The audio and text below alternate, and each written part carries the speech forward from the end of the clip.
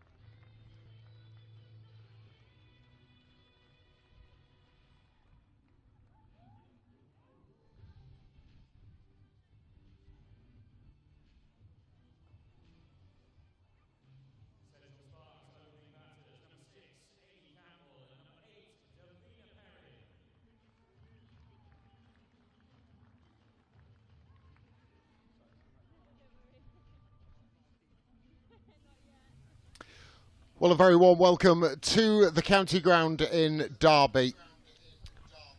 And this is the finals day for the Charlotte Edwards Cup 2024, the first domestic silverware for either men or women in the 2024 season. I'm Charles Dagnall. Welcome to all of you viewing on the ECB YouTube channel or wherever you are listening to us. And this is the first semi-final between the Central Sparks and the Blaze. The news from the middle is that the Blaze won the toss. They elected to bowl first. And this is a replay of the game that was in the last round of fixtures in the Charlotte Edwards Cup, where the Blaze overcame the Sparks by 5 wickets. They did meet earlier on in the season as well. The Blaze winning that one too by 10 runs. We'll go through the teams in just a few moments' time. Almost ready to get underway. Grace Ballinger it is with ball in hand. Left arm seamer from the racecourse end. Amy Campbell, Abby Freeborn Deina Perin and Amy Campbell opening things up for the Central Sparks. Decent looking surface, bit of green in it. It's going to last the entire day. Remember, this is the first time that we've had 2 proper semi-finals and a final as well. Last season, when the Charlotte Edwards Cup was played at New Road in Worcester, there was just an eliminator. The second and third place sides in the table went head-to-head. Southern Vipers winning that one over the Thunder and then winning the final over the Blaze last year. So the Blaze hoping that their form in the league, where they were top of the table, can see them through to the final this afternoon. Slight delay in proceedings, which is a perfect opportunity to welcome one of our co-commentators, Sunrisers batter Joe Gardner, who's had a wonderful season in the Charlotte Edwards Cup, albeit the Sunrisers holding everybody else up in the rest of the table. Good morning to you. Great to have you.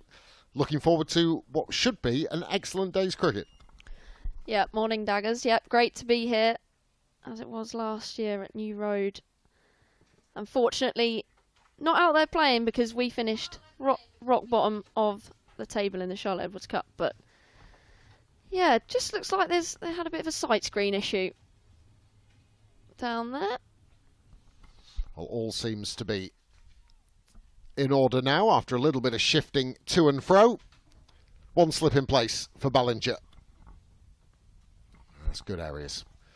Be intrigued to see how this surface plays here in Derby. Usually very good white ball wickets. Allows batters to play the shots. Bowlers get a little bit interested as well. Just something in it. Good cricket wicket usually here in the county ground. And it's nice to see quite a few people dotted around. We're over towards where the hotel side of the ground is. And the Blaze opening their account. Little bit of movement away from the left-hander. Campbell underway. What are you expecting, Joe Gardner, from these? So the Blaze have had the wood over Central Sparks a couple of times this season. Yeah, they have. Sparks they've gone about their cricket this year in certainly trying to put their mark on the game early in the power play. Deina Perin has particularly done well alongside Abby Freeborn and Amy Jones when she was obviously in the team, not playing today. They've really put their marker down of how they want to be aggressive in the power play. So you'd like to hope that they'll want to transfer that onto the Blaze attack.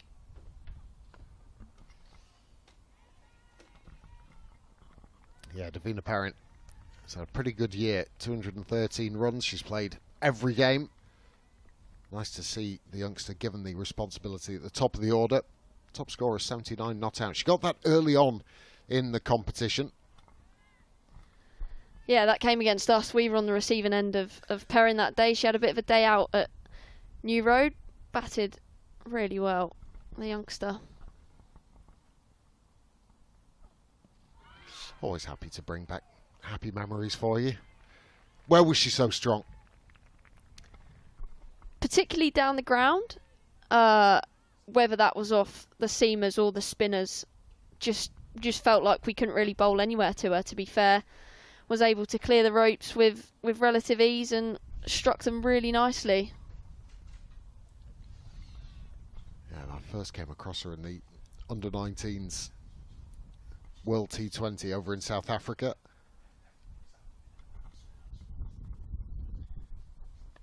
Width on offer and crashed away by Deina Perin. And you can't afford to let the youngster free her arms. The pace was there, and she committed to the shot over the infield. First boundary for the Central Sparks. Yeah, just a bit full and wide there from Ballinger to finish that first over, and Perin, she wasn't going to miss out on that. Width absolutely flew off the bat, raced across the surface. Well, let's just take you through the teams as well. Starting with the Central Sparks, they've had to make an enforced change. Amy Jones, who we were looking forward to seeing, she injured herself in the previous match against the Blaze. One hopes that she's still going to be fit enough to play for England in the upcoming games against New Zealand, the 3 one-day internationals and the 5 T20. So Amy Campbell comes in for Amy Jones at the top of the order. Deina Perin, Abby Freeborn will take the gloves.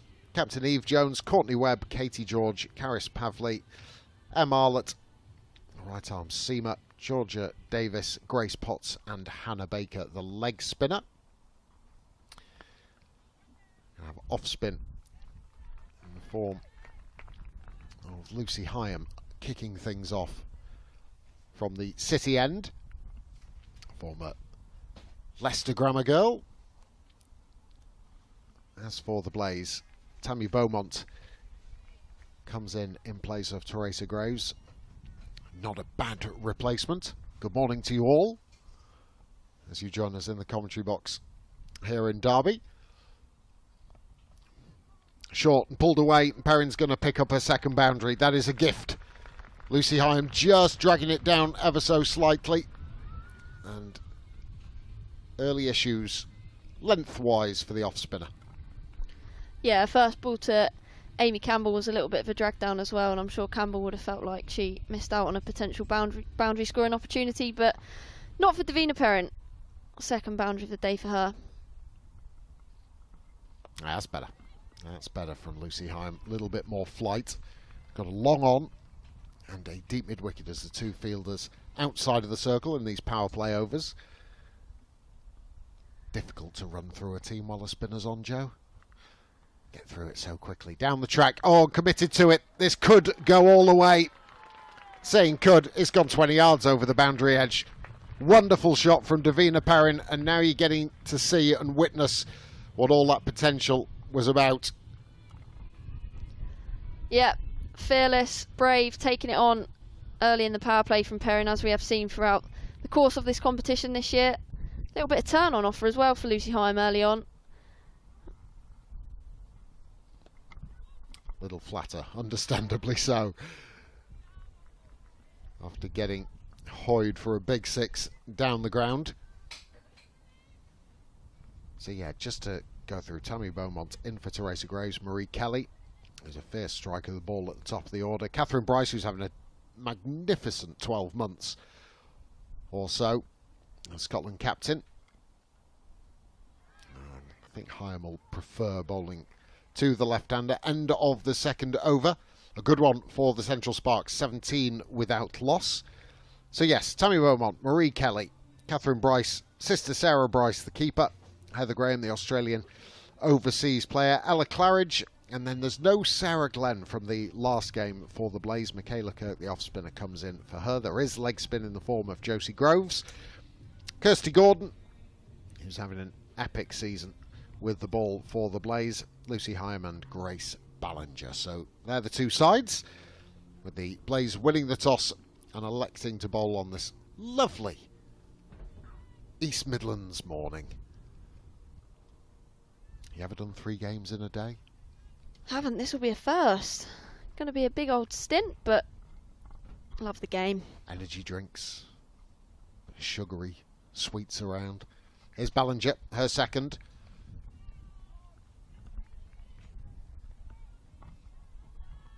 Yeah, we saw quite a bit of spin in that over from Lucy Hyman in terms of turn, but Ballinger, she usually gets the ball to swing back into the right-hander early on, but doesn't seem to have done too much in the way of swinging her first 7 balls, but she's taken 9 wickets in the comp this year.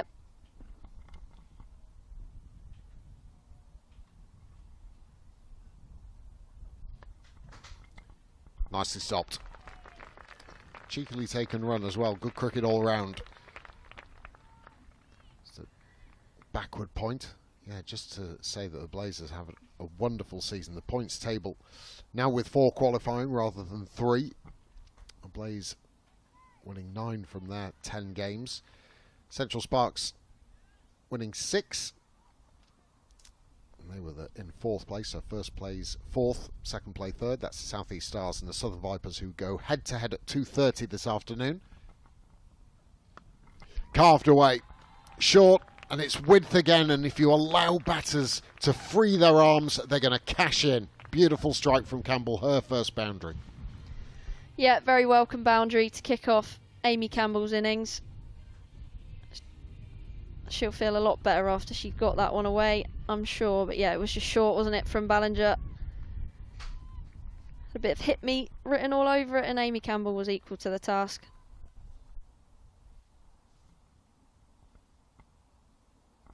What's the Ballinger response? Goodness me, absolutely climbed it. Could have been trouble. Deina Perin came racing down from the non-strikers. And that was dangerous times. Straight to Heather Graham. And just a little... She would have been out by some way there. Yeah, she had would. Graham have hit. Just a bit of clarification between the 2 batters after that one. Just a little eager, I think, the youngster. Exuberance of youth. Running on the shot more than the situation. This one straight to Gordon. Direct hit again. Could have been struggling. And there's all for the Sparks being aggressive with their running. But you know, as a top order batter, it's decisions have to be very clear. You got to know which fielders you're running to.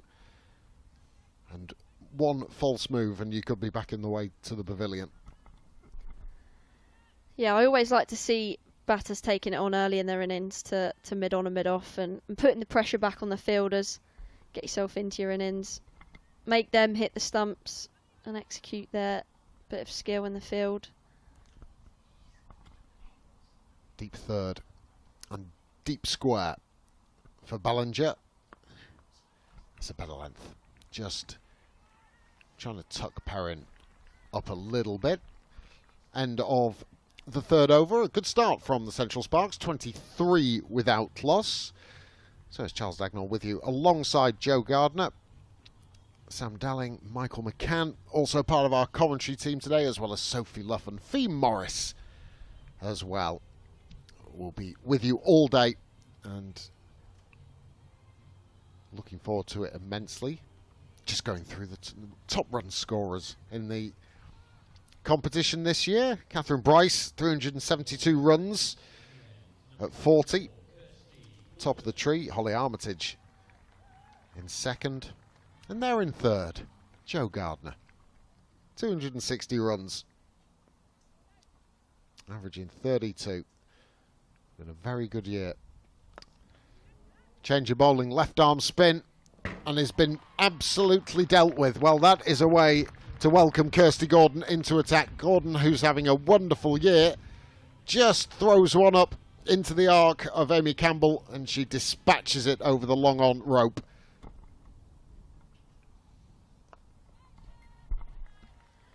Yeah, it was just in the slot really from Kirsty Gordon. Her first ball, Campbell used her feet nicely, and that's some way to put the bowler under pressure, hitting their first ball of the game for 6 in a semi-final.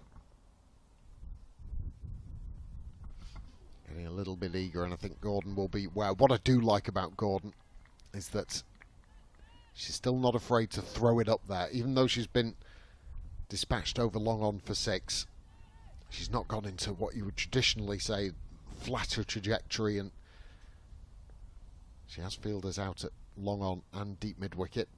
This one a little flatter, and that's been slapped through the offside. Wonderfully well dismissed from the Campbell presence with great aplomb. And Central Sparks going very nicely here. Little bit of concern flatter, and that's been slapped through the offside. It almost looked like it drifted away a bit from the left-hander Campbell, and again she was just able to get her arms through that and smashed it through extra cover.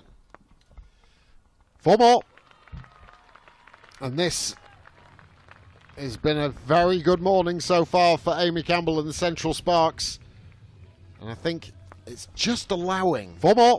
Campbell to free those arms. There's just enough width, and she's shuffling outside of the leg stump ever so slightly, creating that for herself. Gordon's got a bit of a problem. Once more she goes down, but this time opportunity out at long on and taken. I was saying about the fact that Kirsty Gordon doesn't mind keeping on throwing it up there, enticing the batters to come down.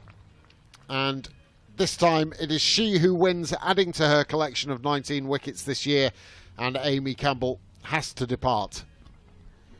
Yeah, just one too many, wasn't it, from Amy Campbell, but I really liked her approach in taking on Kirsty Gordon. Obviously her first over of the day, we know how much of a threat she can be. She's the leading wicket taker in this competition for a reason, been so consistent in domestic cricket over the years, but it's well pouched by Marie Kelly, running round at long on. Yeah, just didn't quite get hold of it, did she, Campbell? But her highest score of the year, in fact, she struggled a little bit in the 5 games that she had played, but she's gotten the Sparks off to a decent enough start in this power play. Yeah, end of the over as well. So Campbell departing for 21 from 14 deliveries. Gordon moves to 20 wickets in the competition. An incredible record this year, Kirsty Gordon, for the Blaze. Economy of 5.6, average of just under 12. And Abby Freeborn comes in to join Deina Perin. One could argue that after hitting the 6 and the 4, already in the over, maybe dipping into the well one too many times. Yeah, potentially. It's always a fine balance to be struck. I think when you've cashed in on an over already, there is that kind of mentality of, oh, do I just play it a little bit safer knowing that the damage has already been done, or do I try and go really hard and make it a really kind of massive momentum over? Campbell just still looking to throw the punches there, and obviously with the Sparks having not lost a wicket in the power play, they fancied themselves. Katherine Bryce into the attack. I mentioned about what a 12 months, well I should say what a 6 months she's had really. She wore the orange of the Gujarat Giants in the Women's Premier League over in India. What an experience that must have been for her. Had the privilege of watching her play, and she got to play because you're allowed 4 overseas players and an associate player. So she got the opportunity in a pretty poor side, to be honest. Abby Freeborn. First delivery, trying to paddle it round. Like the shot, maybe want to have a look at her first. Yeah, and we'll probably see something similar from Katherine Bryce at the start of her innings when she goes out to bat. These two players like to paddle and use behind square. Deina Perin, absolutely rapid. Has to get her skates on, does Abby Freeborn, but home quite comfortably in the end. I mentioned about the shot that Abby Freeborn played first up, and one may wonder, well, why is she doing that to an in-swing bowler? But there is no third in position, not even on the 45. The finest fielder they've got on the offside for Katherine Bryce, because she swings the ball back into the right-hander, is a backward point. So I like the idea. Down the track, down the ground, opportunity once more, just beyond the clutching grasp of Marie Kelly. And this Central Sparks power play is really bearing fruit. Yeah, another boundary there for Deina Perin. Used their feet nicely. Got it straight enough to the left-hand side of Marie Kelly, who was unable to complete the fielding. Moves on to 21 Perin. Short, hammered away. It's just going to fall short of Lucy Hyam out in the deep mid-wicket region. Hyam, who's a very good boundary rider. Quick across the turf, good pair of hands and an excellent arm. Always so important to get those fielders, Marie Kelly and Lucy Hyam, on the boundary edge. Best fielders in those positions in the power play overs. Oh, goodness gracious. Go back at your peril to a full in-swinger from Katherine Bryce. End of the Bryce over. The Sparks going nicely. Perin on 22 from just 13 deliveries. Abby Freeborn just getting her innings underway. 5 overs gone. The Sparks 44 for 1. Joe Gardner, I shall leave you in the company of Michael McCann. Yeah, Katherine Bryce, we're wondering how on earth she didn't get the wicket of Abby Freeborn there, looking to cut a full ball into the offside off of the stumps. So it's tidy enough over from Katherine Bryce, but Sparks have started well in the power play here, 44 for 1. Better than their other 2 power plays already when they've come up against the Blaze this year. It's 25 for none after the power play the other day and 32 for 3 earlier on in the season. So they've started much better here today at Derby, and it looks as though it's going to be Grace Ballinger for her 3rd over of the game. Only gone for 11 runs off her 2 overs so far. Very good afternoon. Is it afternoon yet? Almost. Ballinger in for her 3rd up the top, so bowling all the power play overs from that end, and that's right on the button. Bowling at good pace, and with Sarah Bryce up to the stumps, trying to shackle the threat that is Deina Perin, who can be so destructive on her day. Part of that squad that were in Sri Lanka not too long ago for the under-19 tri-series. And it feels like she's been around a long time for someone who's still only 17.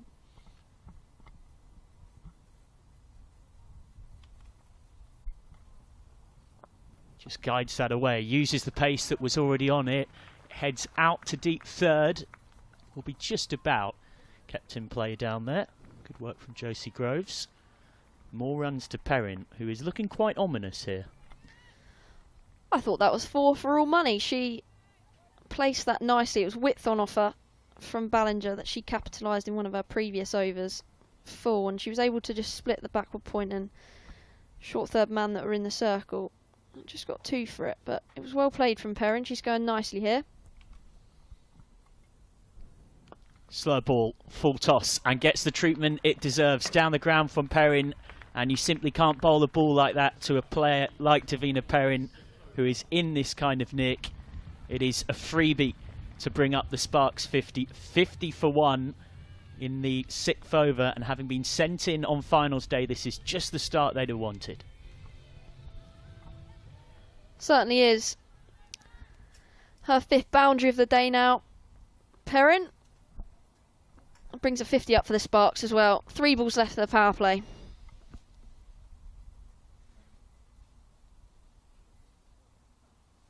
And she might well get 4 more here. She does get 4 through point.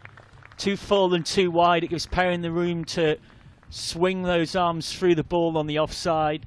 It's back-to-back boundaries. Ballinger's under real pressure. Yeah, we've seen that already in this innings from Perin, just able to get her hands through it, through the width that's on offer, through that offside. Moves into the 30s. Perin is absolutely flying here. She's got one of the highest dot ball percentages in the competition, interestingly, even of top order batters.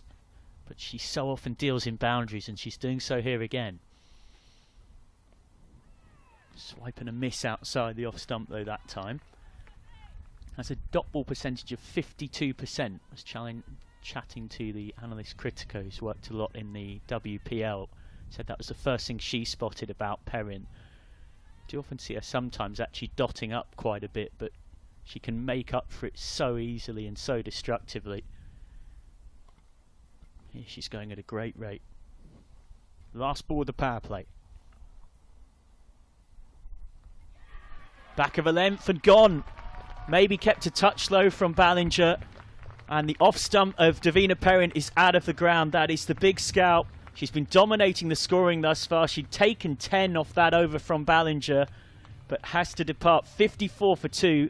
The dangerous Perin gone for 32. Yeah, she played well though, did Perin, but that one from Ballinger just knocking the off stump back, as we see here on the replay. That's where you want to be bowling, isn't it? Top of off stump. Perin swung. Ballinger strikes. Brilliant start for the Sparks in that power play though, but Blaze will be looking to just find their way back into the game here, put pressure on the two new batters. So thanks very much to Joe Gardner, and sliding in alongside me for the first time today, Western Storm skipper Sophie Luff, a natural leader from a young age on the cricket field and a natural commentator off it. Very good morning. Morning, Michael. How are you? Good. I've got it right this time that it's morning rather than afternoon. Yeah, which is always good. Always tricky, isn't it? Cricket day sort of just passes away from you, but yeah, still the morning, just about. And it's a long old day, this, isn't it? What do you make of having authentic semi-finals this season? An improvement to the competition? Yeah, definitely. I think it's something that I've been asking for the last couple of years. I think the format of having 3 qualify in the KSL days was definitely the right decision. 50% of the teams qualifying, and rightly so. We've got 4 teams qualifying here today and 2 semi-finals. So we're out of the power play, which brings a different dynamic, of course, to the game. Kirsty Gordon continuing, looking to add to her extensive wicket tally this season, but she won't there. That's a nice looking cover drive. Didn't try and hit the ball too hard. There was a sweeper out there at cover point, but she had no chance. Beautiful first boundary from Abby Freeborn. Yeah, touch too full there from Gordon, and that's what you want in your first couple of balls from Freeborn. Gets her hands through the ball beautifully there, and it's been a rapid outfield so far today, and I presume it will stay like that throughout the day. Very dangerous player, Abby Freeborn. Started today the 7th highest run scorer in the competition. But she might be gone there. She survives. There was a brief thought from Jones at the non-strikers of a single. Thankfully, Freeborn sent her back, so no run out there for Sparks to worry about. Yeah, look close there. We're sort of behind mid-off, so our angle's not great. Did look very close, but I think it's a good decision watching the replay there, just sliding down the leg side. Gordon looking for scalp number 21 in the competition this season. Comes down the track that time, Freeborn. Straight at short mid-wicket. Abby Freeborn, interestingly, not only the 7th highest run scorer in the competition, but has the best strike rate of that top 7, which illustrates how dangerous she can be in this top order hitting role for Sparks. Trying to demonstrate that here. Gets that down to long on for 1. That brings Jones onto strike for the first time. So often seen opening for Sparks, but has adopted this role of 4 more often in the T20s. Yeah, I think it's a good decision from Eve to slot into that middle order. She's opened the batting a lot in her career, but I think just that maturity of your skipper, when they've lost a couple of wickets, as they have done now, they obviously started really well in the power play. You want someone to come in and sort of marshal the troops through that middle and back end phase. Just tickled away, might have come off the pad. Dot ball for Gordon, who has gone at just 5.6 and over and has a bowling average hovering around 10 or 11. He's had a quite ridiculous Charlotte Edwards Cup campaign so far. Just held that one back a touch. Pushed straight to point by Eve Jones, still settling into her work. End of the over. 2 dots to complete it from Gordon. 7 gone, 59 for 2. Yeah, Kirsty's had a remarkable season. She's bowled a lot more in power play this year in the Charlotte Edwards Cup than she has before, and I guess that's sort of her as skipper taking on the reins a little bit more, leading from the front, which I know she's desperate to do, and she certainly does that for the Blaze. Yeah, there's a great quote from her I loved, which she said, "I've always been pretty fired up. My disciplinary record isn't fantastic, but I've had a lot of comments this year from friends in different teams and Blaze teammates about how mellow I've been this season and last season. The supportive and caring side has come out of me a little bit more in captaincy." Mellow would be not a word I would use to describe Kirsty Gordon. Sophie Luff was was holding back the giggles alongside me as I read that quote out from Kirsty Gordon. Marshalling her troops here.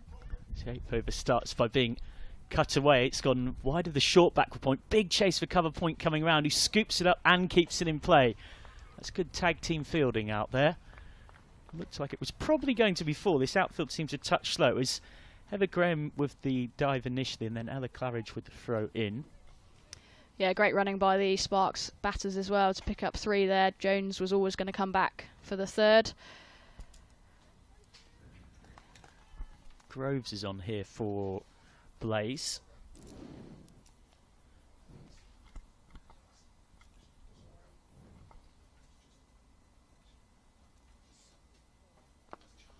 Driven straight at mid-off. Yeah, Jones yet to score at the moment. Feel like they, we're wanting to build a little bit of pressure on Eve. A few dot balls. Can they sneak another wicket here? Sliced up. It's an unconvincing shot. It will bring 1 out to deep cover. Fielder's lost her footing though, so they will in fact get 2 in the end. Yeah, I mean, not a convincing stroke there by Eve, and that's what dot balls do. Put the batter under pressure. She knows that she's got to get going. Didn't get all of that, but she's off the mark nonetheless. Good areas from Groves again. She bowled a very nice spell. I had the pleasure of watching in person in the Rachel Hayhoe Flint Trophy final, where she just opened the door of possibilities for Blaze by picking up a few wickets before the Vipers ultimately won that one. So that's jabbed down into the ground again. Pressure's building here. You sense something's probably got to give. Yeah, I think Sparks could just be looking to rotate the strike here and build a bit of a partnership. They don't really want to be facing too many dots in this phase of the game. She's only picked up 4 wickets this season, but she's gone at pretty much bang on a run of ball. That's a better shot. Strong shot down the ground for 1. So the overs conceded 6, but encouraging signs there for Josie Groves and Sparks. 65 for 2 off 8. Yeah, I mean, given the current run rate, that's a great over by Josie Groves, just going for 6. Blaze just getting a little bit more control back in the game now, which they'll be really pleased about after a strong power play from Central Sparks. So where does Kirsty Gordon turn to now? She's used 5 bowlers already. Tends to be in vogue these days that nobody has more than a 2-over spell. That's why part of me was almost surprised to see Ballinger get 3. Seems to be almost the rule, even if somebody's bowling well. You can't give any opportunity for familiarity to become a thing for a batter. Yeah, I definitely think I think bowlers just get lined up if they bowl too many in a row. I think what Blaze do with Ballinger though is, swing is her threat, her weapon, so they want to use her while that ball is still new. So I can see why Kirsty uses Grace to that effect. And actually by backing her, she picked up the wicket of Perin, didn't she, with that last ball with the power play. And now, as the 6th bowler in their attack, they bring on someone with one of the best strike rates in the competition this season in Heather Graham. Down the leg side, good tape from Sarah Bryce. Graham will bowl sort of niggly wicket to wicket. We'll get it to nibble around a bit. Having a keeper of the quality of Sarah Bryce is really important for a bowler like Graham in particular. Traps a batter in their crease.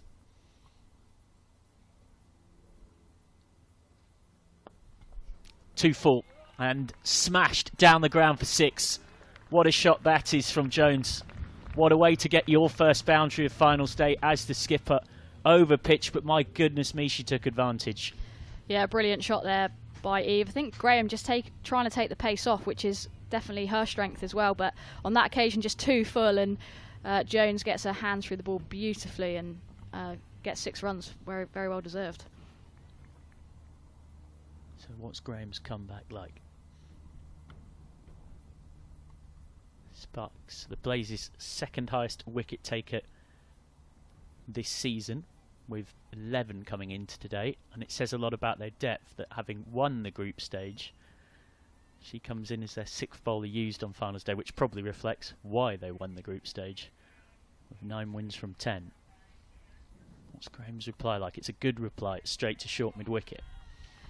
Yeah, she's taken 11 wickets and she's only played half the group game. She obviously came in as that replacement for de Klerk, who's gone back to play for South Africa. yeah, not a bad overseas replacement to come in and hit the ground running like she has done.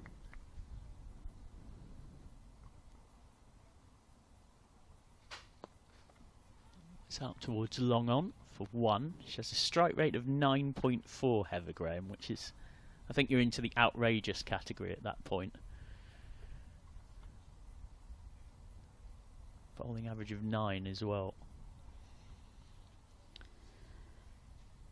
Yeah, Blaze just taking their time now, having a few conversations about field sets.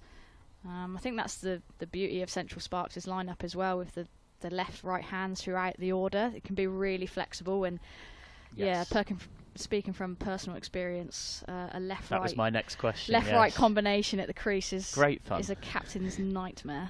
To deal with that for 20 overs, lefties scattered across the batting lineup like pigeons on the outfield. Played out just to the left of cover. That will be 1 more for Freeborn. He was just building her innings before having the capacity to explode into life. One thing to keep an eye on with Abby Freeborn, she has one of the best strike rates in the competition between overs 11 and 15. She strikes at 158 in that spell of the game, so if she's worked her way into her innings by then, watch out. LBW appeals looked like it was swinging down leg. Yeah, he sneaked through for a leg bye there as well. Good running from the Sparks batters. It's been a good over so far from Sparks, 9 off it with 1 ball to go. Graham will be wanting to close this out, get out of her over now. Deep set onside field for Freeborn. Back of a length, nicely taken by Sarah Bryce. Looked like that got a little bit of extra bounce and kick up. So 9 overs gone. 75 for 2. This partnership building steadily for now. Yeah, they had a couple of quieter overs building the partnership, but 9 off that last, and these two will be looking to accelerate going into the last 11 overs now. Looks like it's going to be spin continuing. Back to Hyam, who bowled in the power play. Yeah, went for 12 off her 1 over. These two have added 21 off 3 so far. Blaze looking to make it 3 wins against Sparks in T20 cricket this season. They beat them by 10 runs back on the 31st of May, and then in the midweek Midlands matchup on Wednesday, won again. Just pushed back, no run. Beat them by 5 wickets with 4 balls to spare. Yeah, I think this is a good matchup, a good decision from Kirsty Gordon. Off spin to the left-handed Eve Jones should go in the off spinner's favour here. And it has caught a good low catch. Wasn't an easy one for Hyam. Never is when off your own bowling. It was hit hard back and quite low. She's managed to scoop that up off the ground. We had the perfect view of it. Fingers very much underneath the ball, no doubt about it. 75 for 3, and Eve Jones, so often the rock, the anchor, the person around which this batting lineup is built for Sparks, has to go for 10 off 12. Came down the track, seemed to get caught in 2 minds. The bat turned in her hand a little bit as the bottom hand came through. Big wicket.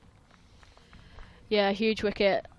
Might have put the mockers on Eve there, unfortunately. But great low catch from Lucy Hyam. She's a great outfielder for Blaze, but brilliant take off your own bowling. And every chance that comes your way in a semi-final, you need to be taken. And Lucy's done that really well there. So out comes Courtney Webb. 5 on her back and in at 5. 75 for 3 in the 10th. He's known as being a reasonably high-scoring ground, this one. Pitch doesn't seem to have too many demons in it thus far. Will be interesting to see, of course, how the wicket changes as the day goes on, with potentially up to 120 overs of cricket on it.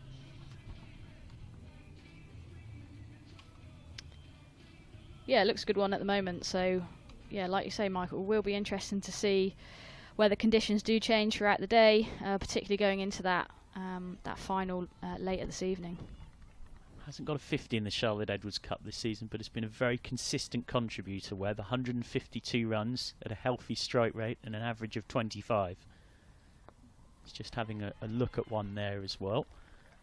He's a very talented AFL player as well. I had to give up playing for Carlton 5 years ago because of pursuing cricket. Was told in no uncertain terms that if she injured herself playing AFL, then that wouldn't really be accepted.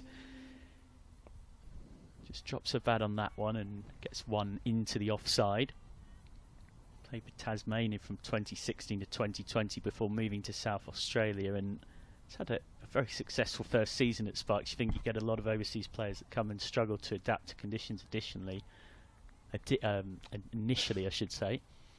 It's made consistent contributions.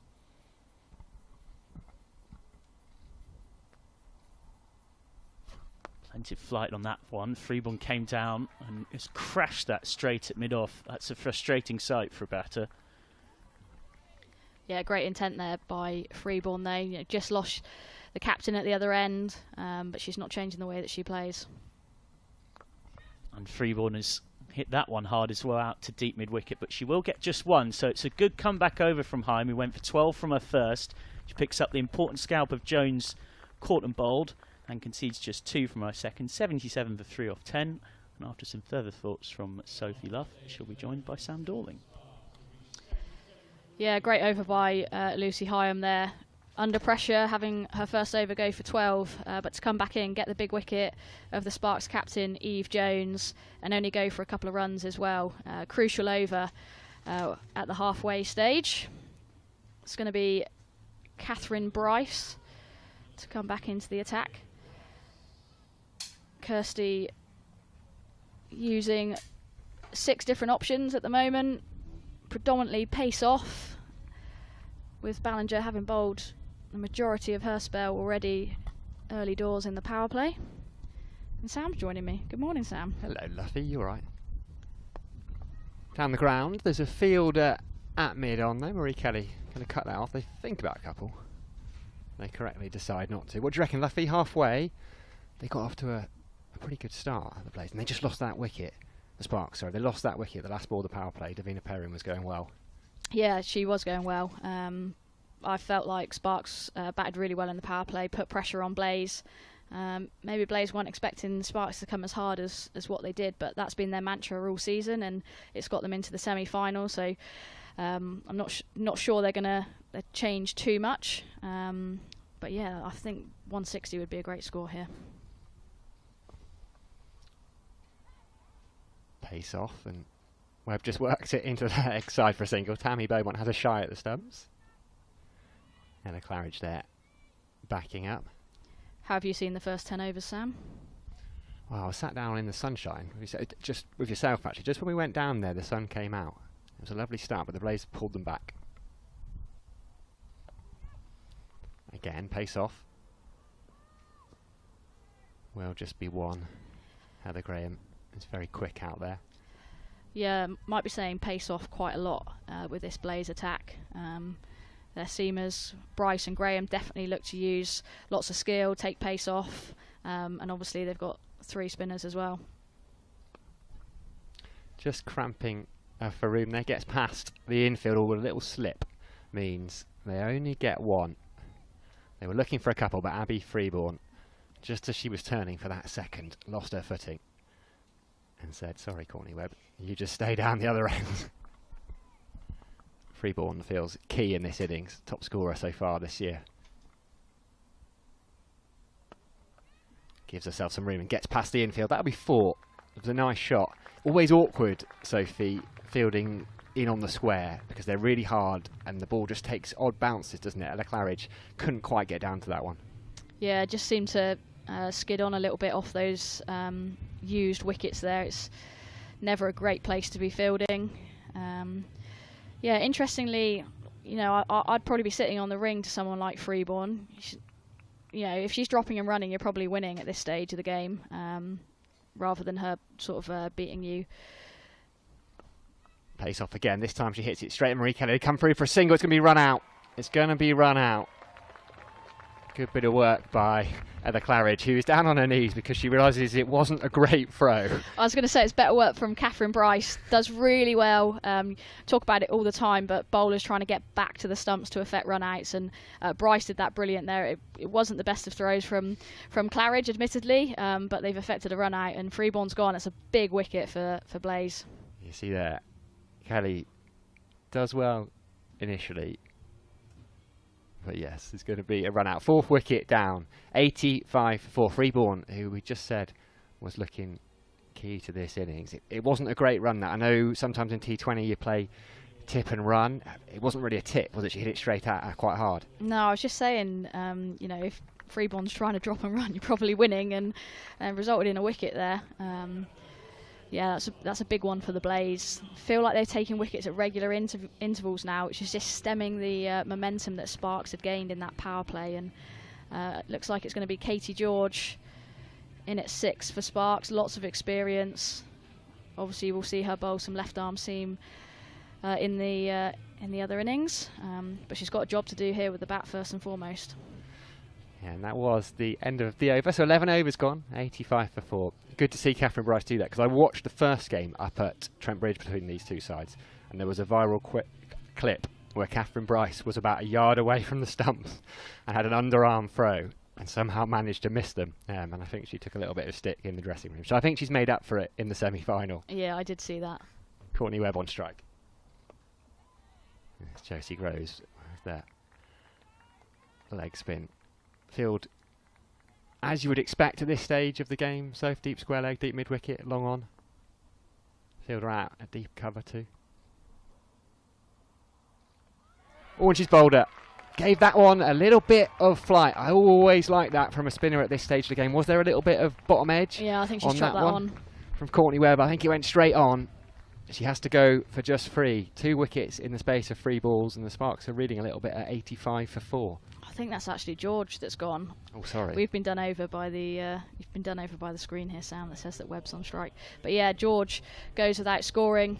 Does like to cut Katie George, just too full and not enough width there to be getting her hands through it. And they've taken wickets at regular intervals, and this Sparks innings is stalling at the moment. Yeah, it really is. Big smiles on the faces of the Blaze fielders. Those are the sort of moments in a game of T20 when things can be just meandering along nicely and suddenly the game changes in a couple of minutes. Yeah, I mean, they've still got 8 and a bit overs to go here as well, but 5 down. Really need these two to get a partnership together. Obviously, Courtney's out there. She's got a lot of experience. I think she came over here last year with Australia A. So she knows conditions, and she's had a good run of form at Sparks so far since she's been here, but they really need her to step up and get a partnership with the youngster. It's going to be Karis Pavley out, left-hander, so a bit of work for Kirsty Gordon to think about her fields. Josie Groves is going to come around the wicket.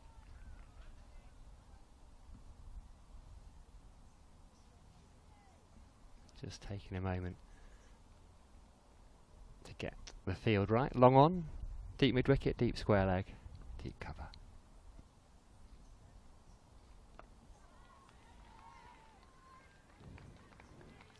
Yeah, I'm surprised they're still using the 4 out here, Blaze. I'd be tempted to get long on up and put a bit more pressure. They've just lost 3 wickets in the space of 3 overs.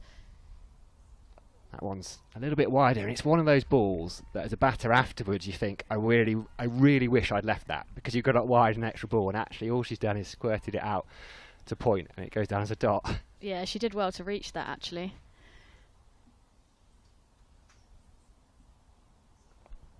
Again, I think she's got away with one a little bit there. Josie Groves turned into the leg side. Karis Pavley wants a couple. Courtney Webb says absolutely not. We do not want to lose another wicket now. This feels like a time where, I know it's odd because it's a T20, but there are moments where you have to rebuild a little bit. Yeah, I definitely need a partnership here. Yeah, like you say, even though it's T20, partnerships are crucial. Webb uses her feet. It's a good over from Groves. She's bowled a couple of overs, 1 for 7. Sparks are reeling a little bit here. 86 for 5, 12 overs gone. Yeah, like I said, the importance of a partnership here for Sparks is going to be crucial. They, need wickets in hand still going into the last 3-4 overs. I think that's the thing when you lose wickets continuously through your innings. Ultimately they'll want Courtney here to probably be a set batter towards the back end, and the girls coming in to try and give it a whack around her. They've still got some good ball strikers in the shed. Emily Arlett to come can hit a long ball. So yeah, if these two can bat for the next 3-4 overs, get them to 16, 17 overs, then they can probably kick on again from there. Kirsty Gordon's turned back to Lucy Hyam, who we saw open the bowling. Spin at both ends now, around the wicket to Karis Pavley.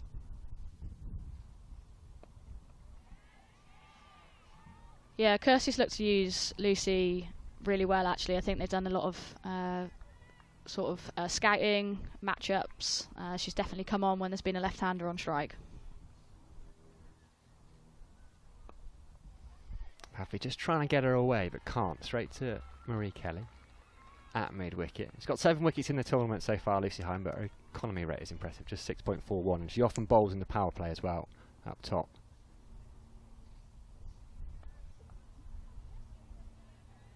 This time, Pavley will get one. Yeah, great footwork there, using the depth of the crease, enables her to get it out to deep cover, get off strike, bit of breathing space at the other end.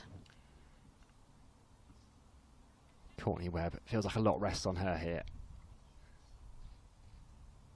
Uses her feet, goes over the top. That's a lovely stroke. She got right to the pitch of the ball. It's going to bounce once and just go over the rope. Kirsty Gordon, the skipper for the Blaze, just has to run down in front of the Flames, down to the left of the media centre. Nice stroke.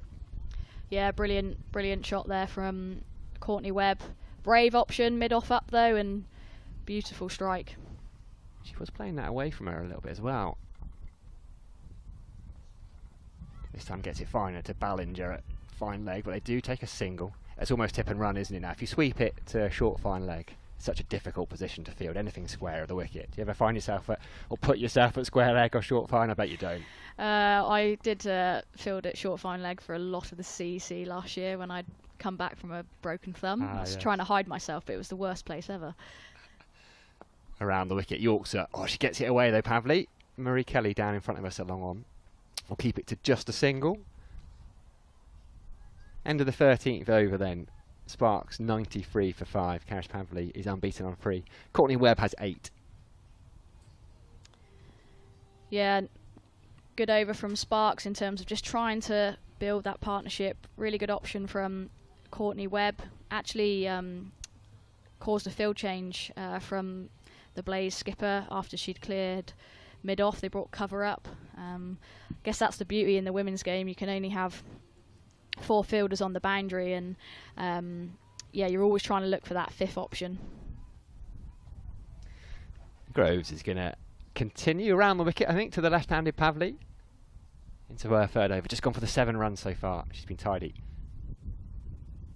Oh, and she's missed that one, and it's a brilliant bit of work behind the stumps from Sarah Bryce into the what they call the bread basket, and the Sparks lose their 6th wicket. High fives, all smile. Sophie Luff for the Blaze, 93 for 6.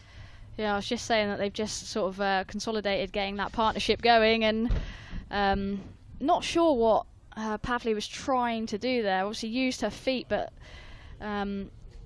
ended up not getting real close enough to it in terms of the line of the delivery, and Groves has bowled brilliantly so far and gets another reward. Yeah, routine stumping for Sarah Bryce. She isn't going to miss those. And if we go back to the ball before the end of the power play, 54 for 1, the Sparks were only thinking about that. This is setting up for a really big total. You've 160, 170, maybe 180. So I think the Blaze, as they have been all season, have been really impressive pulling it back in the middle. Yeah, absolutely. Kirsty's rotated her bowlers really well, and they've taken wickets at regular intervals, which has just stemmed the momentum that Central Sparks gained in that power play. Wickets just kill you in T20, and Blaze have been able to get themselves back into the game. They kill you unless you're taking them. Emily Arlett out into the middle. not batted much this season. Groves just loops that one up. I like that. Gives it a bit of flight. Just says, go on.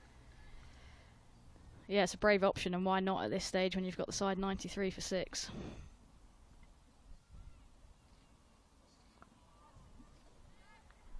Just dabbed into the offside. Big gap at extra cover. Picks up a single. Arlett's got a lot of experience as well. Probably see her open the bowling, but yeah, her experience here with 6 and a bit overs to go is going to be crucial for the Sparks. Courtney Webb goes inside out over extra cover. That is lovely. Sign of a real quality player, that. Just uses her feet, gets to the pitch of the ball. I don't know about you, Sophie Luff, but there's nothing I enjoy better than a shot that goes inside out over extra cover. Yeah, absolutely. Great option to a leg spinner or a left arm orthodox. Used her feet really nicely. Groves being brave again, tossing it up, and Courtney Webb helps herself to another boundary. I wonder if she's brought AFL into the warm-up. Put that soccer ball away. Here's a football for you. Long off is going out. Deep square leg is coming up to Courtney Webb. The deep mid wicket, long on, long off. Deep extra.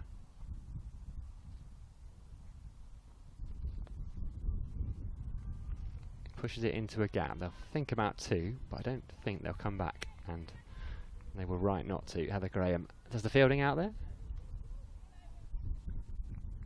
1 ball left in the 14th.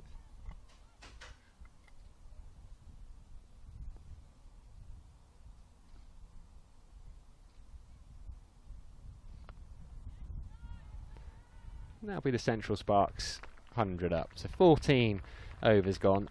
Sophie Luff is going to take a quick break, and Fee Morris is going to come in alongside me. If you're just joining us on the YouTube, welcome. What a day's cricket we've got here at Derby. And if you're local, why not pop down? Still a long day. 2 semi-finals and a final. Hello, Fee, how are you? Hello, I'm all good, thank you. It's been an interesting start today, isn't it? Hasn't it just? I thought they were going away with it, the Blaze. They were going along nicely. Yeah. Sorry, the Sparks. Yeah. The Blaze have done really well to pull it back. Well, yeah. Yeah, I thought Amy Campbell and Deina Perin looked brilliant up front and really took the attack to the Blaze, but they're a team that really digs in, and they've got a wily captain in Kirsty Gordon who somehow finds a way to take a few wickets. So, yeah, they pulled it back nicely here. Yeah, she's having a brilliant season. Kirsty Gordon brings herself back on. 20 wickets so far she's got at 12s. I think she's become a bit of a genuine all-rounder, hasn't she, as well, Kirsty? So. Dabs it into the offside. Does Arlett picks up a single. We've been following each other around as well, I think, since last. We were both at the same gig last night, apparently, weren't we? We were, yeah. Green Day at Emirates Old Trafford. It's a good life, isn't it? Well, you know. I think it's the benefit of getting knocked out early, I think, in the tournament. Cuts it off the back foot. That's a nice looking stroke from Courtney Webb. There's a fielder out there, Michaela Kirk, at deep cover, but she can't get around to that one. It was 2 square. Yeah, it's flying across that square as well, isn't it, here? It's a little bit downhill out there as well, so I think anything into the outfield looks like you're getting real value for your shots. Yeah, it's a lovely shot from Courtney Webb. If Courtney Webb can bat for these next 5 and a bit overs, Blaze might just be able to set a decent total. Not sure I've ever seen Kirsty Gordon take those sunglasses off. No, she doesn't. Fires that one in. Yeah, she's a fiery character, Kirsty Gordon. So hiding the rage in her eyes. Exactly. Yeah. You get that stare. Maybe it's just hiding that from getting a few level 1s. But yeah, she's a tough competitor, Kirsty. She's a great girl off the pitch, but on the pitch, I'm not sure she's my favourite person ever. But yeah, she always finds a way. A brilliant captain. That Scottish core of this Blaze side. Yeah, she really is. She's a great captain. Always very attacking, always thinking about taking wickets, and she does that. So yeah, doesn't spin it big, but gets the job done, definitely.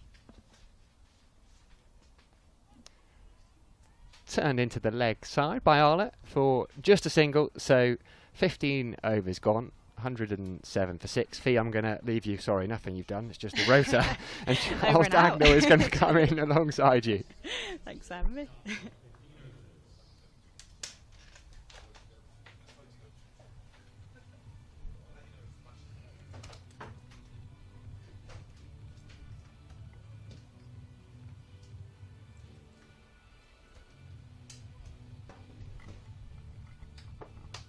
Five to go then for the Central Sparks. Lost their way after quite an impressive power play. Deina Perin, Amy Campbell getting the Sparks off to a flyer, but well dragged back by the Blaze. And Josie Groves to bowl her last over. She's been hugely impressive, 2 for 14 so far. She gives it a nice bit of flight, Josie Groves, and it looks like on this pitch that seems to be doing the job. I think Sparks have just struggled to come down to her and hit her straight. I think that's got to be the plan to her.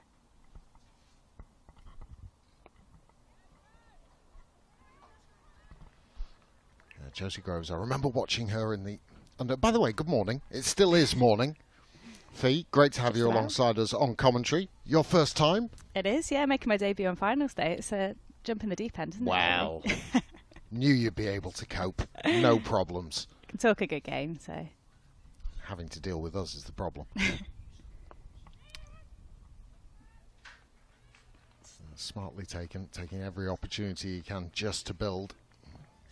Yeah, I remember watching Josie Groves in the Under-19 World Cup. Was hugely impressed with what we saw. 2 really impressive young leg spinners, her and Hannah Baker, who we're going to see in the bowling innings for the Central Sparks. Was one thing that really was noticeable about Josie Groves in that competition, Fee. Is that her mum by any chance? It was her mother. I can see her up there actually. She's at long on at the moment, isn't she? God, you got better eyes than I do. Can spot that flag anywhere, can't you? The Blaze flag. Right Trying up to at the look top. into the distance. Right up at the top. Oh, next there to she Ursula. is. Yeah, dancing We'll try away. and get one of the cameras to focus on Josie Groves' mum. One thing she did was basically dance throughout the entire competition. Love that. Absolutely love that. You've got to enjoy the game, haven't you? Fantastic support for the side. Must have been absolutely shattered come evening time. Bit more air this time. Yeah, you'll have a few glasses of Prosecco and a little dance at the cricket. What more could you ask for, eh? But you're able to say what her intake of liquid is. I wouldn't like to guess. Ooh. Missed opportunity, I fancy. Yeah, one of those difficult ones that's just gone under the bat. Never been a keeper myself, but I reckon they're the hardest ones. You kind of lose sight of it, don't you? Yeah, just getting a little bit shaded out by the batter going towards the ball. End of the 16th over, 109 for 6. A lovely day out in Derby as well. T-shirts, hats, not many jumpers. No, it's all right. I've just been sat on the stands myself. It's There lovely. she is. There she is. There she is. You can see just at the back, orange top, blaze-coloured top. It's, playing in orange is usually quite good for the crowd, isn't it? You can tell who's there. Although we've got a few Vipers fans out there today as well, so hard to guess who's Vipers fans and who's Blaze fans at this point. It's not like I've been watching it. I've not been keeping across the Euros football much. But when Holland play, it's just that sea of orange. Yeah, it's awesome. Maybe one day. England start playing in orange just for the just for the fans. Heather Graham. Just the one over to her name, but back into the attack. Cost 9 runs. Just taking a look. What are they going to be looking at now, the Sparks? 150. What, that'd be 10 and over from here. I think a lot rides on Courtney Webb, doesn't it? She's looked good so far. She had a pretty decent start to the year. Now that's into space. Could be 4. Quick outfield here at Derby Andes. It's a great shot. And Emma Lott can hit a very long ball. She's got long levers, a lot of experience. Really hard to bowl, actually, Emma Lott. And there's a bit of a height difference between the two as well, which always makes a bit of a difference. But yeah, you don't really want to bowl anything in Emma Lott's arc. I've seen her hit a few over my head in my time. So yeah, keep it out of her arc. I think that's the way to go with her. Yeah, long levers, Arlott. Very useful in the lower middle order. Yeah, I sometimes think she bats a bit low, actually, Arlott, but she's done a really good job for them coming in kind of down the order this year, and I always think, oh, maybe she could bat a little bit higher, but I think to have someone like Arlott coming in at 8 when you're 6 down and got 4 overs to go, it's not a bad place to be, really, is it, as a Central Sparks team? Deep cover just moving a little bit straighter. Bold. And just taking out the deep field. Long on, long off. There's a deep mid-wicket and a boundary rider on the cover boundary as well. So paddles are potentially on. Fine leg and third are up inside the circle. I think that's a good field to Arlott.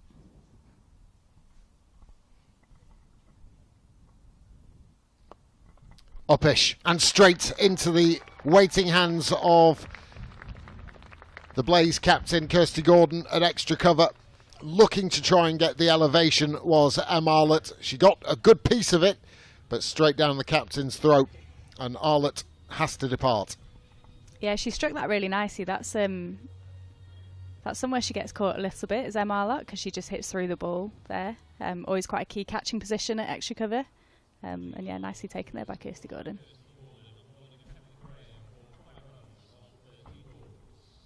Receiving the congratulations from England international Tammy Beaumont. So 114 for 7, and what I'm sure the Central Sparks have to be wary of is not letting this innings capitulate. Providing support to Courtney Webb, who's playing nicely. 24 from 17 deliveries is the Melbourne Renegade. Carlton AFL footballer, although that's had to take a back seat. I didn't know that about her, actually. That's a good one to know. Sometimes where games are won and lost, isn't it, during these last kind of 3 overs? If they can get up to 130, 140, it's a really competitive score, especially in a finals day when the pressure's on. But yeah, like you said, Daggers, if they capitulate here and go to kind of 120, then it's really on for the Blaze. Well, you're talking about Courtney Webb, and obviously the depth of Australian cricket is huge. Courtney Webb not yet managed to make it into international colours, and there's so many on the fringes, which shows you the sort of standard domestic cricket over in Australia and how far ahead they are of other countries. Nicely bowled from Graham. But the other thing is their availability to come over and play in this competition, strengthening it as well. And of the 17th, 114 for 7. Yeah, definitely. I think it shows how strong they are when pretty much every overseas in the country at the moment is an Aussie. And they've all done really well. You know, you've got Amanda Jade Wellington that's been taking wickets for fun. You've got Charlie Knott that's been scoring runs for fun. It's great for us to see as well. You know, I did a few weeks over in Sydney this winter training with the New South Wales Breakers and felt like I learned a lot from that, a lot about the sort of professionalism of the game. And how did that come about? Was that stemming from you, or did the Thunder sort of send you over there, or are there links between the clubs? Yeah, we've basically got it's sort of like an exchange program with the Breakers. So they send 2 players over to us every summer for a few weeks, and we send 2 over to them. I think I'd rather be on our end of it. I'd rather go to Sydney than Manchester, but it was a good few. Me and Ellie Threlkow just shared a 2-bed flat and had a great time for 6 weeks. So yeah, it was really valuable for us. Gordon back into the attack, her final over. I think that's fantastic, and getting the opportunity to go over, experience new conditions, maybe, well, just learn different things about your own game in those different Australian hard surfaces. And definitely, it's not as much fun being a spinner, but it's definitely good to bat on them. You say that, but I'm sure that, like I say, as a spinner, you're maybe not getting so other aspects of your game actually are heightened. Maybe a bit of control or different flights and lengths and that sort of thing that you're bowling because of maybe a lack of turn out there, that you can adapt into conditions back home. Yeah, definitely. And I look at someone like Nathan Lyon, who in my mind is one of the best off spinners there's ever been. I absolutely love his action. He's a bit of a bowling hero of mine, and he's grown up playing his cricket in Sydney, which doesn't turn big, but like you said, it's almost like overtraining. You learn how to bowl on pitches that aren't conducive to spin, and then when you bowl on a pitch that is, it's even better. Just content to knock it around here. The Sparks, it's that precarious position of wanting to attack but knowing that you've only got 3 wickets in the hutch. Yeah, and if there's one bowler I wouldn't want to be facing in this position, it's Kirsty Gordon. Oh, and that has been absolutely smoked straight into Grace Potts. And I think she might end up with a badge of honour on the forearm or maybe the bicep. Yeah, I think that's hit her right on the shoulder, isn't it? She's hit that really nicely, can't you? I'd be fuming if I'd hit that for a top ball. Well, she's just denied a single. I haven't middled one like that all year, so I'd be raging. I think the right bicep of Grace Potts might just... Well, she looks brave, Potsy. She'll be all right. She put a hard face on. There's always the old coaches. Don't show them. Don't show them the pain. No, I'm fine. Get off. The trainer's coming on. Yeah, she's waving her off. Waving her off. I'm absolutely fine. I think she is fine. I think that just hit her on the arm. I think she'll be all right. Bit of spray, something like that. So a little bit of a delay in proceedings just while Grace Potts gets a bit of treatment. The magic sponge. There we go. Isn't that nice of her just showing us exactly where it hit? She's loving that. Potsy gets a tensor bicep. She's happy as Larry with that on camera, isn't she? we just had a great view. There you go. Flex again. She's been in the gym. Good young bowler, Grace Potts. How about you and the Thunder this year? Yeah, it's been an interesting year. Obviously, would have loved to have been here today. It's nice to be commentating, but would have loved to have been out there in the middle. Yeah, we've had some really good performances and some really positive stuff, but we've had three of the worst games that I think I've ever played in actually this year. So it's been a bit up and down. Yeah. But yeah, I think we've got a new coach in. We've got a bit of a different mindset to how we play cricket, and I think it's just going to take a little bit of time for that to settle in. But I've got full faith in us. Yeah, the 60 all out in the last game didn't probably send the season into the sunset as you would have wanted. Yeah, I was saying earlier, my brother actually came to watch that game with his wife, and she had never been to a game of cricket before, and I don't think she's going to be coming back, actually. I think she's one and done. Not sold it to her. End of the 18th over. 2 remain then for the Central Sparks, and the Blaze doing a nice job of just restricting the Sparks as they want to try and open up. I think now Fee, alongside me, Fee Morris, best ever figures in the 100 competition as well. That 5 for 7 against the Birmingham Phoenix at Old Trafford last year, wasn't it? Yeah, thanks, Taggers. I'll give you that tenner later. That's all right. I just can't read your handwriting in the note that you passed to me. Yeah, it's my debut actually for Manchester Originals. It was a good start. It was, kept your place after that one. Yeah, no, it was a good day. It was one of those days that you just had to bowl straight and then see what happened. And luckily, I managed to get a few. A day I won't forget, actually. A day I will probably remember for the rest of my life. It was a very, very good day. Yeah, we were there. It was great to watch as well, see your success. So, Grace Ballinger it will be to bowl the penultimate over. Left arm seamer, 1 for 21 off her 3. Was sprayed a little bit in the power play, but has come back well. Round the wicket she's going to come. Oh, that'll be 4. You cannot bowl width. Especially at this, you can see what she's trying to do. She's trying to bowl wide Yorkers. She hasn't got the field for it. If that's the line you're going to bowl, you probably want to take one of your leg side fielders from the boundary edge and stick them over on the offside, because that is free runs for Webb. I don't know if she's just overcomplicating it a little bit there and kind of going... I don't know if she's meant to bowl a wide Yorker with the field that she's got, but I think they've just got to bowl straight at this stage. Well, it looks like a field for full, but full and straight, as you mentioned. There's a deep extra cover, a long off, a long on, and a deep mid-wicket. She's decided to go back over the wicket this time. Yeah, and it's full. That's the plan. Yeah, I think she's obviously missed her length there, but because she's got a line right, it's only gone for one. And that's the importance of T20 in getting your line right. It's absolutely vital. The more balls you can bowl to hit the stumps, the better. We just get a percentage every game of how many balls we've bowled hitting the stumps, and that's kind of what you measure yourself on as a bowling unit. Slightly different now for Grace Potts as long off has come up. Another fielder on the leg side boundary. And has that got the distance? No, it doesn't. Good catch. Straight into the hands of Katherine Bryce, who makes no mistake at mid-off. And just felt it was a little toey from Potts. She has to depart. The shot was correct. It was the right shot to play for the ball that was delivered, but just couldn't quite get the execution. Yeah, I think she'll be a bit disappointed there, Grace Potts. It was a little bit in the slot, actually. Maybe should have gone, but it was a good catch from Katherine Bryce. They're always quite hard, those ones running back. Quite sunny out here today, so it's always adds a bit of spice to the catch. But yeah, she's taken that nicely. Yeah, you can just see how the bat twisted in the bottom hand from Potts, and had she got a little bit more of it, that would have scooted straight over the top of Bryce and away for 4. But as it is, Ballinger picks up her second wicket. Webb still remaining.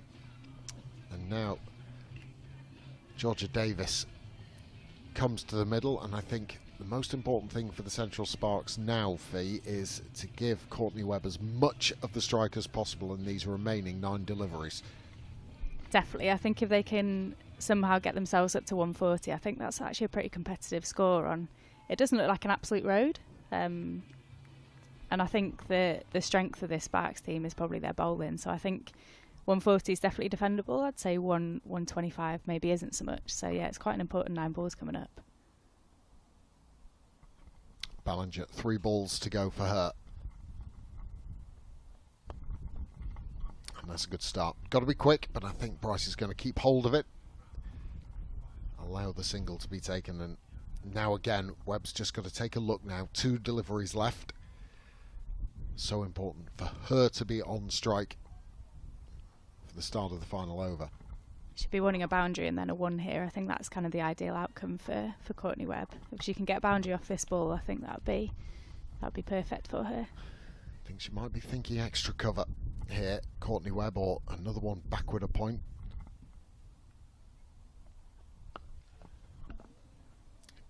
Just falling short. Out at long on, the onrushing Marie Kelly. Come back for a second. Really good running from Georgia Davis at the non-strikers. Shouldn't really have been 2, and Marie Kelly was just betwixt and between. Shall I catch it? Shall I stop it? And in the end, she did manage to stop it, but it fumble allowed them to come through for that second run.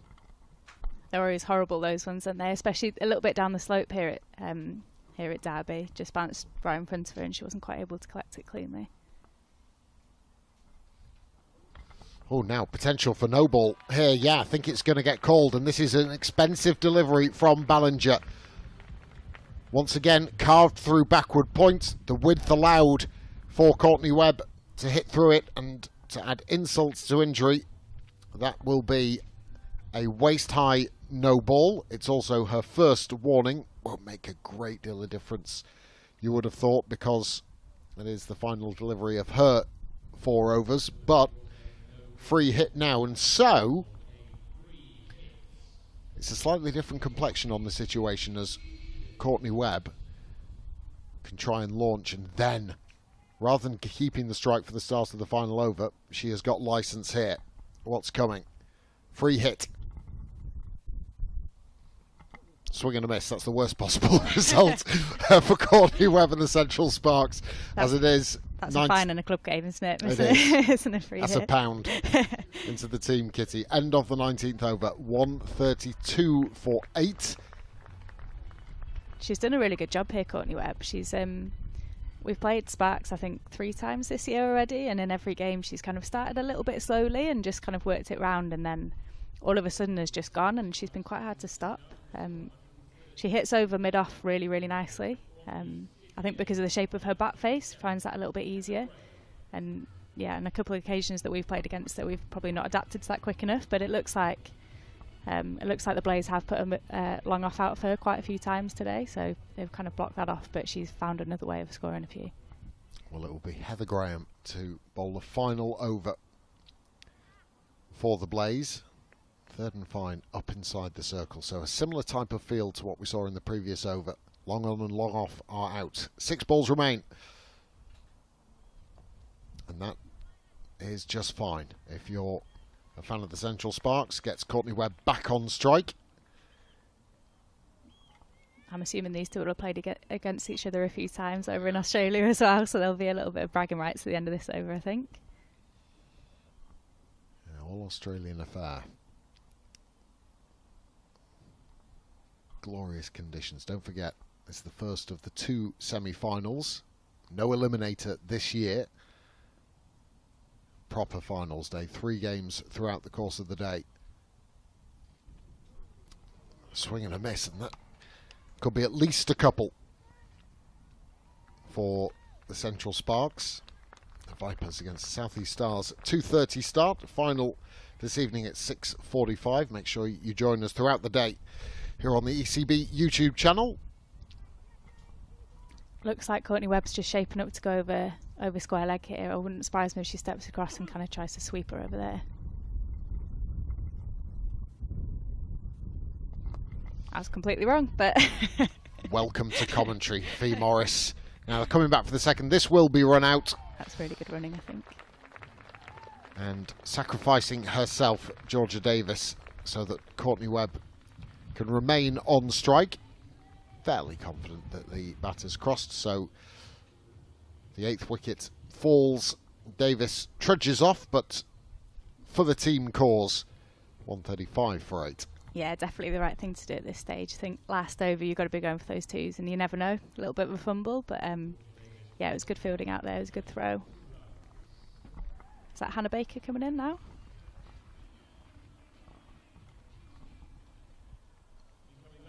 Fairly simple work done out in the deep, and she was only out by, I would say, 6 or 7 yards. They'd only just crossed actually by the time she'd taken the bails out.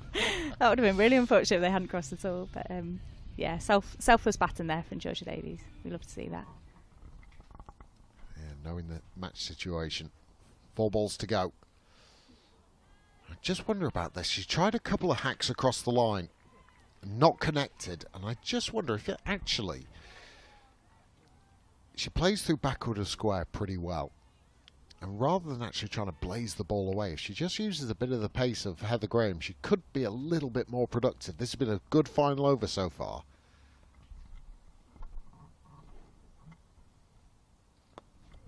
Inside out. Straight down the throat of extra cover, shelled! Josie Groves, I think it is, in that deep position. How costly that will be. Oh, we shall wait and see, but a couple picked up. Always tricky ones on the deep cover boundary. Tend to get a little bit of slice on it, a little bit of spin, and sometimes you can feel like the ball is going away from you. But yeah, definitely should have taken that one out there. Final ball then. Webb 43 from 30. And nicely bowled, brilliantly bowled. Oh, now could be a free run available. Bit of clouded thinking. And they might even get back for a second. They will. From what should have been no runs and an easy run out, the Central Sparks have managed to get themselves up to that 140 figure that Fee Morris was talking about. All manner of chaos going out into the middle. A very fine Yorker from Heather Graham. Fielded off herself and then decided to have a dart. She could have walked it to the stumps and taken the wicket as it is.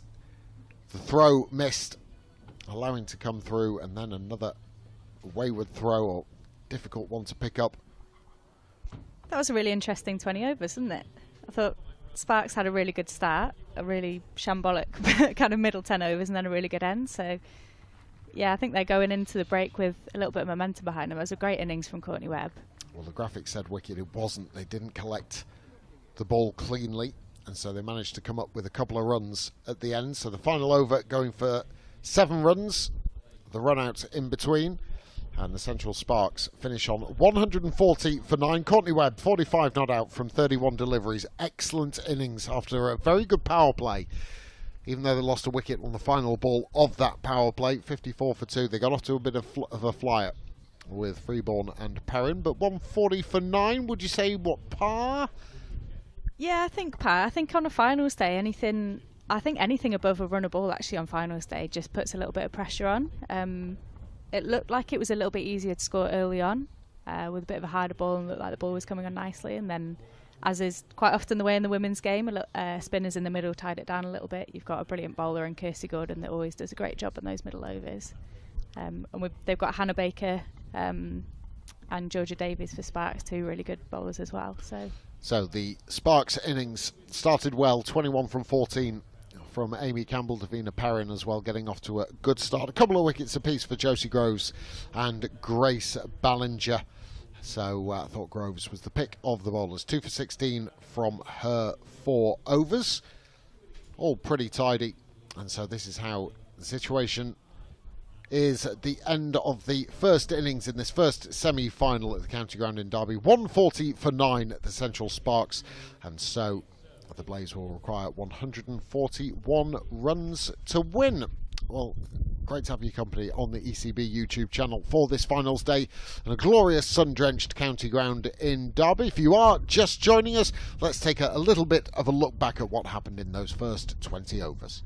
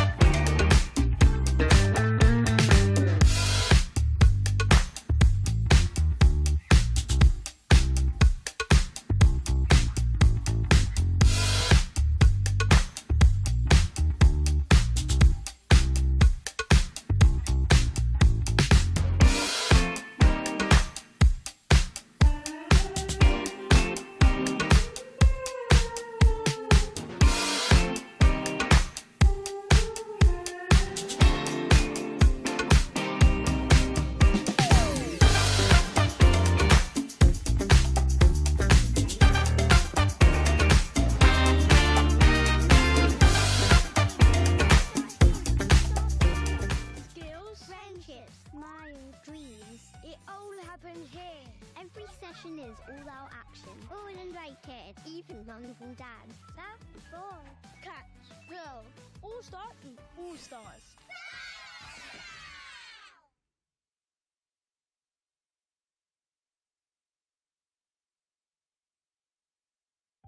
Did you know in the UK every year there are over 30,000 out-of-hospital cardiac arrests? Emergency services, what service do you require?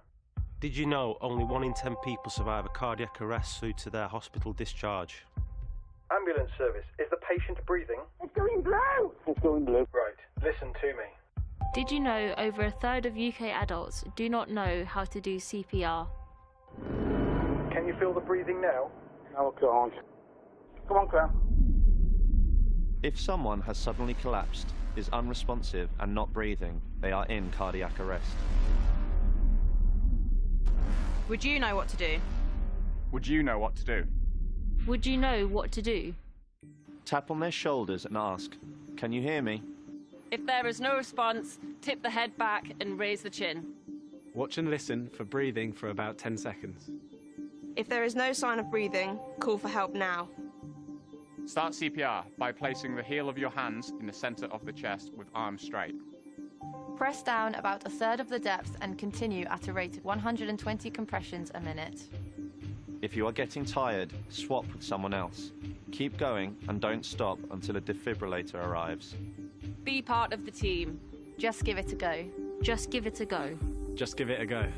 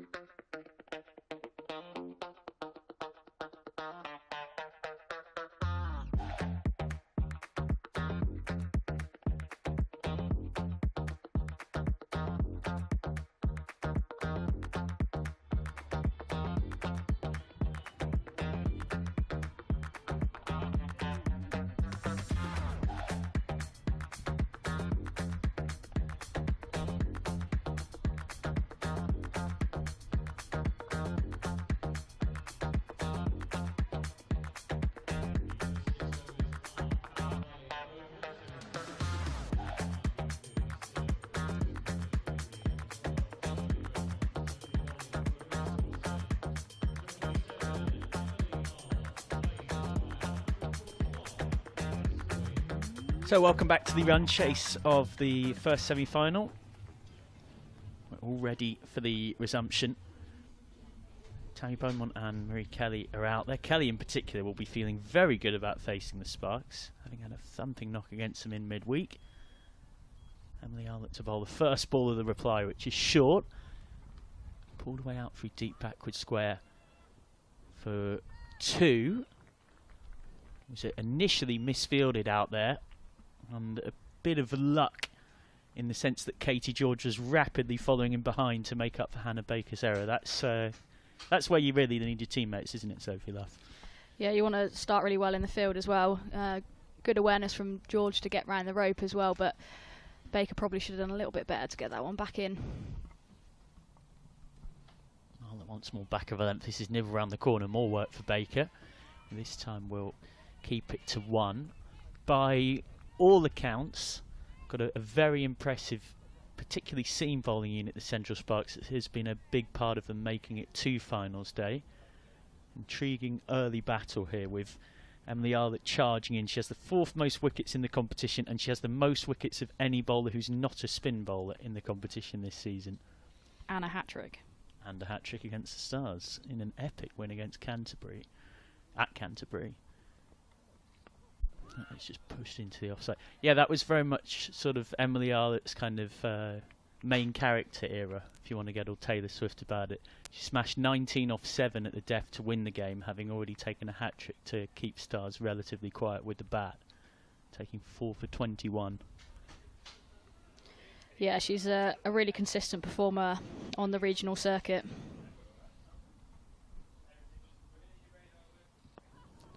Just worked her way straight to short mid-wicket. Very consistent with her line and length, as is Grace Potts as well. Consistently provide a threat up top. Yeah, both tall girls. Em Arlett will look to hit the pitch really hard, and Potts will try and get some lateral movement on the ball. I presume she will take the new ball from the other end. But yeah, in the meantime, Arlett try and get some bounce and carry out of this pitch. Kelly's first ball. She's striking that well, but straight to short mid-wicket. No run to show for it.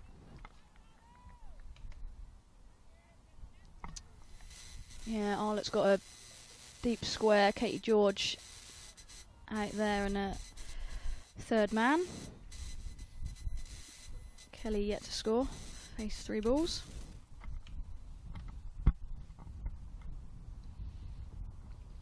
Full whipped away leg side, and that won't be cut off. First boundary of the reply. That's a confident shot from Marie Kelly, who against these very same opponents in midweek thrashed 89 not out in victory, and now she's off and underway in the run chase.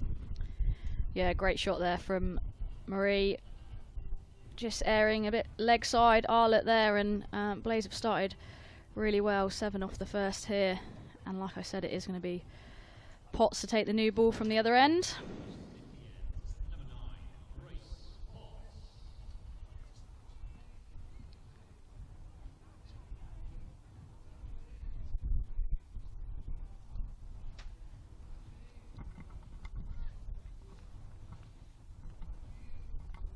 So 7 without loss after the first then, and it looks like, as predicted, it will be Grace Potts, who nearly half the competition balls she's bowled in the competition this season have been dots. That is exceptional. She's got George in a wide slip position here as she charges in. Starts with an uncharacteristic wide. That is the commentator's curse. I will take full responsibility for that delivery. Yeah, I think Katie George has taken a couple of speckies in a similar position throughout the season so far. One for a little bit of mayo is Katie. Is that a phrase? Is that a phrase people use? Yeah, if you put a bit of mayo on it. Swipe and a miss outside the off stump from Beaumont. And she won't mind me saying it because she would say it herself. Yeah, she's an exceptional fielder. I've watched her take some brilliant catches out in the deep as well as in the ring. There's not too many fielders who are equally as good in different parts of the ground, and she's one of the few that you could say that about.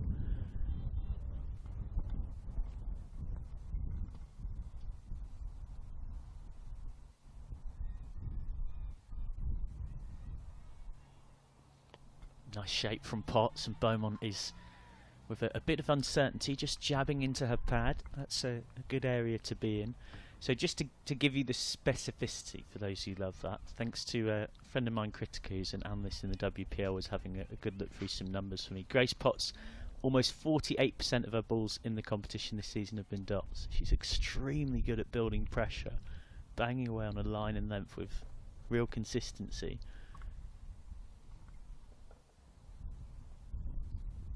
That's short down the leg side, and that's gone away through fine leg for 4. You've done it again. Yeah, I take full responsibility for this, Sparks fans, if you're watching. But all jokes aside, it's a nice tuck away for Beaumont. A player of her class just isn't going to miss out on a ball like that. Yeah, I think what Tammy does really well is she uses the crease well. The previous ball, she didn't get Potts away, but she walked at her, trying to put the bowler off her length and put Potts under pressure. And yeah, like you say, a player of Tammy's calibre is not going to miss out on a delivery like that. I guess that's also the difference of maybe facing a top-class international. They're not going to let you settle in of bowling a consistent line and length. Test out Potts' ability to go to her variations more, you'd think. George has come into short fine leg out from that catching position. Beaumont comes down the pitch this time, just covers up. Yeah, again there, Tammy trying to show intent with her footwork. Not getting it away, but definitely trying to change the length that Potts is looking to bowl. And I guess that's probably been the key to someone like Grace Potts' success, is her ability to hit that consistent area more often than not.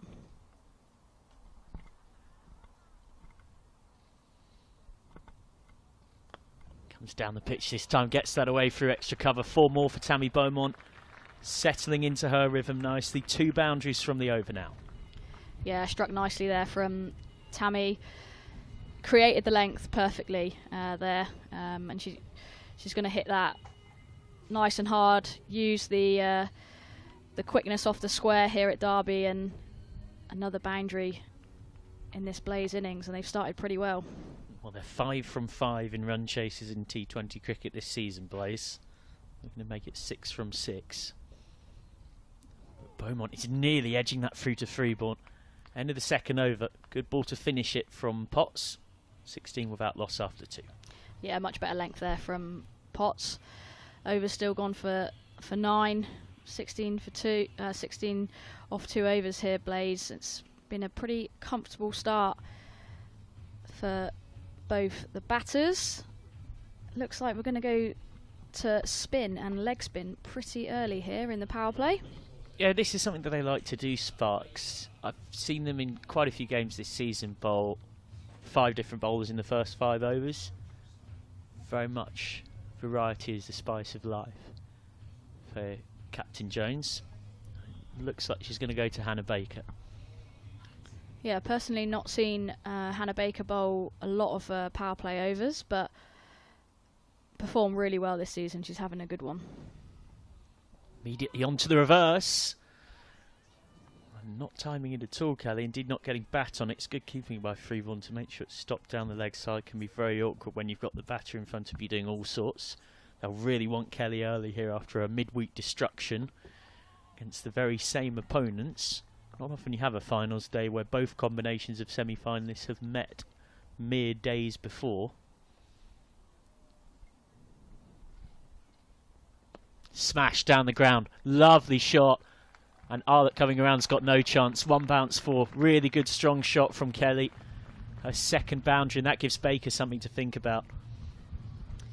Yeah, she set the field long on and deep mid-wicket for Kelly, but Marie just goes a touch too straight. Sight screen's always a great target and hits it beautifully and picks up another boundary. What's Baker got in response? Down the leg side, that will be a wide.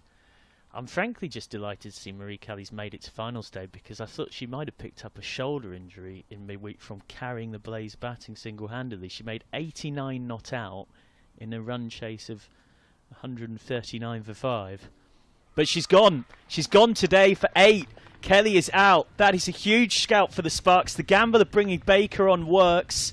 It's a simple enough catch at mid-off.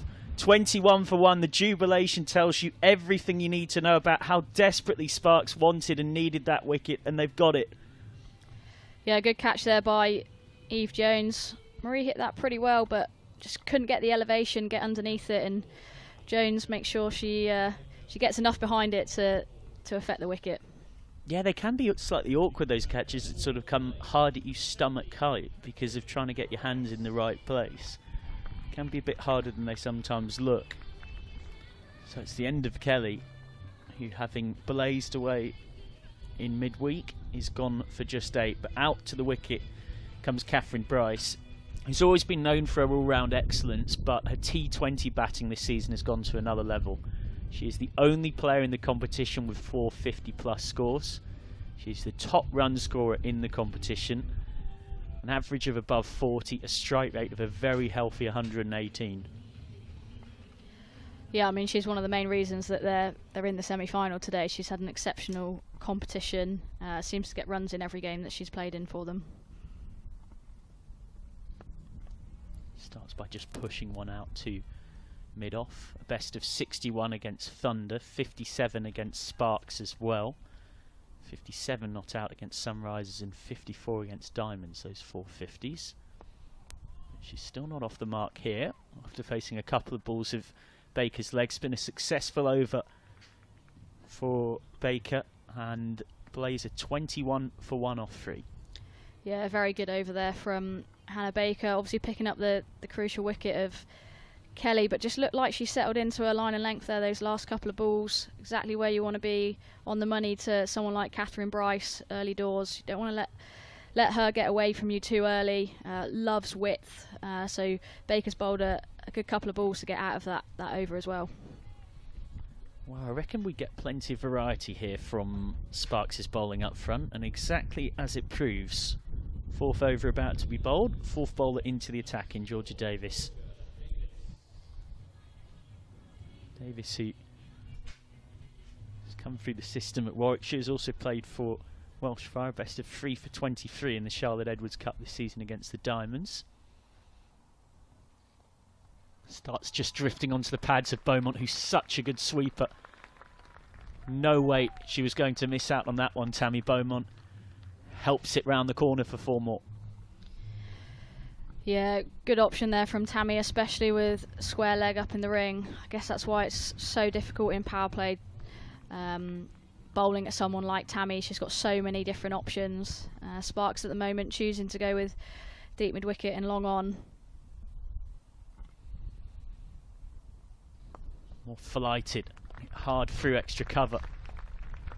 And we'll go away for 4 from Beaumont. I'm not sure she quite timed that exactly as she wanted to, but regardless, she gets another boundary, back-to-back boundaries. Yeah, brilliant intent here from Tammy. Just lost her partner at the other end. But she knows how crucial this power play is going to be for Blaze to try and get ahead of the game. Use the hardness of that new ball as well to try and get some momentum in this innings.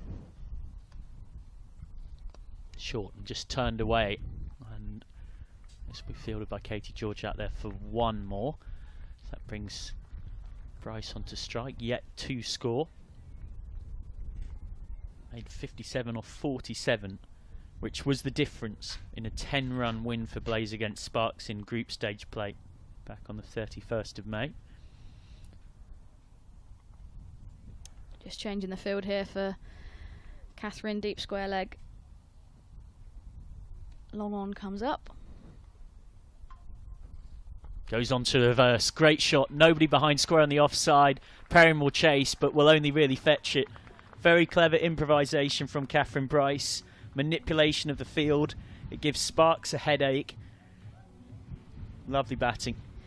I think that's what she's done really well in the last couple of years. Playing against someone like Katherine is her ability to go to those paddles, reverses, and manipulate the field.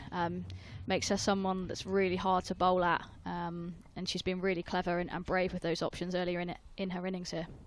Confident way to get off the mark. Coming right arm around now, and Bryce will paddle again. She hasn't got quite as much behind this, so that allows Perin to come round and field at the expense of a comfortable trotted 2. They are going to have to do something they've struggled with this season, which is win a game when batting first here, Sparks. 1 win from 3 batting first. Blaze, meanwhile, 5 from 5 when chasing. Well, of course, with 9 wins from 10, they've been pretty handy when batting first too. Hit straight at cover point.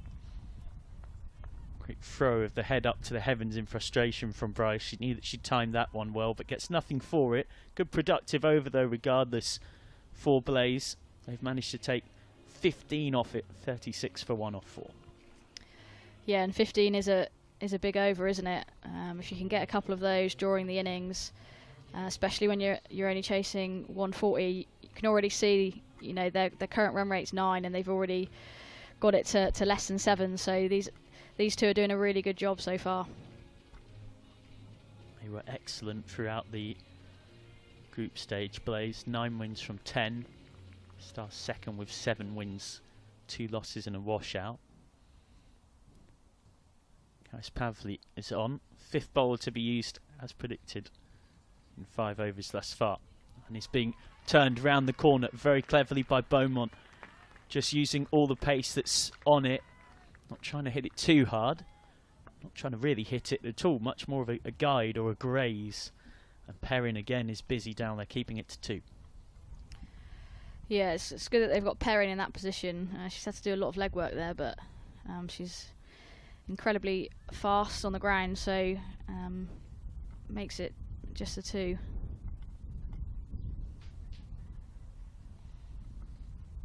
Pushes that one through Pavli, straight to short square leg.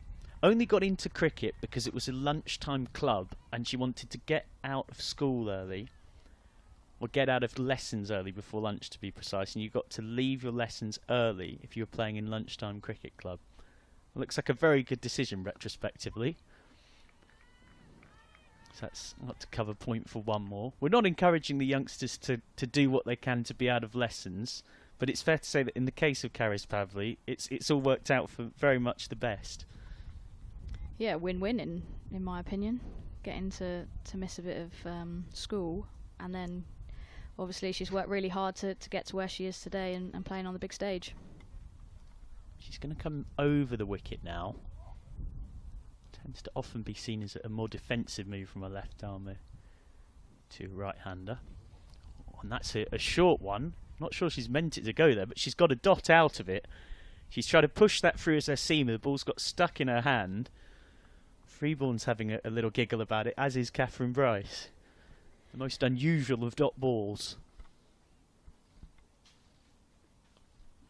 That will be a wide. Just losing her line there, Pavli.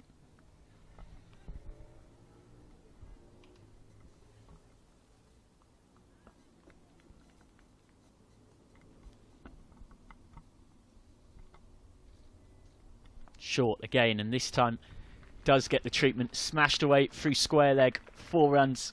That's a gimme ball to a player of Katherine Bryce's high abilities, having the season that she is having in the Charlotte Edwards Cup. Yeah, struggling with both her line and her length here, Pavli. That's asking to be hit, and Bryce probably felt like she missed out on the ball a couple balls ago. Doesn't miss out on that one. So the 19-year-old's just got to recompose herself. That's a better ball to finish the over. It's just nibbled away into the onside for 1. So end of another expensive over. 2 good overs for the Blaze back-to-back. Pavli concedes 10. After 5 overs, Blaze is sitting pretty at 45 for 1 in the reply. And after some more thoughts from Sophie Luff, it will be Sam Dorling. Yeah, these two, Beaumont and Bryce, building a good partnership here and a good platform for Blaze to kick on from.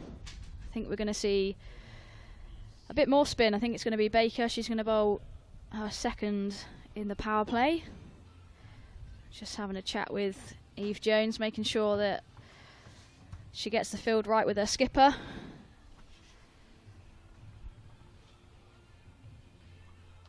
Hi, Soph. I'm good, thanks, Sam. How are you? Yeah, I'm good. Sunning it out properly now here, isn't it? Could do with a wicket. My Sparks? Not going to get it there though. That is a beautiful shot. And 1 bounce, 4 runs. Katherine Bryce, who is seeing the ball and hitting the ball very, very well this summer, continues to do so. 50 up. Yeah, sign of a player in really good touch. Putting pressure straight back on the bowler. You know, when you get a boundary first ball of the over as well, should make life a lot easier for the batting team. In fact, it wasn't the 50 up because the scoreboard was so quick. I'd assumed it was going to add another 4 on. It's outfoxed me there. They're pretty close though. They are. That will be the 50 up. Pulled hard. Didn't get value for that. I've got history this year though, so calling 49s and 99s on incorrectly. Yeah, I wasn't actually listening to you that day, Sam, unfortunately, but I did see a few clips. But you know, we all get it wrong sometimes. I've done it twice this year. Tammy Beaumont just retaking a guard. I did it. Just get too excited. Ollie Pope. It wasn't my fault then. He was given 100 and the scorers had got it wrong. Uses their feet, Tammy. Could do with a wicket here. If you remember back to the power play earlier on, Blaze picked up that wicket of Deina Perin. Last ball of the 6 over.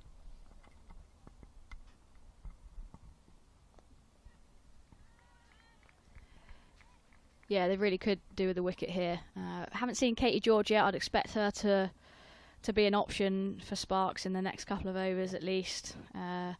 Left arm seam, different angle, you know, gets it through as well. So yeah, they'll need to be chopping and changing here to try and get that wicket.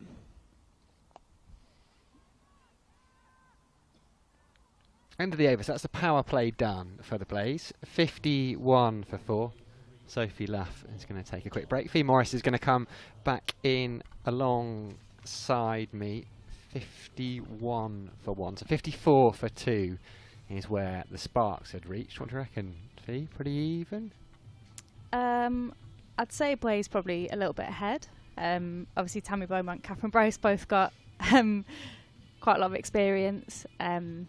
Yeah, I think probably Blaze in the driving seat at the moment, but you never know. T20's a funny game, isn't it? You never know. We are going to see, as Sophie Luff predicted just before she dropped the mic and wandered off, going to see a bit of Katie George. Left arm, a change of angle. Yep, skiddy Katie George. Bowls a few change-ups as well. When she gets it right, can be a really tricky customer. So yeah, it'll be interesting to see how she goes against Tammy here. Third and final legger up. Long on, deep mid wicket, deep square leg.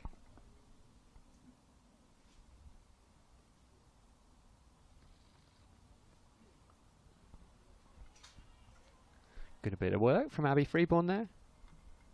Yeah, it looked like it just held up a bit in the wicket there. I don't know if that was starting with a slower ball or if it just didn't quite come on as nicely, but it looked like Tammy was through the shot a little bit there.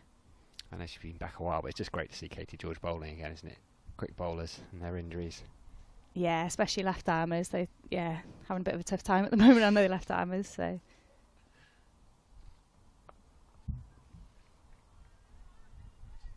Yeah, she's a really talented cricketer, Katie George. Kind of bats, bowls, fields, which is pretty valuable, obviously. But yeah, I've had a few troubles in the past with a few back injuries and a few niggles, but I think this is the longest she's been on the park in a while, and hopefully she can kind of continue that as long as possible. What the Sparks need from us today is a couple of wickets. What are you going to do here if you're Sparks skipper? You need wickets, really, don't you? Yeah, I think so. It's where do you find that field from, really?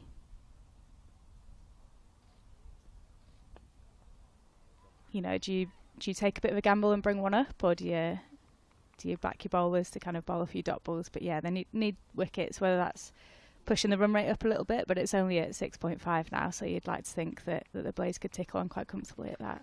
That's the problem. Those big gaps in the leg side. Yeah, you're protecting boundaries, but they're just going to drop and run into there. Wasp says 90% in the Blaze's favour.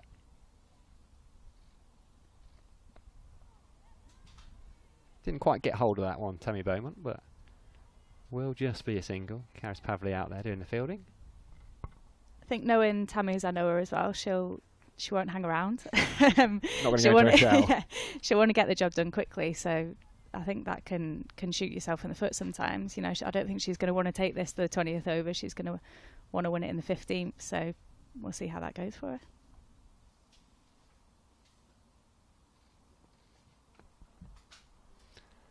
It's one of those things that Eve Jones won't mind that.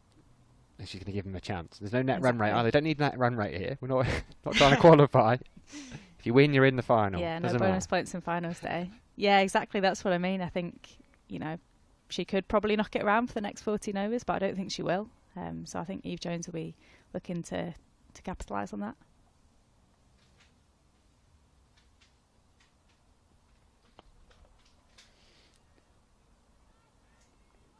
Oh, misfield out there. They're going to come back for a couple. She struck it firmly. It should really just have been one ever so slight fumble. They say don't run on a misfield, but actually they did, and they got home safely. 57 for 1 after 7. Yeah, it wouldn't surprise me if we get a bit of a double teapup from Katie George now. She's stormed off then. I think when you're such a good fielder yourself, or when you're bowling and someone misfields, it almost hits twice as hard, doesn't it? Yeah, nothing more frustrating than that. Good crowd in here at Derby as well. I'm sure there'll be a few more later on. Yeah, I'm guessing it's building a little bit, yeah. I hope we're going to get away with it. I was here on, what day was I here? Tuesday. And it was a day like this, and I was parked probably around the corner. Thought, no chance of any rain. I laid my raincoat in the car. Never do that. It was biblical as we see Emily Harlott back into the attack. We couldn't see it either. So I was looking at blue sky, and we're being told in our ears it's going to start raining. And they put it up on the screen. You're like, wow, properly black clouds. And by the time I got back round to my car, it was genuinely flooded. Sounds like every day in Manchester, to be honest. Yes, true. I should know. I've just moved up there relatively recently, so I'm learning. As I said last night at the gig, it was amazing.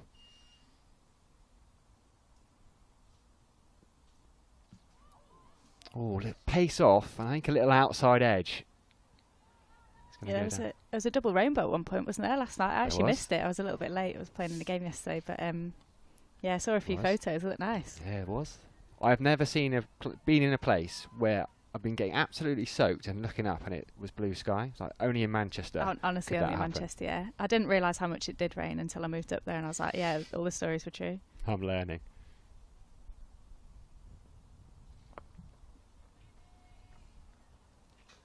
I think we'll get away with it today, though. And we've got a cracking day's cricket ahead as the throw just goes over Abigail Freeborn's head. Tammy Beaumont is always busy, isn't it? I don't think she stays still for more than a split second. She doesn't in normal life as well, no. She's absolutely rapid between the wickets as well. So, and Katherine Bryce, yeah, they're both pretty quick between the wickets, so I expect there to be quite a few twos over the next few overs.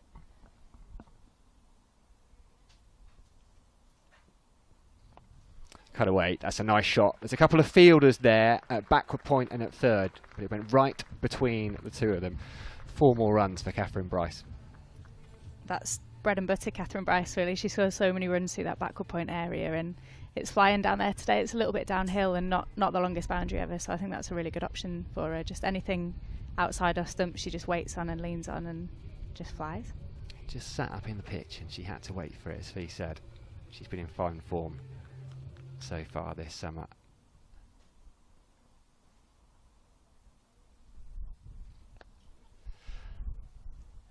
Gets away with that one, Arla. It looked like the ball out of the back of the hand, but it came out wrong and just stuck in the pitch. His partnership up to 39 from 29 balls now. Desperately need a wicket, Sparks. Yeah, she's batted really well this year, Katherine Bryce, just in time for the 100, which is great. Both at Manchester Originals, so yeah, hopefully she carries it through to there.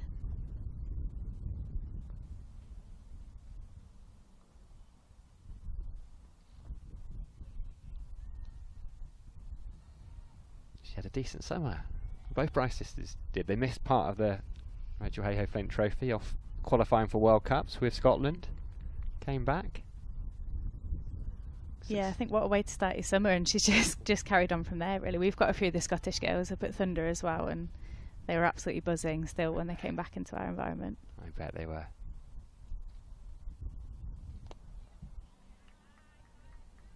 Should just be one. Is just one. Katie George out there is very good, picks the ball up. End of the over, 66 for 1, 8 overs gone. Feeling a little bit ominous for the Sparks right now. Yeah, they really need a wicket. Be interesting to see what they go to here. Looks like Pavely coming on to bowl. She's certainly taken her cap off. Just the 1 over so far for the left arm spinner. Went for 9 runs. Yeah, she's quite hard to get away, Karis Pavely. She doesn't get much spin, kind of darts it into you. Bowl's actually quite quick. Like is a genuine pacer, I'd say. But yeah, sometimes just using the pace is the best way to face her. But they looks like they've blocked that off for Katherine Bryce now. That reverse sweep.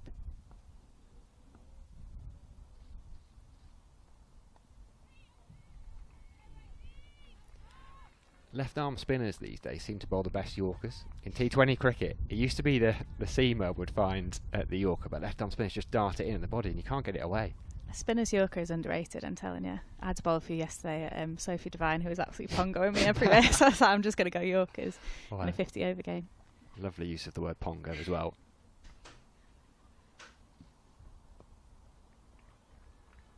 Yeah, the Sophie Eccleston arm ball Yorker is deadly. Good bit of running there from Tammy Beaumont. Fee Morris was saying how quick she was between the wicket. She just dropped it into the leg side. Picked up a couple. I think Karis Pavely, ended up doing the fielding off her own bowling. She's quick as well, actually, Pavs. She's a really good athlete, very powerful batter, and yeah, very, very quick out there on the field as well. I think a few people have been pongoed by Sophie Devine, in fairness. So yeah, I didn't take it personally. But she really likes facing off spin, so that's okay. Just what you want to hear.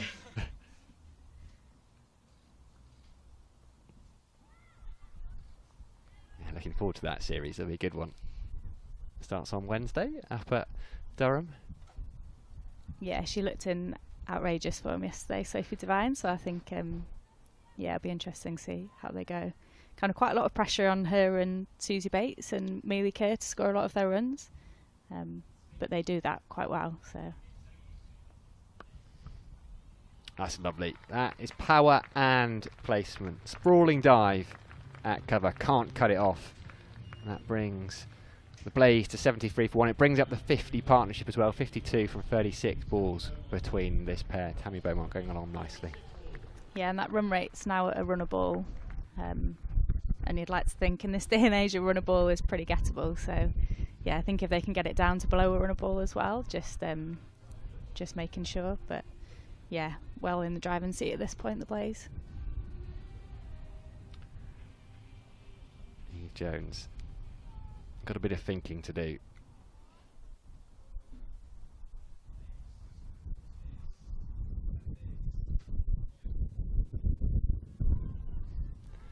Tammy Beaumont just saw the gap. There's no one at final leg at all there. Just trying to manufacture the stroke. Can't quite get it away. Wouldn't surprise me if they go back to Hannah Baker at the end of this over. Kind of genuine wicket taker, leg spinner. They really, really need that wicket now.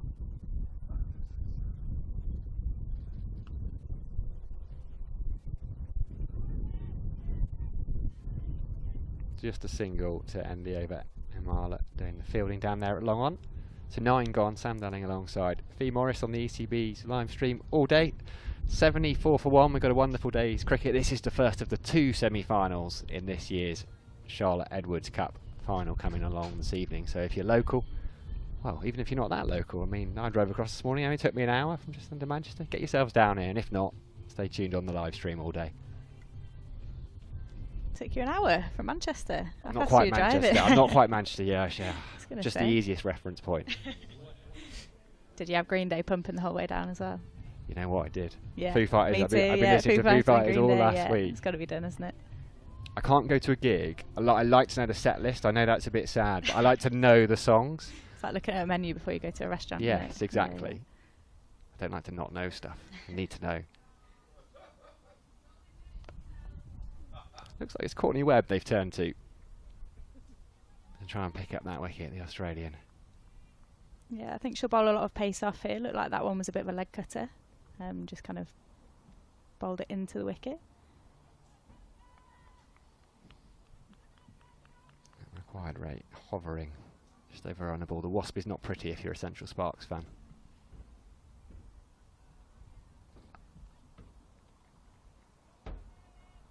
stranger things have happened, but 98% is pretty.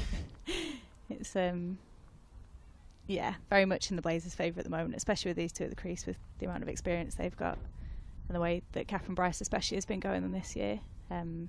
She's done a great job for them in the middle order.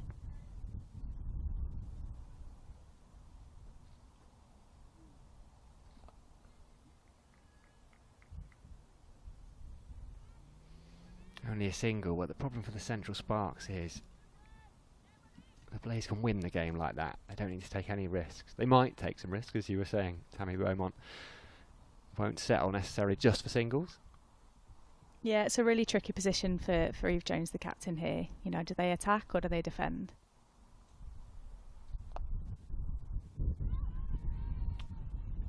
The danger is you end up doing neither, and you get caught in that no person's land.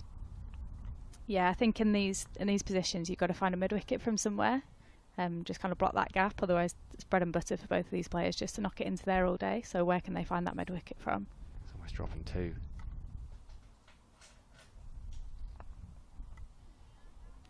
Doing a good job though, Courtney Webb, trying to hide that ball outside off stump. Protecting that leg side boundary, deep mid-wicket, deep square leg, long on. Yeah, it looks quite tricky to get away, doesn't it? A little bit of pace off. Again, looks like she's bowling leg cutters and it's quite effective so far.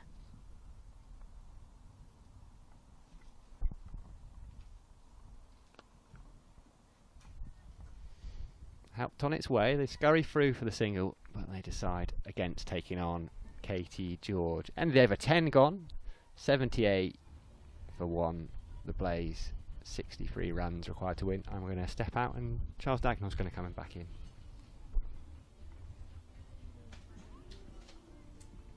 Looks like Katie George coming back on to bowl. I think that's a good option. She's a wicket taker. She's taken a few wickets in the 50 over competition this year. So they'll be really looking to take a couple here. If she can sneak a couple here, you never know. But yeah, it looks like Blaze are really in the driving seat at the moment. This game is escaping from the Central Sparks, and they need a spark. It was just given to me on a platter, really. Well, they're blazing it everywhere at the moment, aren't they? Very good. Yeah, very good. It's teed up for me, really, wasn't it? Welcome to the 1 punathon. Katie George, round the wicket she's coming. I just saw the advancing Beaumont. I like the option from George. And well I think, Fee, it is now the situation where Eve Jones has to gamble. This game is running away with them. The partnership now 57 from just 45 balls. And unless you turn to your best options, wicket-taking bowlers, I think you've got to look at Em Arlett, 14 wickets in the competition. Hannah Baker, you mentioned. I think you've got to try and make something happen, or else these two are just going to take the game away from you. Yeah, I completely agree. And again, it's where can you bring that fielder up from? Can you just bowl with 3 out and really back your skills? And again, I think they haven't got a mid-wicket in at the moment, and you've got to find one from somewhere. It's just too easy for them at the moment, especially with Tammy Beaumont, with how good she is at manipulating the ball. She'll just drop and run in there all day.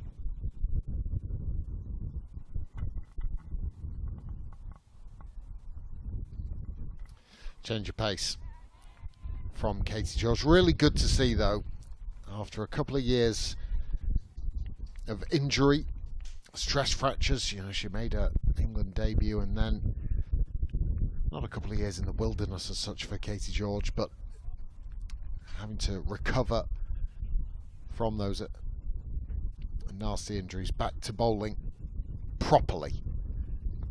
Caught! Yeah, straight back. We'll talk about the thing that Central Sparks needed to get back into this game. Little cutter from Katie George. Excellent pair of hands as well, and difficult off your own bowling. But maybe that is the wicket of Tammy Beaumont to change the nature of this match. That's exactly what Sparks needed, wasn't it? And it's a great catch from Katie George. They're never easy caught and bowls, especially as a seamer. And yeah, just she didn't hit it too hard, but in her delivery stride, I think that's a great catch. She looks fired up as well, Katie George. Yeah, she does. The battle. And the interesting one is sometimes you can think those balls coming back at you are coming quicker than they actually do. Yeah, I had one of those the other day. I jumped about 2 metres too early and then landed before the ball even got to me. So, sisters out in the middle. Sarah and Katherine Bryce. Tammy walks off, trudges off really. Maybe just that change in pace. The cutter rolling the fingers over the side of the ball, playing a little bit too much out in front of the body, trying to work it through the leg side. So Beaumont departs for 39. And an opportunity now for the Central Sparks. New batter at the crease just to try and squeeze a little bit. Round the wicket she comes. Oh, absolute Jaffa. And I think that's taken the outside edge. It has. Abby Freeborn can do nothing behind the stumps. Wrong-footed. Beautiful piece of bowling. But Sarah Bryce gets off the mark, albeit not knowing a great deal about it. I don't know if I would have been tempted to get a slip in, actually. I know hindsight's a wonderful thing, but you're just taking a wicket. They're still kind of behind the 8 ball a little bit, and you take another wicket here and game's really on. Looks in really good rhythm, does Katie George. It's coming out of the hand nicely. Just beyond the outstretched left hand of Freeborn this time. And I like that this is a really good move. And we're saying about getting a bowler back on that can just cause 1 or 2 difficult options for the batting side. End of the over, 57 runs to win. But what we've seen cutters, we've seen pace on, we've seen bouncers there from Katie George trying to make something happen. A couple of delicious deliveries in there as well, and that is exactly what the Sparks needed.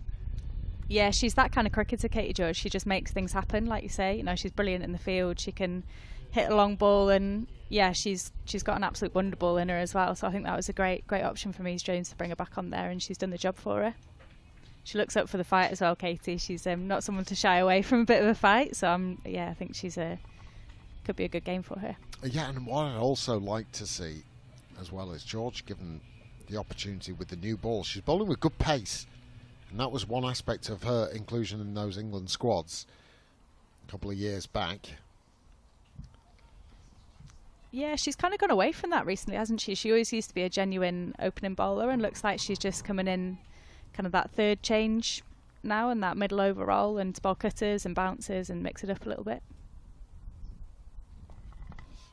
Just think, when you've got the ability as a left armer to swing the ball back into the right-handed batter, you're going to cause problems, especially with the new ball. Even if it's just an over, see if the ball is swinging. Because she's got that little bit of extra pace, it can cause problems.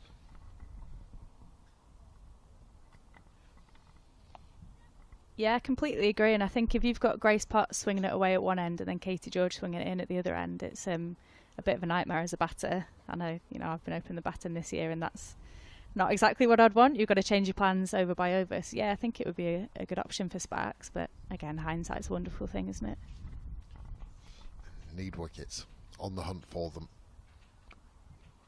At the moment, a runner ball is going to see the Blaze home. Got themselves into an excellent position. That's one of the reasons why they won 9 out of 10 in the group stages. Yeah, they've been brilliant chasing this year, the Blaze. Just looks really calm and composed at the crease. More than happy to just tick it over. And I think it's all very well getting the 1 wicket of Tammy Beaumont, but you need to get into that middle order. So you still got to be hunting wickets here. Yeah, and Sarah Bryce has been in some great form as well. So it's not looking so good at the moment for the Sparks, but like I said before, stranger things have happened.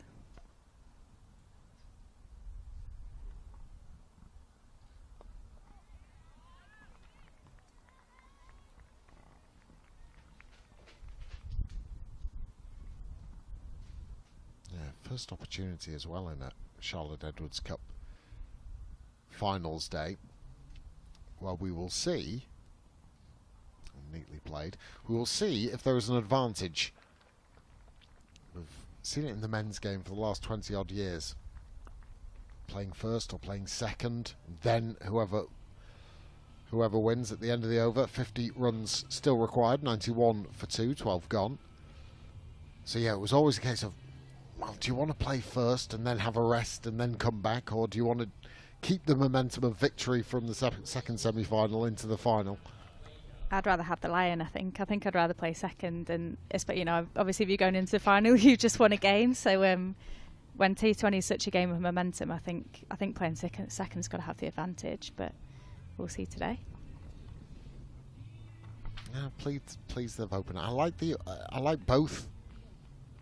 Actually, the fact that there was an eliminator, second and third, last year. But also opening it out into 2 semi-finals, another team qualifying. Nice bit of work down on the boundary edge. Potts it is, I think. Just saving the boundary. Yeah, it's been a bit controversial actually, hasn't it? Whether they should have 4 teams through to finals day. Where do you stand? Oh, come on. I think they should send top 5 in, to be honest with you. That would be a really long day.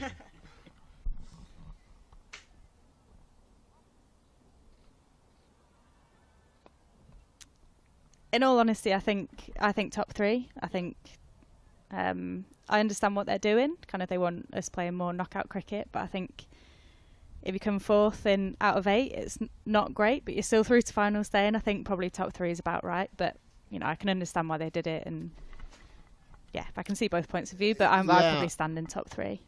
I agree. It also sort of lengthens the group stage season as well. Given Hannah Baker into the attack. Smart catch behind the stumps from Freeborn. And Sarah Bryce's short stay comes to an end. A productive 1-9 from 6. But now a couple of wickets started to tumble. Maybe the Central Sparks will hope that this is the period of the game where the tide will turn their way. It's amazing what a couple of wickets and a little bit of pressure can do, isn't it? Especially on a finals day. So I think this is a time that Eve Jones can really put a squeeze on. A really important couple of overs coming up. But they've got a really experienced player in Heather Graham coming out to bat now, who I think will just look to knock it around a little bit at first. But yeah, another couple of wickets here, and it's interesting, isn't it? 2 for 14 from Hannah Baker. Again, another one I managed to watch in the Under-19s T20 World Cup. I was hugely impressed.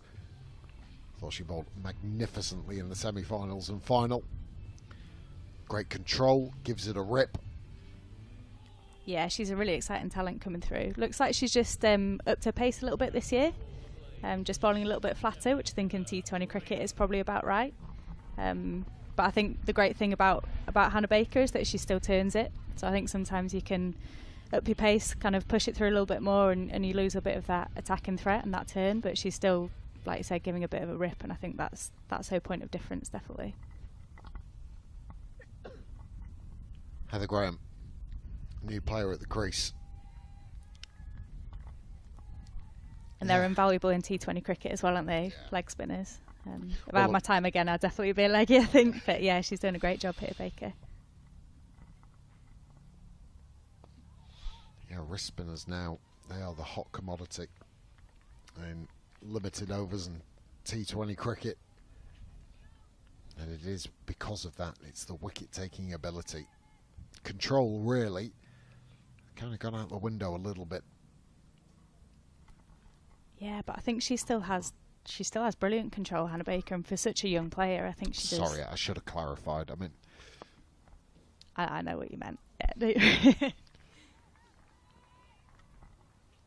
I just meant I think that's her point of difference to a lot of other leg spinners, is she really does have that control, and I think that's what makes her such an exciting young talent coming through. Especially for someone so young, and a leggy you think should be quite raw and probably not quite have that control, but she really does, and I think that's why so many people talk about her as being the next big thing, really.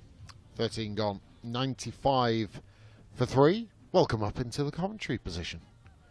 Charles Dagnall, Fee Morris. You're on camera now. Yeah, I'm leaving you. You're leaving me? Well, it was short and sweet. It was good to see you. Yeah. It's always nice to know you and make you feel wanted. Welcome along. If you're watching on the ECB YouTube channel, this is the first of the semi-finals in the Charlotte Edwards Cup. The Vipers And the South East Stars going head-to-head at 2:30. Beautiful conditions here in the East Midlands as well. Sun beating down. Fee Morris has left me. Joe Gardner comes back in. And you would still, given the rate required is just around about 6.5, with Katie George continuing. Huge appeal, which is turned down, maybe just a little bit of pad. Umpire unmoved, but you would still feel that the Blaze have got this one.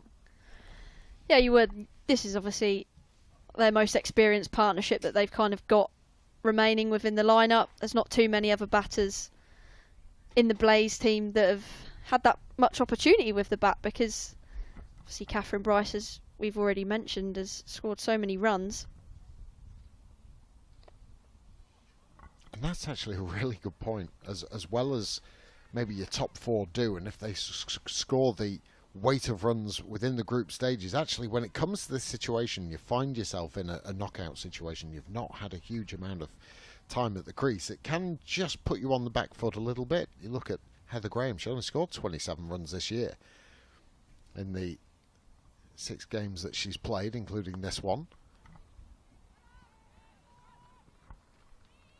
I'll tell you what, the Central Sparks managed to remove Katherine Bryce, and a completely different complexion could fall on this game.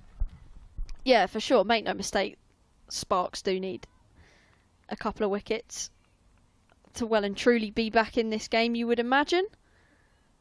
But it's finals cricket at the end of the day. There's a long way to go.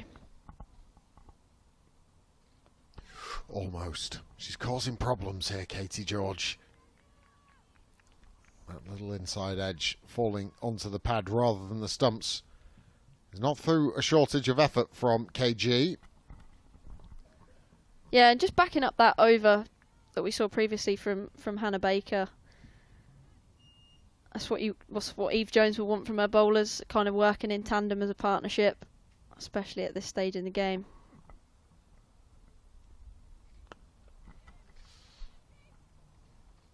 Comfortably home, wanted one right from the off, but the angle here, Katie George just not giving any width. You can't free the arms. It's a good plan, a good line. Yeah, it just looks as though Heather Graham's tried to take on the aggressive stance against Katie George, when in theory she could just knock it to one of the sweepers and get Katherine Bryce, who's obviously been out there for almost 30 balls now. It's a very, very tidy over from Katie George, and then another change of pace. Very cleverly disguised. 3 overs, 1 for 15 for George. It's 98 for 3 from 14, and that rate just starting to nibble up now. It's gone above 7s. Revelling in the sunshine. It's absolutely glorious out there. I was nipped outside after my stint earlier, and I could definitely feel myself getting a little bit burnt potentially, so I thought it'd be wise to pop back inside. Who's the youngest on the commentary team today? Just trying to have a look round. How old's Sam? How old are you, Sam? No, just answer the question, Sam. 35. Michael's 30. Get in. Just thinking about ice cream runs later. You see, it was always the youngest used to have to pack the kit bag in the dressing room, but we don't have a kit bag here. It could be McCann doing the ice cream run later. It's actually over on the other side of the ground, and I've got a bad knee, so it can't be me. And I'm only just over 30 years old by about 16 or 17 years. You don't look a day over 30, Daggers. I know what you mean. Joe Gardner, I always love commentating with you. Grace Potts it is. Very classical, almost an old school action. Very tall, uses a height well. Quite a long delivery stride. I think maybe if she can just shorten that a little bit, it might just get an extra yard of pace. There we go, Michael McCann. That's where it is. That's, I think on more than one occasion you might be going down that. uppish, but safe. Just falling short of long on. It just feels that at the moment it's a strong period. Failed to mention that the 100 was up before. I was talking about ice cream. But I just feel that they're trying to get away. Not seen a boundary in a little while. Trying to force the pace a little bit, and in so doing, innings just feel a little bit stagnant. Finds a fielder again. From a Blaze perspective, they'll be confident sat in the changing room or out on the balcony, wherever they are in the hutch, actually, that if Katherine Bryce is there at the end of this innings, then they'll win this game. Obviously, we've spoken so highly and how she's the leading run scorer in the competition and has done so well for Scotland this year as well.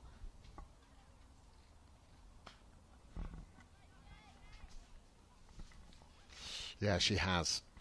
I mentioned her stint in the WPL where I thought she was hugely impressive. And experiences like that, I think, turn you into a different kind of player.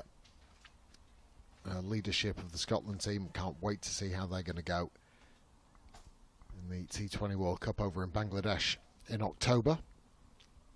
Again, another tidy over here for the Central Sparks. Can it be finished off? Oh, it's gone huge. It's an enormous blow. Right into the arc of Heather Graham, and all Long On could do is crick the neck and watch it sail over her head. And a good over has turned sour from the Central Sparks. 108 for 3. What a shot that is from Heather Graham. Just uses her feet, comes down the track, strikes through the ball, lovely, straight over, Long On. I'm going to leave you in the capable hands of our ice cream boy, who we have nominated for the day, Michael McCann. Yeah, thanks, Daggers. Yeah, first boundary and a few overs there for the Blaze. Lovely way to finish it. Heather Graham's first boundary of the afternoon, I believe. Looks as though it's going to be Courtney Webb back into the attack. Just nerdled away by Bryce for 1. They always say when you're part of a team to find lots of different ways to contribute to it. And it's always all the more pleasing when your teammates help you do that. And that extends to the commentary box as well, I think. We've got you quite need a helping hand as well. A helping hand up to the ice cream van then. That's smash. Sounded good off the bat. Kind of got underneath it and it plugged it a little bit, but it does go over the rope. So Graham, who's been giving it the long handle here, gets some reward for doing so. Moves on to 16 off 12 and just brings that equation level on runs and balls. 28 off 28. Yeah, the couple of boundaries that she struck in the past kind of 4 balls have both been full up in the area where she would have wanted to get her hands through it, that she failed to do in the previous over against Katie George. It's a slow ball from Webb. It's gone very, very high. And it's taken coming round. That's a really good catch. Made a good 20 yards or so to her right. Emily Arlett holds on. So a wicket to follow the boundary. 113 for 3. And Graham, who'd been threatening to take this game in the Blazes' favour at a rapid rate, has to go for 16. Yeah, she's trying to throw a couple more punches and really dent that runs required for the Blaze. But there's a change of pace again, I think, from Courtney Webb. Slog swept, and it's a good catch running round from Emma at long on. She had quite a bit of ground to make up, went very high. So after those couple of explosive boundaries from Graham, she departs. It brings Ella Claridge to the crease. Yeah, interesting to see Webb used here, because this is her 11th game in the competition this season. She's been one of the Sparks' ever presence. But she has not been used much as a bowler at all in the campaign. 3 wicketless overs for 20 coming into finals day. Now, in the most pressurised situations, gets her chances the 7th bowler to be used, slightly a beneficiary of the game situation in getting her opportunity, but has really made a difference here in picking up that wicket.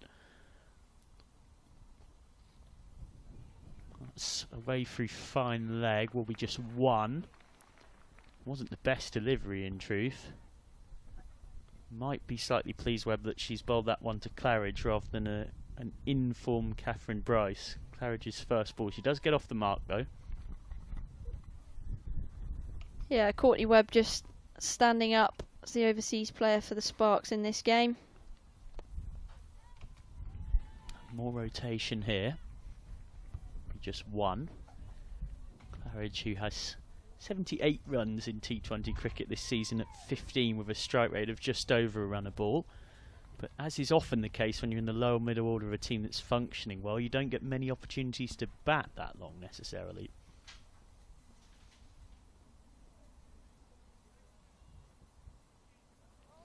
We'll have to re-bowl that one, Webb, to a visible frustration.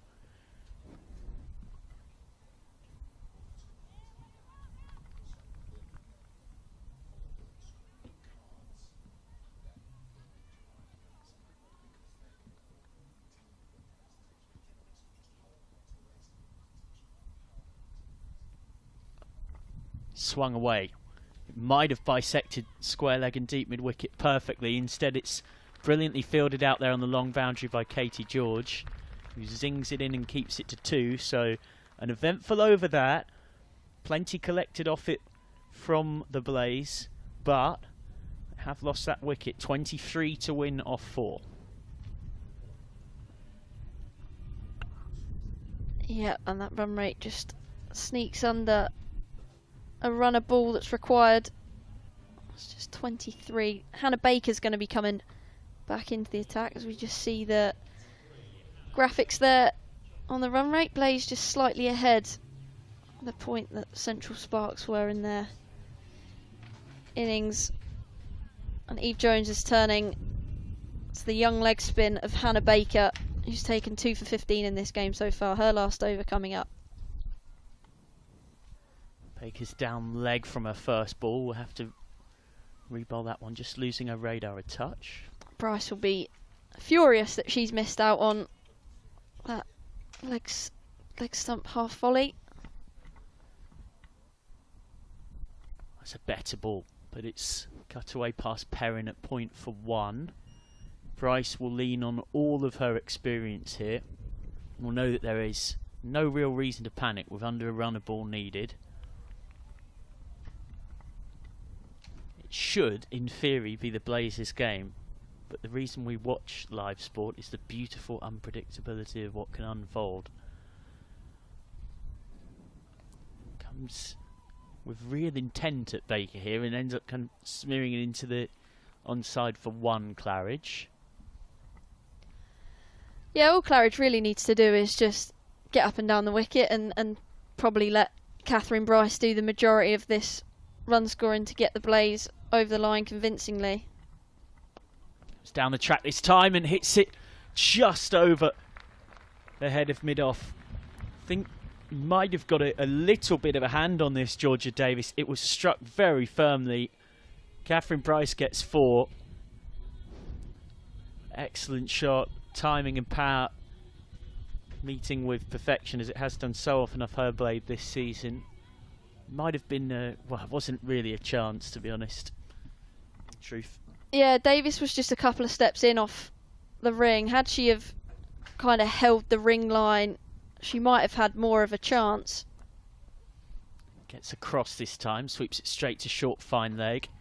Good aggressive backing up from Claridge allows them to come through for the single. Well, Eve Jones is now swapped with Davis, which whenever your captain swaps you out, particularly when they say I'll field there, it always feels like a touch of a bit of disappointment for that fielder.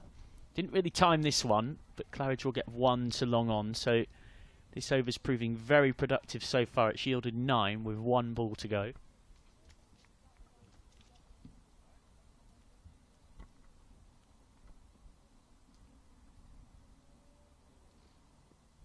Plenty of flight on that one. And hits straight to Jones, who takes it.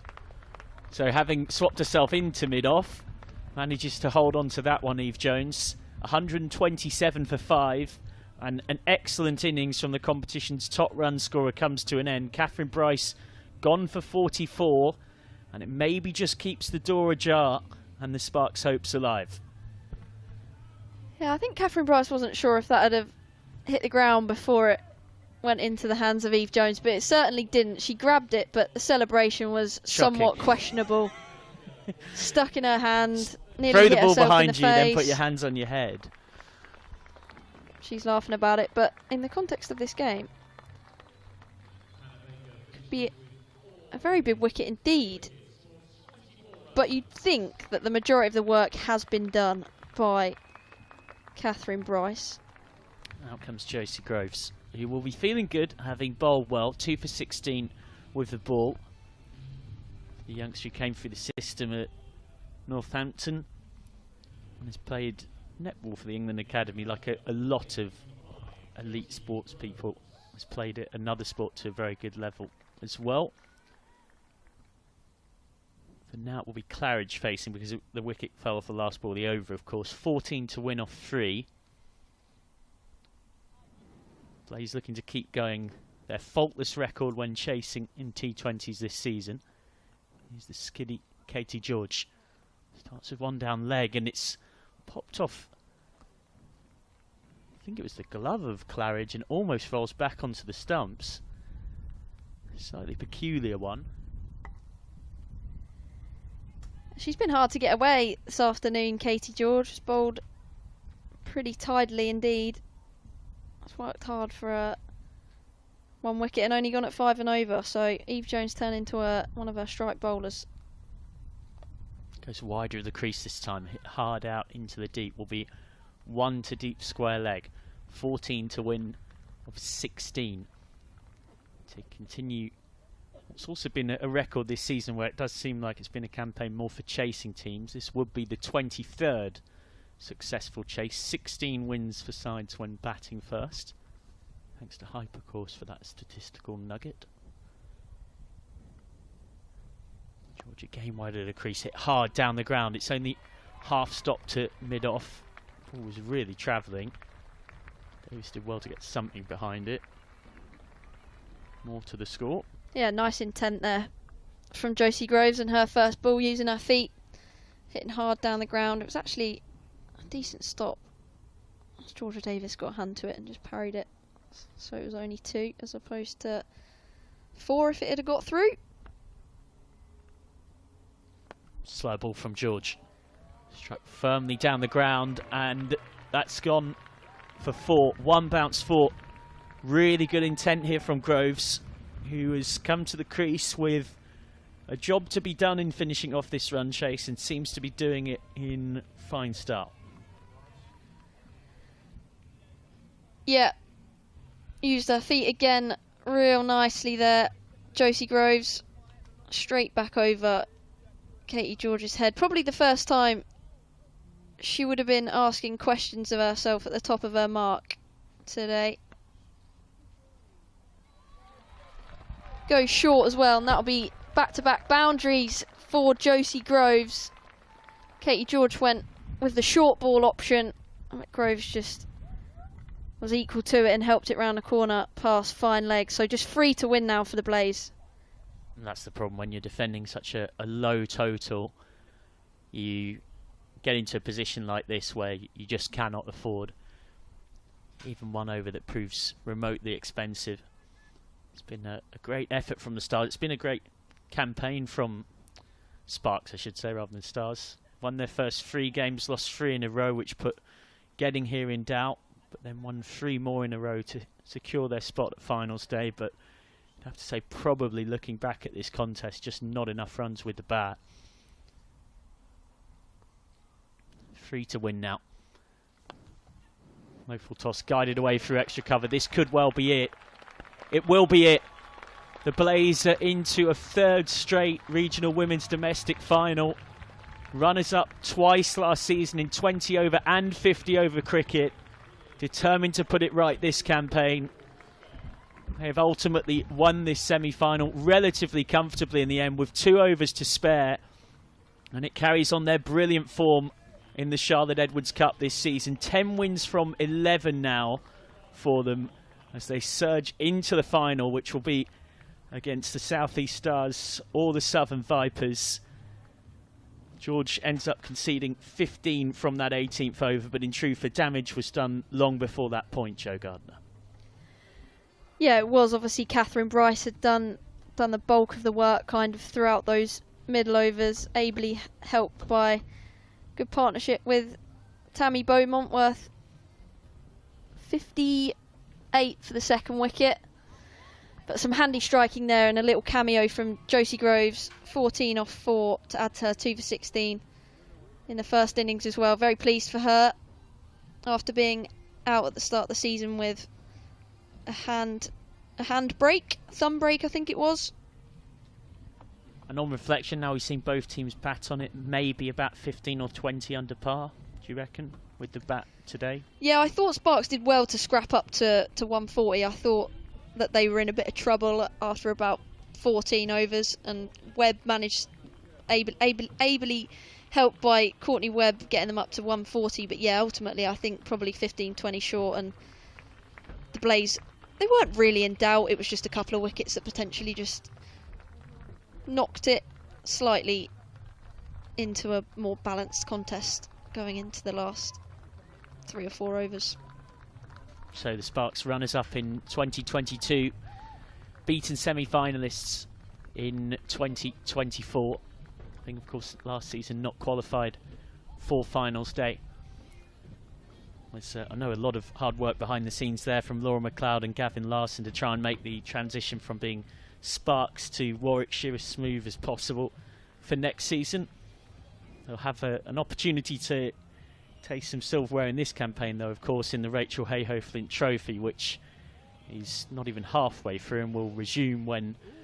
Congratulations once again to the Blaze, winners of the first semi-final by 5 wickets with 12 balls to spare. The post-match presentation will follow shortly before the second semi-final between the South East Stars and the Southern Vipers, a 2:30 start. The toss and the team second news semi-final between the South East Stars and the Southern Vipers.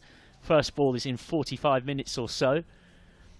That's the nature of 3 T20s in a day. It is pretty relentless finals day, and we're all here for it.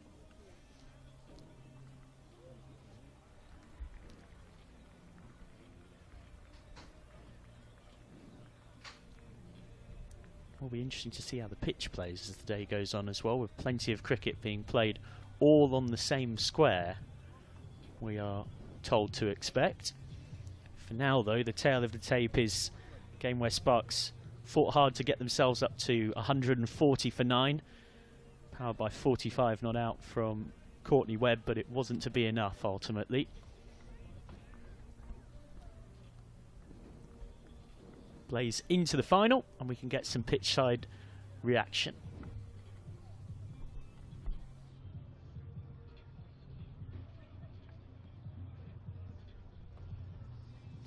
The player of the match today receives a bottle of Chapel Down sparkling wine, and for her 44 runs off 39 balls, I'm delighted to be joined by Katherine Bryce. Many congratulations, Katherine. It's some week you've had a new 3-year contract, and now this, a final in the offing. How pleased are you? Yeah, really happy. Knew that the rest of the competition was kind of irrelevant, and we had to get the job done today to be in the final. What was you thinking as you made your way out to the middle? Because it was quite even throughout that in terms of the scores. Yeah, I think they got off to a brilliant start with the bat. They batted really well, but I think, again, Josie bowled brilliantly through that middle period. For us to be only chasing 140 there, I think was a fantastic effort. And wonderful play by Tammy as well. Almost surprised to see her dismissed. Yeah, I think she's brilliant to bat with, so it was great to have her out there in the middle, and you get great reward for playing really good shots. So yeah, it was great to have that partnership with her there. How are the team feeling then? How are you feeling? I said it's been an incredible week. You must feel really settled. I mean, you were nominated for ICC Player of the Month last month as well. I mean, things are just absolutely flying for you. Yeah, it's been a brilliant few months. Yeah, it's been going really well. So, yeah, hopefully we've got one more good game in us today. Well, you're in the final. Do you want to face Southern Vipers again and get revenge for last year and deny them a third successive win? Yeah, I think whoever it is, it'll be a good game. Obviously, it'd be great to get the win over them. But yeah, whoever it is, I think we'll be ready. Many congratulations today. Our player of the match for today, Katherine Bryce, for her 44 runs off 39 balls. Many congratulations to Katherine and the Blaze, who have reached the final. We'll find out who they face. It'll either be the South East Stars or the Southern Vipers. The toss is at 2. We get underway at 2:30.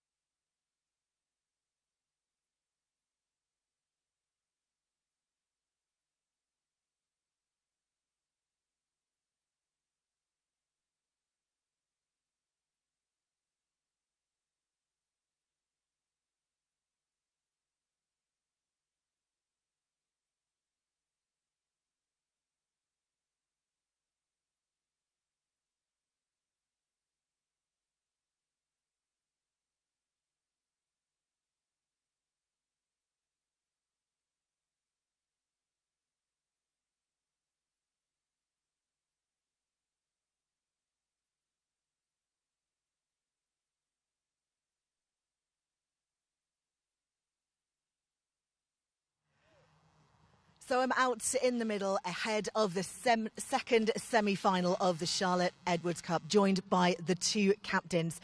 You're going to do the toss. Come on, let's see. Who's you're going to call for it? Oh, that was close. Tails, please. Tails it is. We'll have a bowl first. And it is a tail. So the Southern Vipers, Georgia Adams, captain, are going to have a bowl first. Why did you decide to do that? It's something that we've enjoyed doing in this format, I think, to settle ourselves in and have a look at the wicket, really. But we've been pretty confident in both disciplines, and, you know, T20 is so quick, you've got to do both well. And how are the team feeling ahead of today's match? Very calm, actually, quite cool, calm and collected at the moment. I'm sure there's a few nerves lingering around, but yeah, I think we've had the privilege of being at final stage before, so hopefully we can use that experience today. Very best of luck to you. Well done. We'll see you in a few moments' time. Bryony, what would you have done? I was a bit torn, really. I'm pretty happy with batting. We'll see. It looks a decent pitch, so I'm happy to have a first crack at it. And how are your team feeling ahead of today? Yeah, we're same as Georgia, really. We're really calm. We feel really ready for today, and we're just looking to enjoy it and hope you play some good cricket. Fantastic. Go well this afternoon. Good luck to you both. So that's the toss. We've got the Southern Vipers. Georgia Adams decided to bowl first, and we start at 2:30.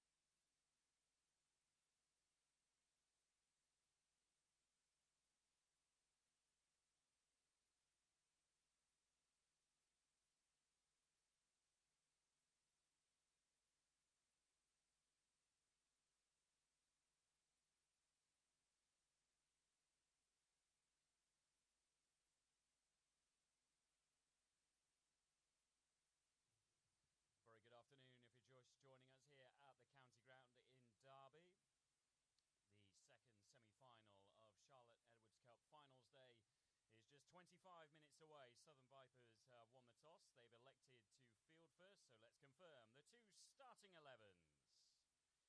Beginning with the Vipers, number 16, Maya Boucher.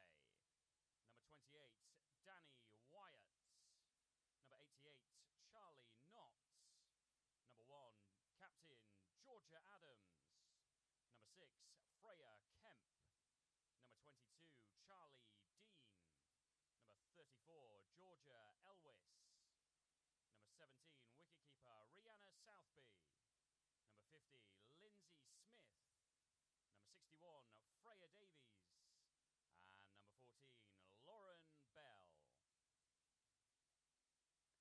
Now for your South East Stars, starting 11, captain number 4, Bryony Smith. Number 47, Sophia Dunkley. Number 8, wicketkeeper Georgia Redmayne. Number 7, Paige Schofield.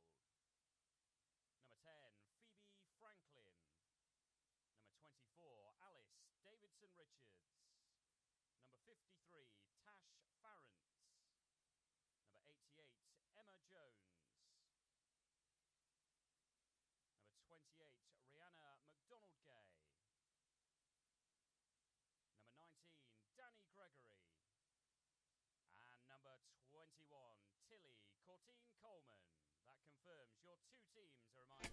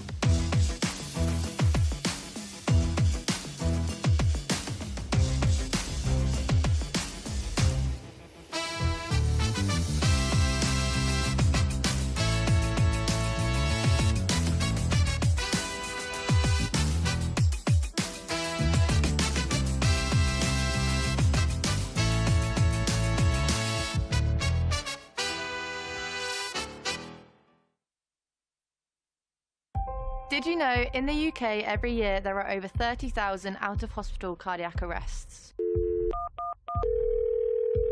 Emergency services, what service do you require? Did you know only 1 in 10 people survive a cardiac arrest due to their hospital discharge? Ambulance service, is the patient breathing? It's going blue! It's going blue. Right, listen to me. Did you know over a third of UK adults do not know how to do CPR?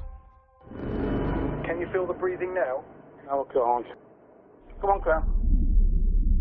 If someone has suddenly collapsed, is unresponsive and not breathing, they are in cardiac arrest. Would you know what to do? Would you know what to do? Would you know what to do? Tap on their shoulders and ask, "Can you hear me?" If there is no response, tip the head back and raise the chin. Watch and listen for breathing for about 10 seconds. If there is no sign of breathing, call for help now. Start CPR by placing the heel of your hands in the centre of the chest with arms straight. Press down about a third of the depth and continue at a rate of 120 compressions a minute. If you are getting tired, swap with someone else. Keep going and don't stop until a defibrillator arrives. Be part of the team. Just give it a go. Just give it a go. Just give it a go.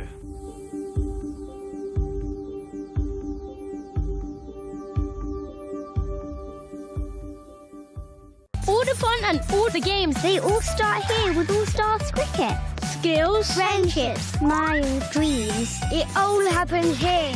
Every session is all out action. All invited, even mums and dads. That's ball, catch, go. All stars in All Stars.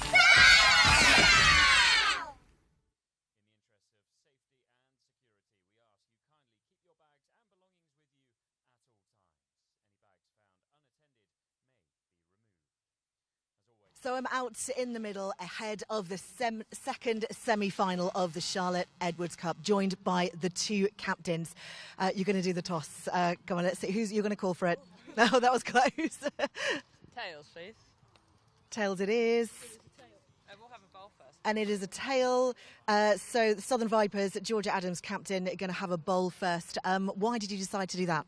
It's something that we've enjoyed doing in this format, I think, to settle ourselves in and have a look at the wicket, really. But we've been pretty confident in both disciplines, and, you know, T20 is so quick, you've got to do both well. And how are the team feeling ahead of today's match? Very calm, actually, quite cool, calm and collected at the moment. I'm sure there's a few nerves lingering around, but yeah, I think we've had the privilege of being at final stage before, so hopefully we can use that experience today. Very best of luck to you. Well done. We'll see you in a few moments' time. Bryony, what would you have done? I was a bit torn, really. I'm pretty happy with batting. We'll see. It looks a decent pitch, so I'm happy to have a first crack at it. And how are your team feeling ahead of today? Yeah, we're same as Georgia, really. We're really calm. We feel really ready for today, and we're just looking to enjoy it and hope you play some good cricket. Fantastic. Go well this afternoon. Good luck to you both. So that's the toss. We've got the Southern Vipers. Georgia Adams decided to bowl first, and we start at 2:30.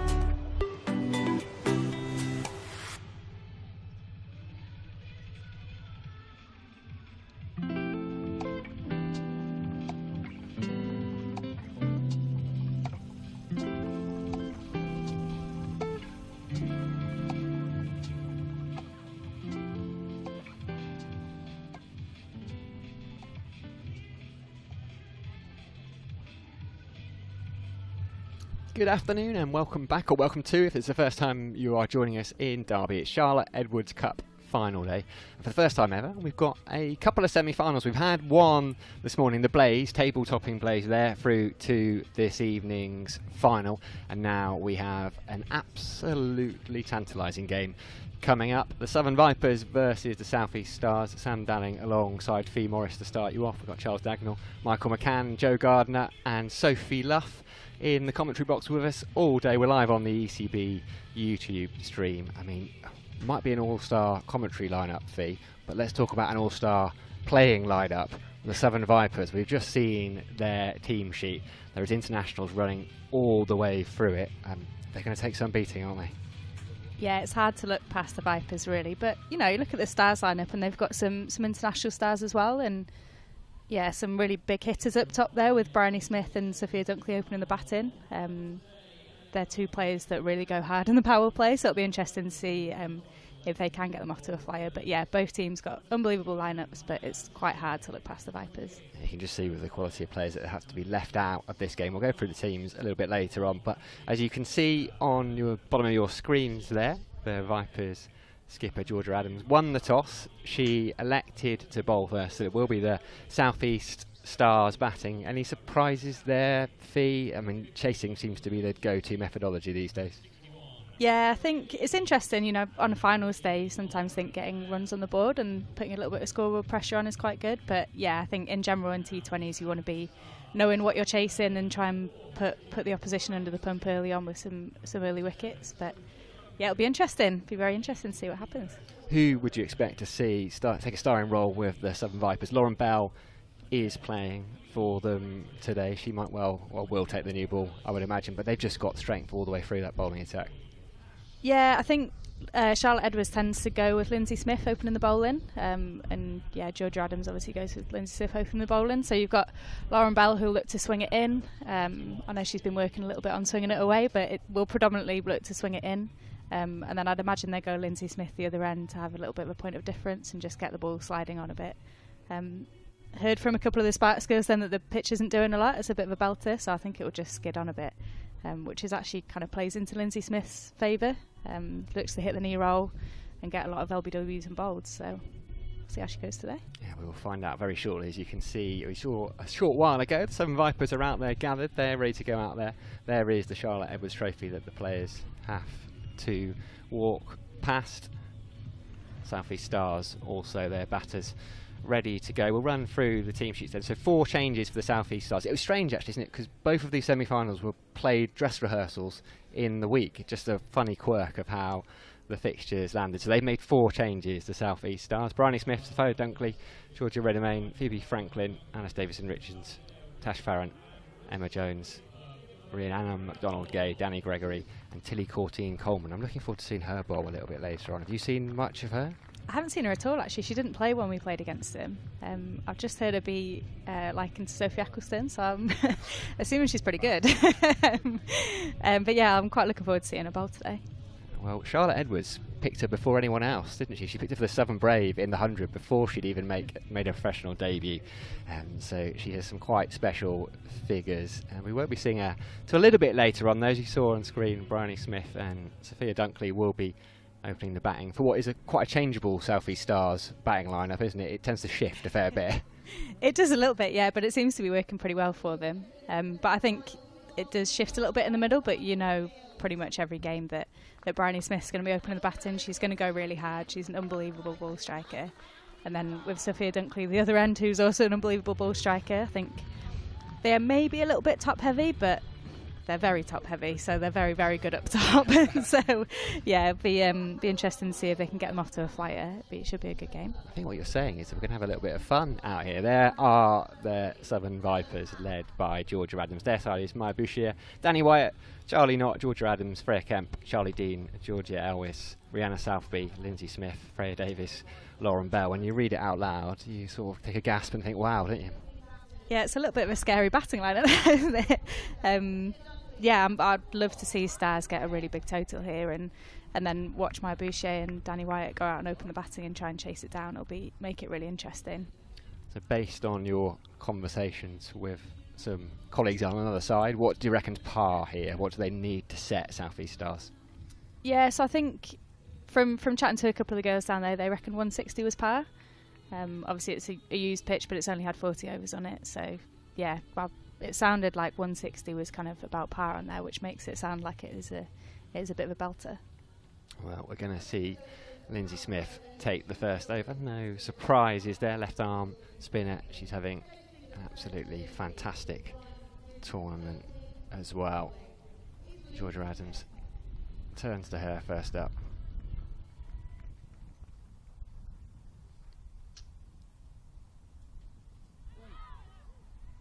Starts with a dot.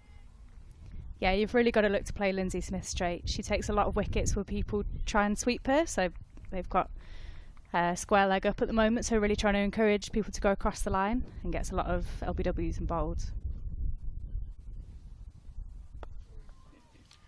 Just not giving her any room. 12 wickets in the tournament, which is pretty good at 14s. It's the economy rate, 4.91. She largely bowls in the power play. Yes, exactly. You'd take that in a 50 over game, let alone a T20, wouldn't you? There's a fellow spinner. Just give a little nod there. Right, yeah, that's all right. It's an easy life as a left-hand spinner, though, isn't it? Can I quote you on that? Is that on the record?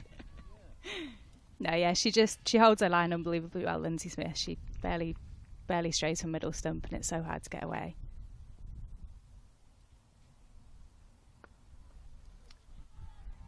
Bryony Smith does eventually get one away. First runs of this second semi-final. Derby bathed in sunshine. Barbados at its finest today.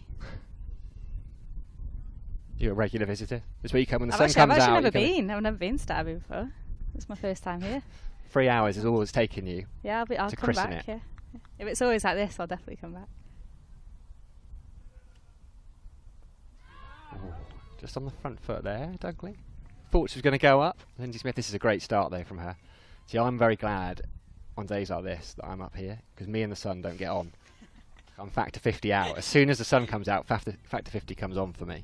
I'm an absolute sun worshipper, so.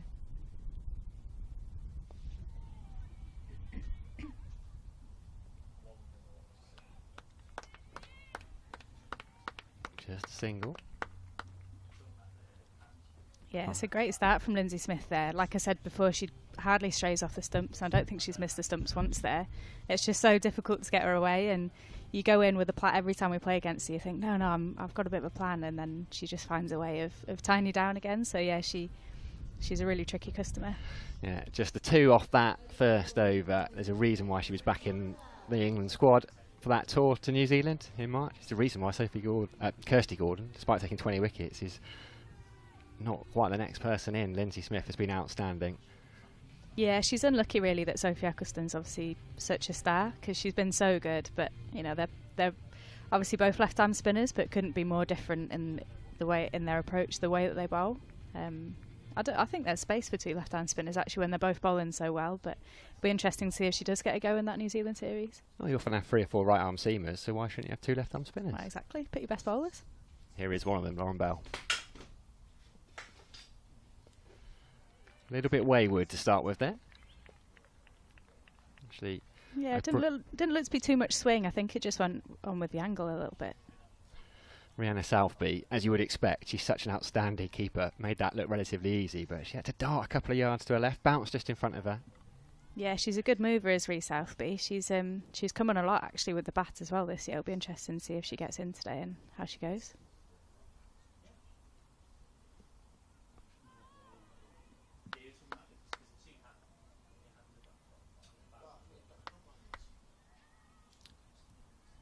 Slow start then for the South East Stars. 2 fielders allowed outside that 30-yard circle for the first 6 overs. Fine leg and deep square leg. Yeah, I think with that angle and with the swing that Lauren Bell gets, she rarely gets hit through the covers, and if she does, it's probably a bit of a poor ball, so I think it's a good field for her.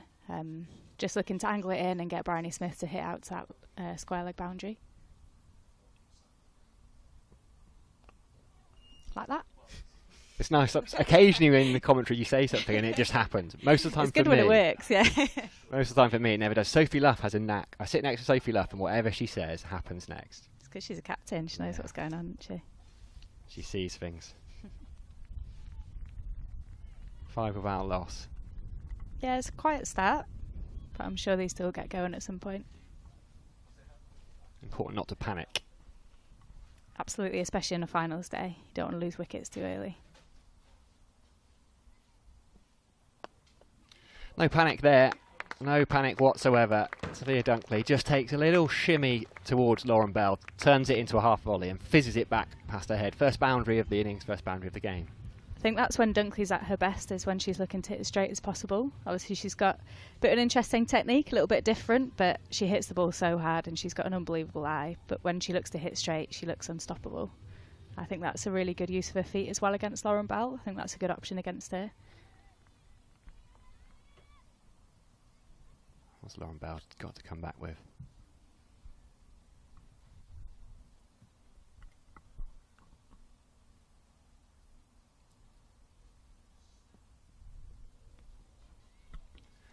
Just struggling with the radar a little bit. That's getting too much swing. Starting too straight. Yeah, I think because of that angle coming into you with Lauren Bell, if you can get out to her, and when I've faced her in the past, I've quite enjoyed using my feet to her because you can kind of get outside the line and then use the pace that she's got to kind of hit straight through mid-on, mid-off. So I think Sophia Dunkley will look to do that a few times today.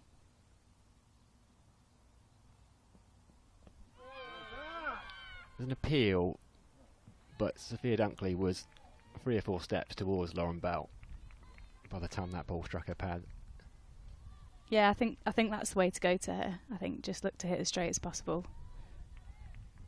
A couple of 100 runs coming into this semi-final, Sophia Dunkley. 2 half-centuries. Yeah, it's been good to see her back in some form, actually. She's obviously had a bit of a struggle with the bat in England colours, but she's such a talented player, and it's great to see her scoring some runs out there again.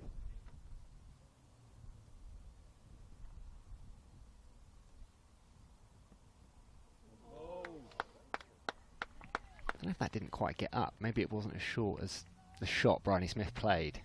She does pick up length really well, Bryony Smith, but yeah, maybe a little bit full to be pulling there, but she hits that ball so hard. When she does hit it, it really, really stays hit. But yeah, that's kind of a big strength of hers, is that front foot pull. As soon as you miss your length slightly, she hits you over mid-wicket, so I'm sure we'll see her play it again.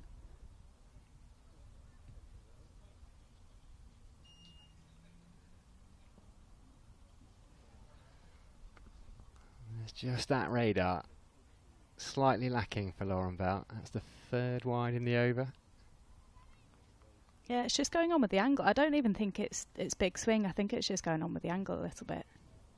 But yeah, maybe just needs to straighten up a little. But like I said, when she's got a fine leg and a deep square, you can't get too wide outside the stump either, so it's fine margins.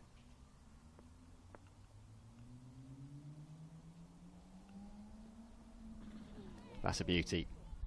Worth the extra ball, almost. I suppose you do lose a run, don't you? So, but that was, and delivered it just pitched and lifted as Bryony Smith gesticulates. 11 without loss then, the South East Stars, having been put in by Georgia Adams in this second semi-final. 2 overs gone.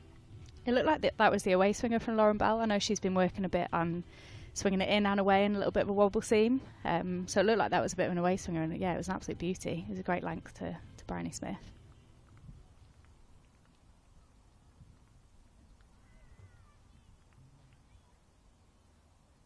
No surprise to any of us. That's pushed down the ground just for a single. The head went a little bit there, trying to hit across the line. No surprise to any of us that there's not been a change of bowling given the start.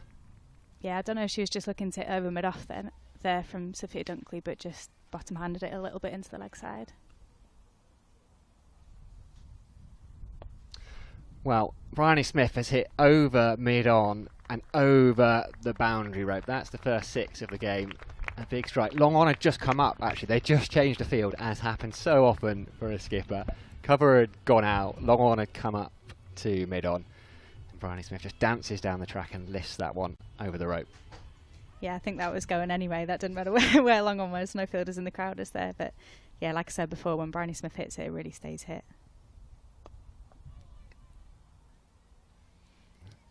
And that means those fielders can hang back on the edge of the ring, but there's still not one because she strikes it so fiercely at them. only just cleared the rope that way, you know. I thought it had more legs than it did, the 6, yeah. One of those scoop it back in, maybe. Just a single. She's so difficult to bowl at, Bryony Smith, because as soon as you drop it slightly short, she picks it so well, but as soon as you get it in her arc, it's literally out the park. So, yeah, she's really tricky to bowl at and strikes it so nicely. Do you practice those scoop it back in bits of fielding? Yeah, of course. I've probably done one in my life, but I've practiced it millions of times.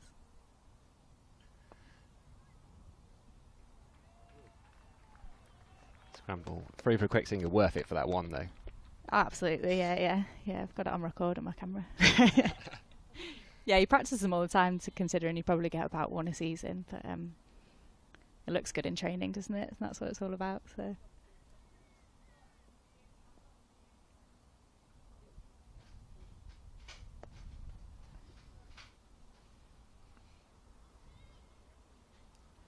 It's only a fraction short that Bryony Smith picked up the length that one of those two fielders allowed outside the ring was there. So good bit of captaincy. End of the over. 3 gone. I think that shows how good this pitch is as well, that you can trust that bounce. Like you said, that wasn't even that short, and she's gone back to it and managed to strike it really nicely out to that boundary. So yeah, a true bounce and coming on really nicely. So I think they'll look to really accelerate over the next couple of overs and really take advantage of that power play. It's so important in the women's game, that power play. So yeah, Charlie Dean coming on now will be interesting. See how Bryony Smith goes. She's usually pretty good against off spin, as I know all too well. But yeah, see how, obviously Charlie Dean's a fantastic bowler, so see how she goes this over. How does she look to play off spin then, Bryony Smith? She usually clears the front leg and hits it miles. More pongoing. A lot of pongoing, yeah. Just dragged that one down. Charlie Dean, first ball of her spell. And Bryony Smith just helped it round the corner. Another 4. We are into the 4th over. Apologies, the scoreboard just seems to have frozen here at Derby. Maybe it's got too hot. Maybe Barbados, the heat, has got to the scoreboard. Barbados doing its thing, yeah. Yeah, a bit of a drag down there from Charlie Dean. I think with a long on and a cow out, she'll be looking to bowl kind of full and straight and hit Bryony Smith on that front pad. Oh, almost just like that. I know she was just trying to pull that, Bryony Smith. Yeah, that looked close. Maybe just sliding down from Charlie Dean. She does get a bit of spin, so maybe just sliding down leg side.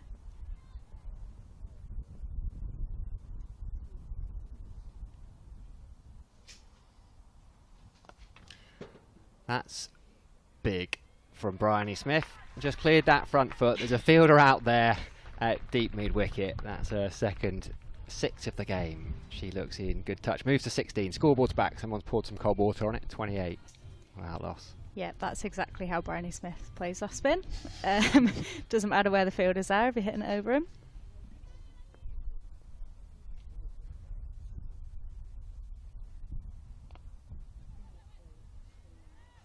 Looked like an arm ball there from Charlie Dean.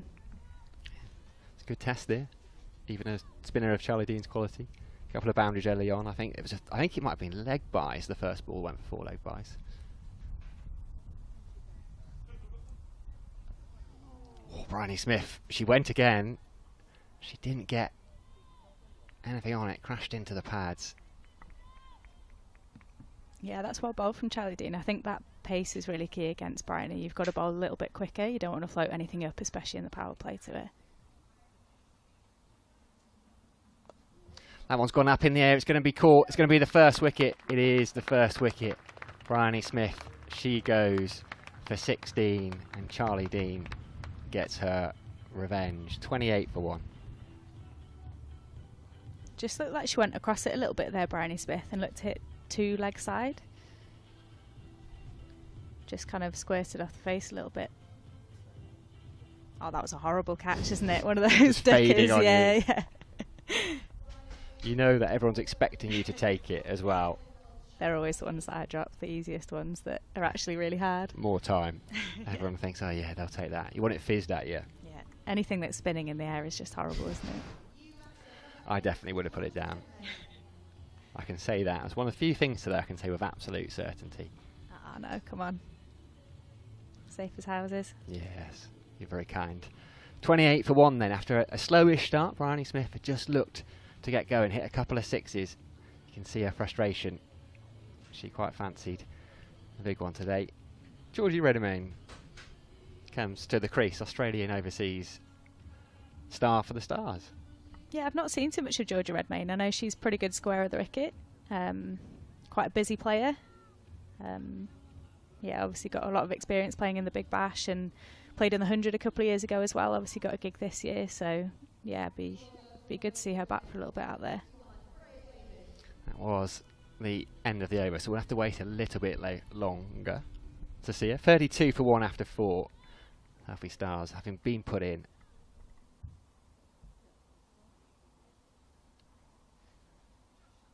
Let's see Freya Davies for the first time. Southby up to the stumps.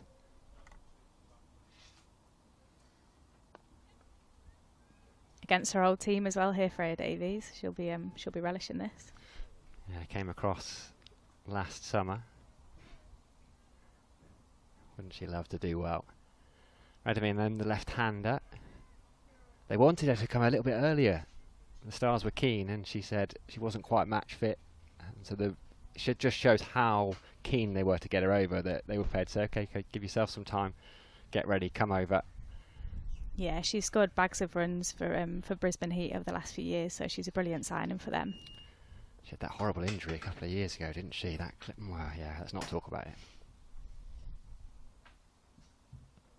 Well, it's a big shout, though. That looks pretty good. Not given.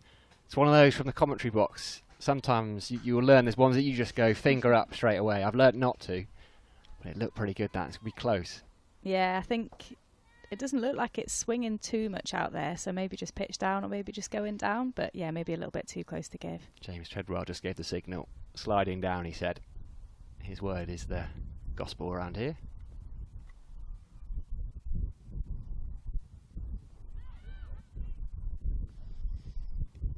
Giving us a wide. Rihanna Southby. Quick as you like, threw it back. Missed the stumps. Hit a fellow wicketkeeper. Apologise straight away.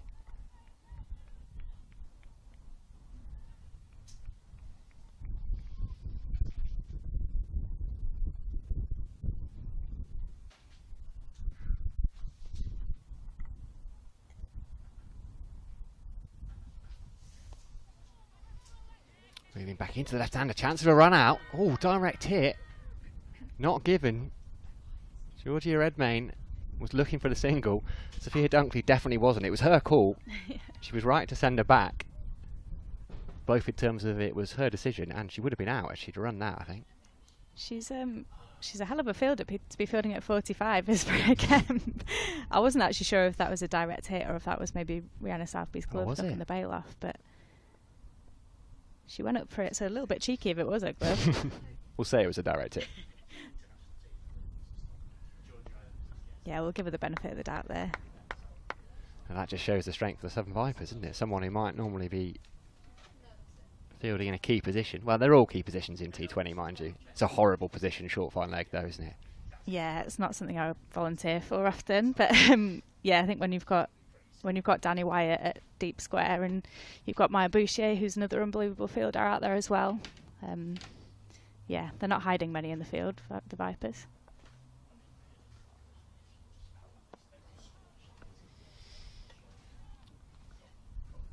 Just took a couple of steps down the wicket there. Redmayne tried to negate that swing. Picks up a single to George Adams. He's just hanging back at mid-on to the left-hander. Left-hand, right-hand combination, so something else for Georgia Adams to think about. She's a seasoned pro. She'll be fine, Gads. She's a great captain, got a great cricket brain. She'll be managing the troops well, I think. Southby up to the stumps. We'll see that a lot today, I think.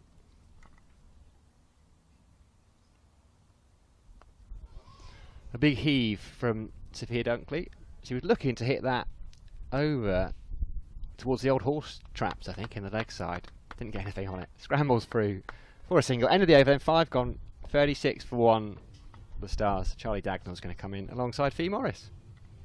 Yeah, I think with how much Sophia Dunkley looks to use her feet, even against the seamers, I definitely think we'll see Rihanna Southby standing up to the stumps a lot today. she's got great hands. She's a brilliant young keeper. She's worked really hard on her batting this year, actually, and that's really come on. As if the Vipers didn't need any more more reserves in the batting stocks. But yeah, she's a great player, and I think she'll stand up to the stumps as much as possible, especially when Sophia Dunkley's on strike.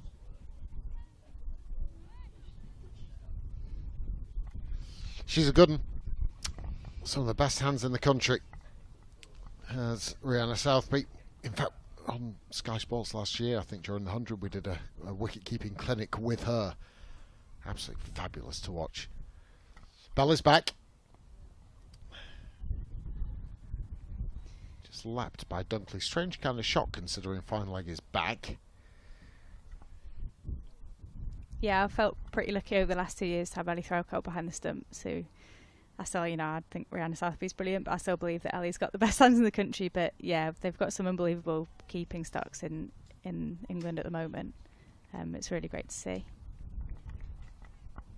How's my mate Seren Smale getting on? I think she's a good one as well. Seren. She'll be loving getting a bit of airtime on here.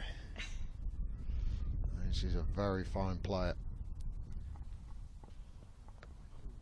One to keep your eye on, and that is one to keep the eye on as well, as Georgia Redmayne scythes that away through the offside. Not been so good with the areas bowled today from Lauren Bell.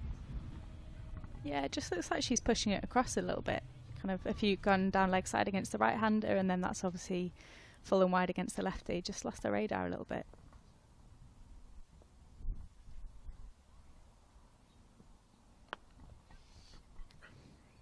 Beautiful looking punch. Will only bring a single. It was interesting. I had a good conversation with Matt Mason, one of the England bowling coaches. Came on our podcast and was discussing about Lauren Bell and the fact that given the schedule and the workloads and trying to change her technique a little bit, trying to develop that away swinger. We've seen it in operation a couple of times, but with that, whilst you're working through things, there may be a little bit of waywardness that comes with it.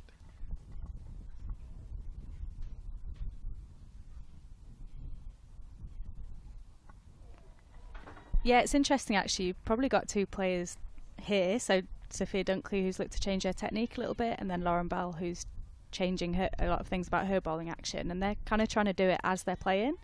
They've both received quite a lot of a stick actually for maybe not bowling or batting as well as they should have done. But I think you can probably give a little bit of sympathy where they're trying to change a lot about their technique, but during games that are being televised and England games. So I think you can probably give them the benefit of the doubt a little bit.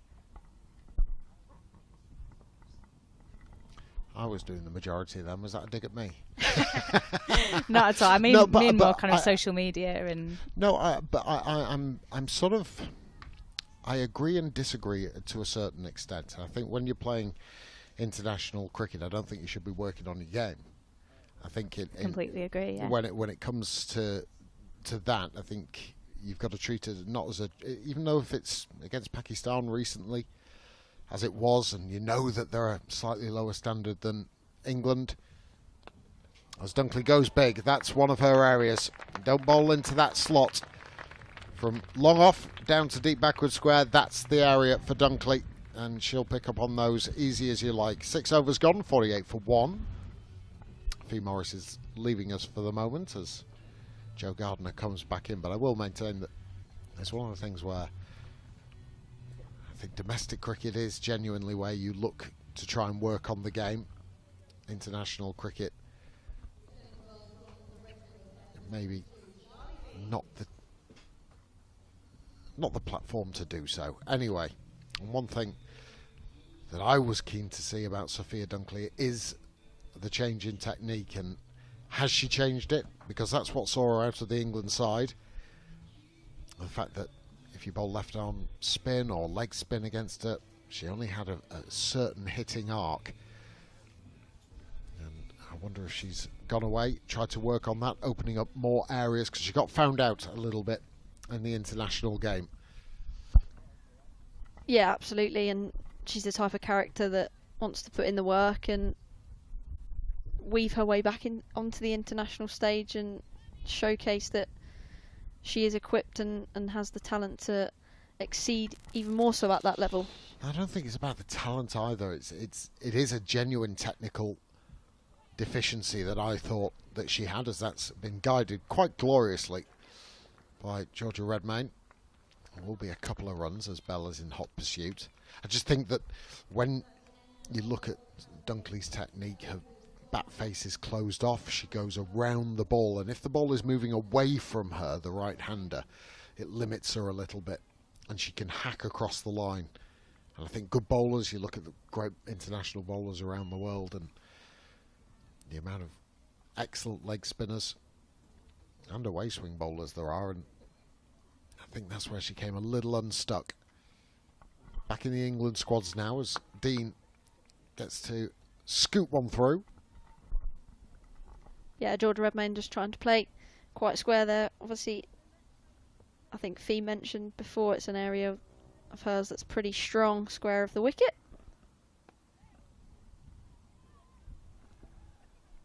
Just comes through for a single there that time. So, brings Dunkley back onto strike. Redmayne, she's the 11th all-time WBBL run scorer. Just shy of 2,500 runs in that competition. So she's experienced enough. Just adding to the depth of the Stars batting lineup. Two brilliant teams. I'll tell you what, looked at the team list and mouth was watering with these two coming together.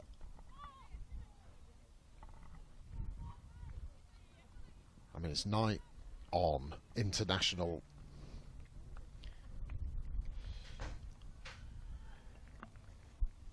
As far as domestic cricket goes, you're not going to see two more stacked lineups with international experience as these two, I would probably say. Telegraphed it, but it was played beautifully. Really nice. As just looking at the field, seeing where you're scoring options. It's smart cricket. Yeah, it's really, really clever there from Sophia Dunkley. It's not a shot that we would see that often from her across the course of her career, so she's done really well to execute that reverse sweep, got it fine enough, and it went all the way for 4. Yeah, brilliant from Dunkley there.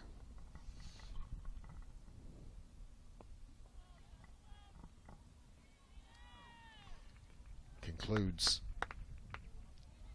the 7th over, 58, correction, 4-1. Dunkley is 23, not out off 16. And Georgia Redmayne, who's just going at a runner ball. In this second semi-final, of course, these two sides, the only ones to have won it. The South East Stars in the first edition of the Charlotte Edwards Cup, down at, as it was, the Aegeus Bowl. Utilita Bowl, I think it's called now. And then the Southern Vipers winning the last two editions last season at New Road. So both will be very keen to either keep hold of it or get their hands on it again. Looks as though it's going to be Charlie Knott, the Vipers' leading wicket taker, that's going to come into the attack to bowl against the Brisbane Heat teammate in Georgia Redmayne. So good that we now have the opportunity to get these overseas players playing in our domestic competition and just enhance that quality and calibre of the competition even more so.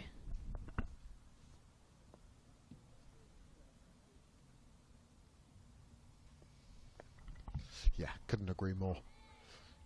And we were discussing earlier about the depth that Australia have, and it does work both ways. English players going over to play in their domestic comp, the WNCL, and also the WBBL. I think it's hugely beneficial for all concerned. It raises those standards, makes it more competitive. Also shows you how good the players are that can't get in that Australian side. Yeah, absolutely. I think just on that kind of vice versa experience, obviously Georgia Adams, Vipers captain, had the privilege of going out to play for the Adelaide Strikers and also New South Wales last year. Won it, didn't they, Adelaide? Yeah, she's won a few WBBL? trophies in the past 12 months or so, Georgia Adams.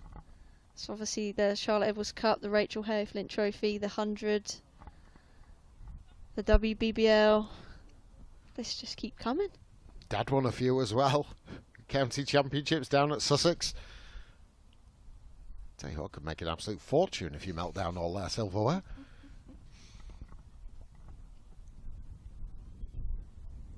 Looking forward to seeing Freya Kemp with ball in hand. I've been told that she's available to bowl. Hasn't done so yet. Down the ground. Has she got enough of it? Yes, she has. Not quite as cleanly timed as she would have liked, but the power is there. The placement even better. Picks herself up yet another boundary. Yeah, it was just floated outside the off stump there from Knott, wasn't it? Dunkley well into her innings now, uses her feet, comes down the track and hits it pretty straight. No great turn on offer, other than the turn straight into the middle of Sophia Dunkley's bat.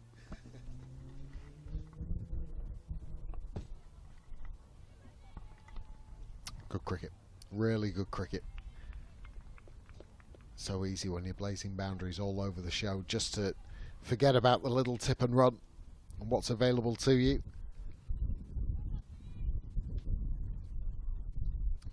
Be really intrigued as well to see how this Derby wicket plays. Usually an excellent white ball track here. The county ground in Derby. But sometimes over a course of a day can just change characteristics a little bit. Still looks an absolute belter though, and South East Stars going very nicely. 63 for 1 at the conclusion of the 8th over. This, well worth reminding that this is a replay of the final group game. South East Stars just need 4 more runs to overcome the 66 they were bowled out for against the Southern Vipers down in Hove. Vipers winning that last group game by 113 runs, but it's going to be a completely different affair today. 4 changes for the South East Stars. So in come Phoebe Franklin, Sophia Dunkley, Georgia Redmayne and Rihanna McDonald-Gay. No place for Kalia Moore, Alexa Stonehouse. I'm a little disappointed not to see Alexa Stonehouse play. I think she's a very fine young player.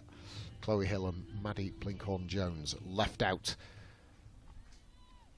Although a little later on in the second innings, I'm hugely looking forward for the first time to see TCC, Tilly Courtine Coleman.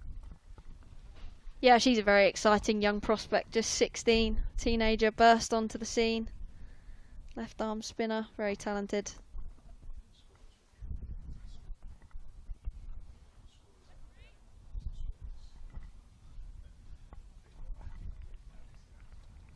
Yeah, she took 4 wickets in 4 balls, I think, Tilly Courtine Coleman.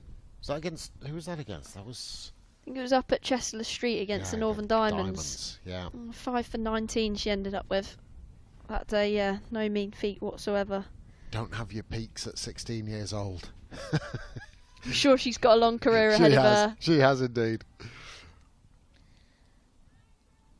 Picked up by a Southern Brave in the draft as well, so Charlotte Edwards has already touted her opposition coach today, mind.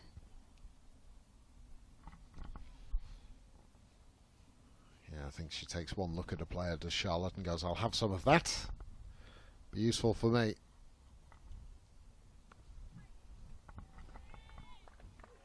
Freya Davis has bowled really nicely. The first over, she did get a little bit of away movement. Thought that LBW was very close. James Treadwell thought otherwise. Well, he might have thought it was close, but he didn't think it was out. Got boxer tricks as Freya Davis. Back of the hand, slower balls. Yorkers pace on. Yeah, Freya Davis is an interesting one actually. With her back of the hand slower balls, compared to some of the other bowlers around the circuit, her back of the hand slow balls actually cut in off the surface, whereas you often see other people that utilise their back of the hand slow balls tend to move away from the right hander in particular. But yeah, she's got a bag of tricks and she won't be afraid to use them. And this is what, her second over. I think first ball was back of the hand. movement from Dunkley has to be quick. The throw is good. Just the extra bounce over the top of the stumps. What is it like facing Freya Davis? Are there any little ciphers that you can see or spot that the Telegraph might, or give you any inkling as to what she might be bowling?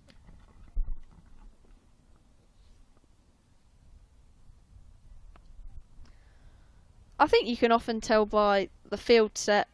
Generally, with Freya, I know certainly for myself, I faced her quite a bit in the couple of games that we played against the Vipers, and she had the 4 out of 4 straight, so kind of cover long on, long off, and a cow corner, and that allowed her to bowl multiple deliveries. To be fair, she was mixing it up quite a bit, whether that was back of the hand, pace on, or even Yorker. She's got very mean Yorker in her as well.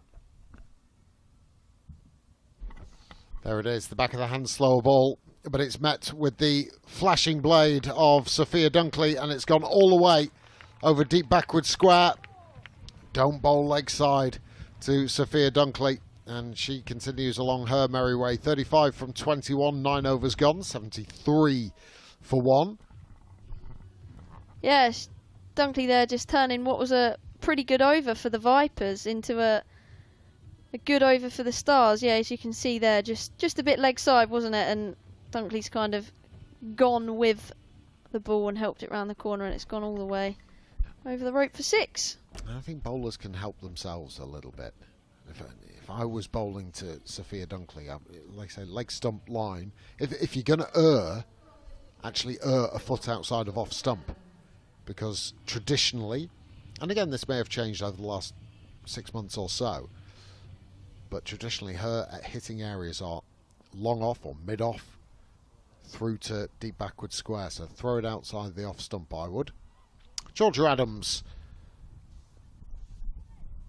with a flatties, round arm off spinners. Yeah, it was very effective for the Vipers in the past couple of years. Probably not taken as many wickets this year. Just 8 wickets in the tournament. Was leading wicket taker in the 100 last year.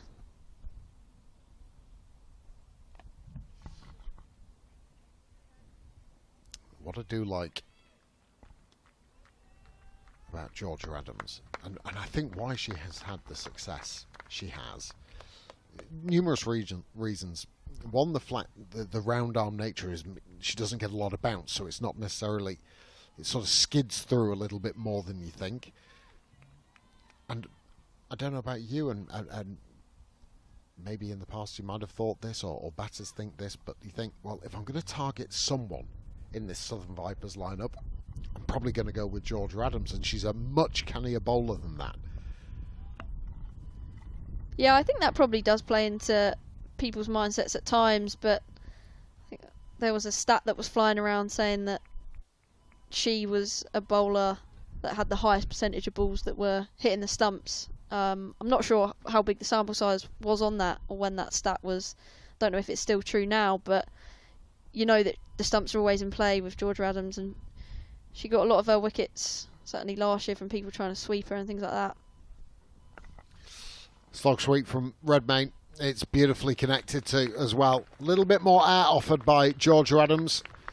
A shot that Redmayne plays very, very well.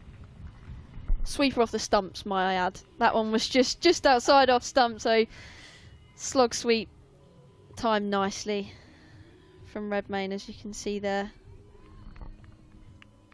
A lot of the Aussies are very good sweepers of the cricket ball.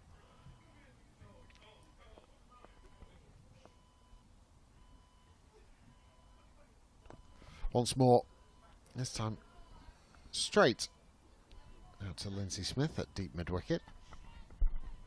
Yeah, and I'd say Redmayne's probably a player that's more likely to find her boundaries sweeping against a spinner than someone like Dunkley, for example, who's more likely to come down the track and pump you straight. Well, the 4 deep fielders are for Dunkley's areas. Long off, long on, deep mid-wicket, deep backward square. That's her arc. Drags it from outside off stump.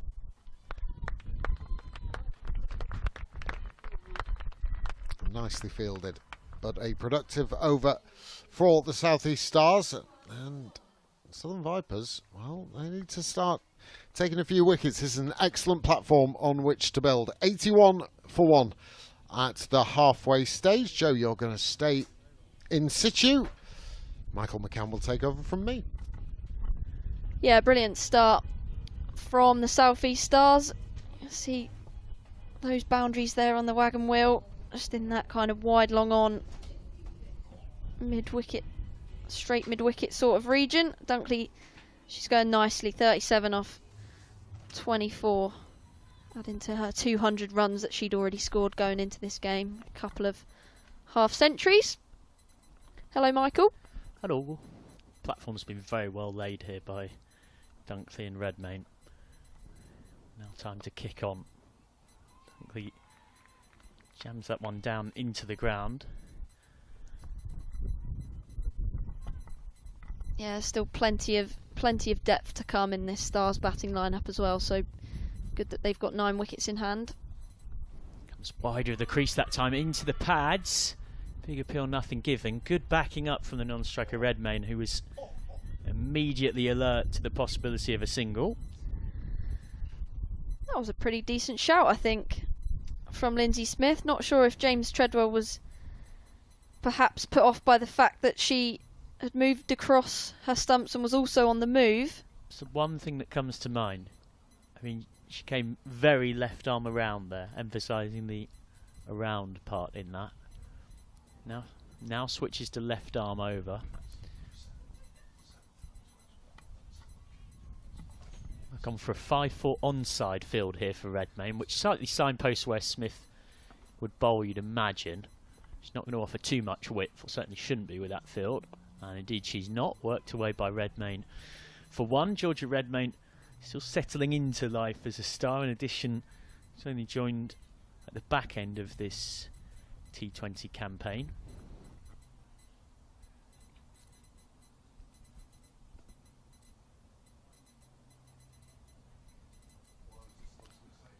Just jabbed into the ground by Dunkley. Won't get anything for that. It is interesting to note teams talk about winning the power play. Well, the South East Stars have comprehensively done that. It's their best power play of the season. It's the Vipers' worst. Just turn round the corner for 1. Yeah, I did see a little stat on that. I had noted the South East Stars power plays across their 9 innings that they'd had. Obviously, they had that game abandoned against the Storm. And their previous best was 47 for none against the Vipers in the game that they won at the Oval. That's straight at short fine leg. I'll get 1. Yeah, they got 48 for 1 today. You'd probably in truth prefer 47 without loss, but in terms of runs scored, and it's also the most runs the Southern Vipers have conceded at that stage of the game, and that is a big reason as to what has contributed to what we see now. 85 for 1 off 11. Interesting head-to-head between these two, because you alluded to that game at the Oval. I commentated on that one. It's a very good performance from Stars. It actually took an excellent partnership from Monaghan and Southby just to scramble the Vipers up to a half-decent total, and even then Stars won by 6 wickets with 11 balls to spare. Paige Schofield hit a 50, Sophia Dunkley hit 53. But then, of course, in the rematch in midweek, albeit Stars had made 4 changes, it was a comprehensive pasting for the Stars. There's something about the Vipers, sort of as soon as a finals day seems to come into the rear-view mirror, they seem to just find form at the right time. 4 wins from 5 heading into today. Adams to continue. That's straight to point. Won't get anything for that. So a good bit of pressure building here. Just a little period of the game where it's accumulation for the South East Stars. Redmayne has 20 but under a run a ball, so the Vipers won't mind that. That's a swing and a miss outside off, trying to sweep Adams. There is only a short fine leg. Redmayne thinking that if she can get it either side of that fielder, it's probably 4.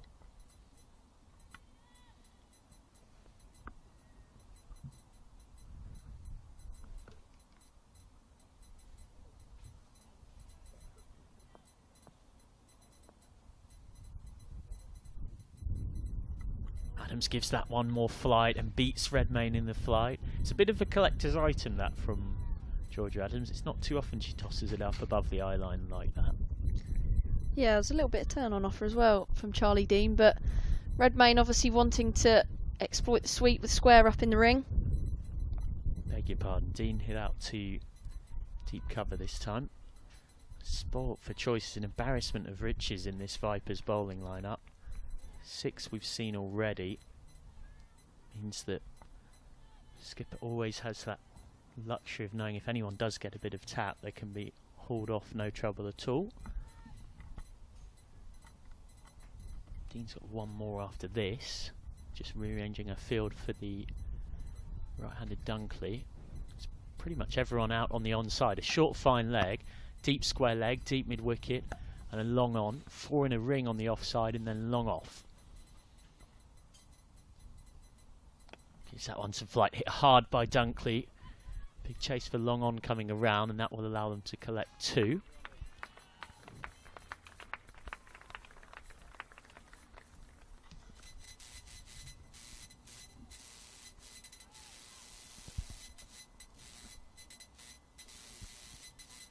Tidy over so far, this from Charlie Dean. Should be hoping to get out of it without conceding a boundary. And she may well have not. Indeed, she hasn't. Crashed away by Dunkley, bisecting deep mid-wicket and long on perfectly out towards cow corner for a 1 bounce 4. So it just breaks it. A little run of the Stars going without a boundary. And Dunkley flies along to 44. Yeah, again, as we've seen in her innings so far today, uses her feet to get to the pitch of the ball and, as you mentioned, split the gap between the deep mid-wicket and the long-on fielders quite superbly. First boundary in 14 balls, which for a T20 game is a little while.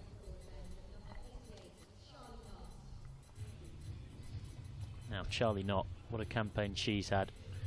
Vipers' top wicket taker coming into finals day with 16. Only Kirsty Gordon of the Blaze with more wickets in the competition. And she's not a million miles off being in the top 10 run scorers as well. Australia's Young Gun of 2023. She won the Young Gun award over there. Still not been capped by Australia. You would think that's going to come in the not too far distant future. Not giving that one some flight, but she's hit hard back down the ground, and it will go away for 4. Good strong shot by Redmayne going inside out. Well played.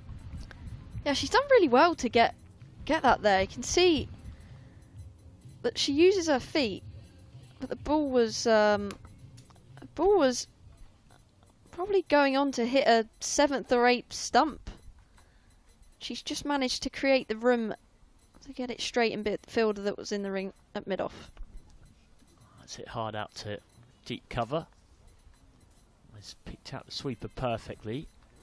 Redmayne just looking to accelerate and get through the gears here. It's very much go time here for Stars. Plenty of resources available. We know from that first game that ideally you want minimum 150 on this. Indeed, they'll be targeting more towards the 180 kind of direction at this point. So that's flown away off the outside edge. Might be a bit of luck here for Dunkley. It is a bit of fortune. Flies away and we'll get 2 more. Yeah, it wasn't a convincing sweep from Dunkley. It was a bit of a standing sweep. I could probably describe it as it's cannoned off an outside edge. Moves on to 46. That's hit hard out to deep mid-wicket for 1. So Dunkley has 47. She's not far off getting, that would be a 3rd half century in this competition this season. 100 up as well for the Stars in the 13th over. A lot of hitting in the hutch as well, the likes of Paige Schofield, who's had a great tournament. Alice Davidson Richards. Plenty of flight on that one. Down the track, 1 bounce to Adams at long on. The 100 has come up as well with that previous scoring shot, and it's come up in good time here too. Got to be looking at 10 and over from here with a platform like this, 2 set batters. Time to swing for the hills.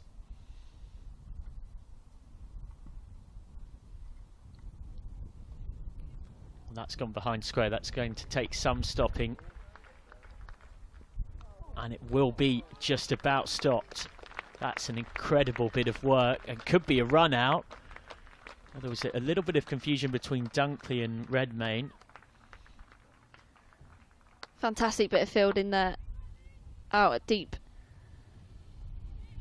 Square leg it was in the end that Lindsay Smith was making up the ground to haul that one back in to keep it to just 2. You can see there. Full stretch dive to haul that back in. Keep it to just a couple as Dunkley moves on to 49. Yeah, you wouldn't have blamed her for expecting to get more when that came off the bat. Smith seemed in a little bit of discomfort as Jo Gardner will step out. And Sophie Luff will head in the commentary box. 7 overs left here. 10 and over gets 173. Deal or no deal if you're a Stars supporter? I'd be dealing on that. You'd be dealing on that.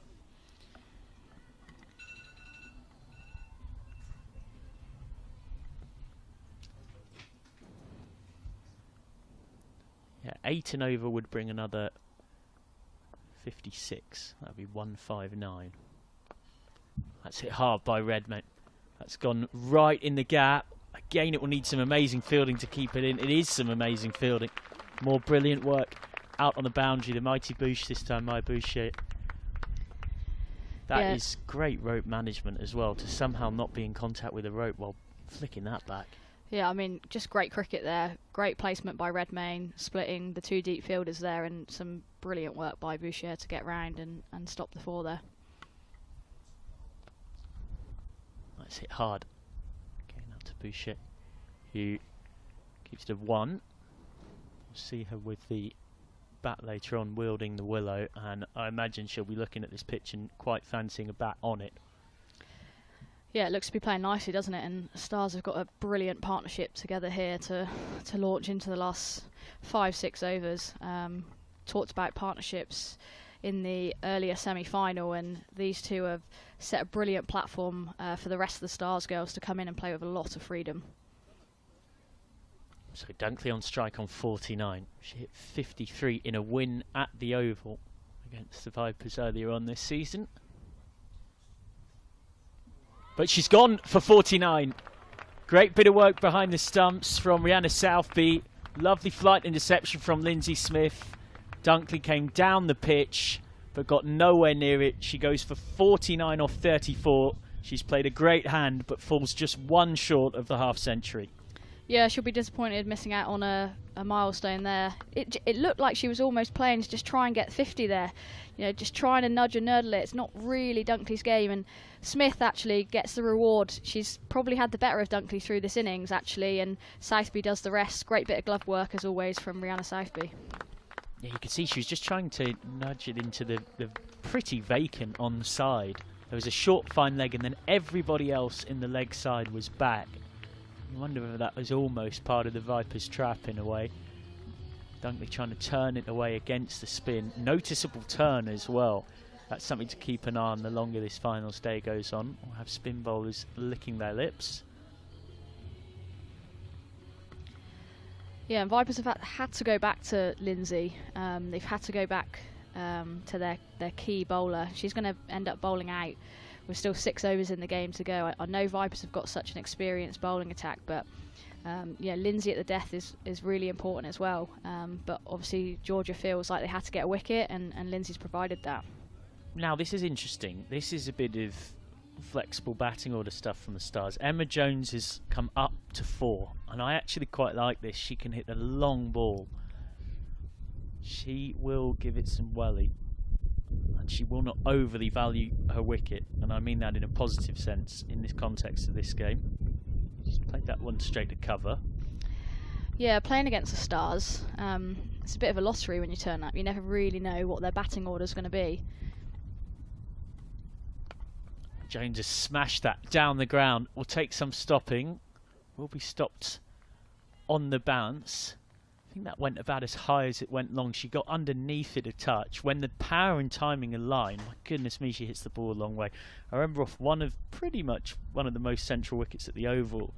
Saw her in her first game for the Stars this season hit one a good 10 rows back into the stands.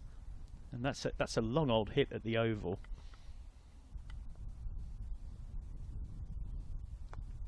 Oh, that's worked away for what looked like a slightly dicey looking quick single, but it works out okay in the end. 14 overs gone, 108 for 2. Redmayne has a runner ball 31. You think it's time for her to kick on as well. 6 overs left. Yeah, I think they'll want Redmayne to kick on, but I also think they'll use her as the one to bat around, and I think you see that in Jones coming out at 4. Girls that are going to go really hard. Like I said, Stars have an incredibly flexible batting lineup.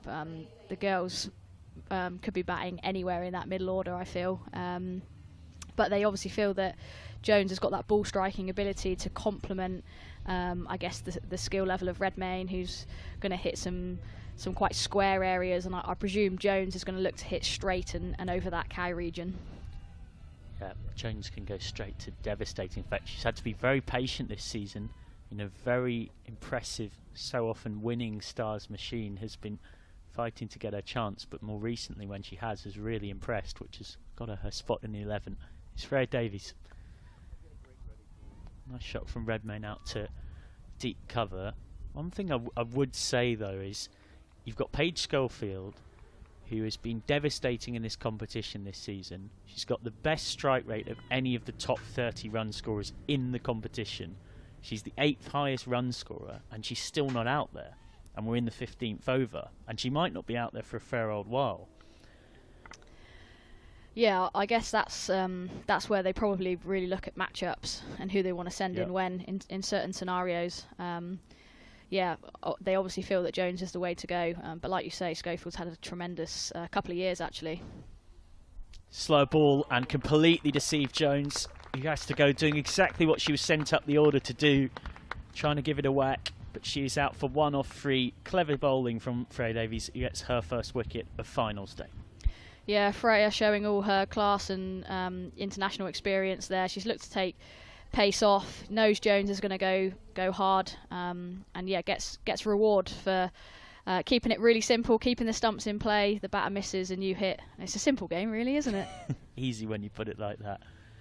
Very neat stuff from Davis. And Jones had made room, had a swing, and wasn't able to make contact. Davis, who has 35 England white ball appearances across the T20 and 50 over format. Part of this Vipers side where it's almost easier to pick out the players that haven't yet played for their country. Charlie Knott, you think it will only be a matter of time. Georgia Adams in is the guest captain of this international 11, and Rihanna Southby is a pretty impressive keeper. It's sort of almost the People's Republic of the Southern Vipers. It's a hell of a team. But it is worth saying that pretty much the identical 11 lost to Sparks in round 8 a week ago, so they're very much not invincible. Yeah, I think they've obviously got a lot of internationals, but a lot of individuals, I'd say. They obviously come collectively together and produce results, but I'm not sure how much of a team they really are. Here's Davies to Schofield. Just talking about what a brilliant season she's had. Yeah, it's interesting you mentioned that. I was listening to the Wisden Cricket podcast on the way down here yesterday, and Lauren Winfield-Hill was saying this. She said there's almost 2 versions of the Vipers team. It's with and without all those England players coming back, and one of the difficult tasks for Charlotte Edwards is how you manage that. Think of a player like Emily Windsor not involved today. Very unlucky not to be. Another slow ball from Davies. That's trickled off the pad out to short fine leg. Redmayne takes on the single. They've got to be taking singles like that, particularly at this stage of the innings, and they did, and they got through.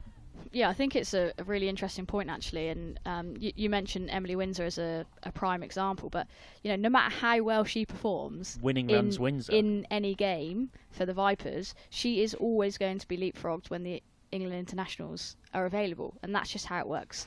But she's going to be a crucial cog next week, for example, when they go back into Rachel Hayhoe and they're missing half their internationals. Cut away by Redmayne, but again has picked out that sweeper at deep cover.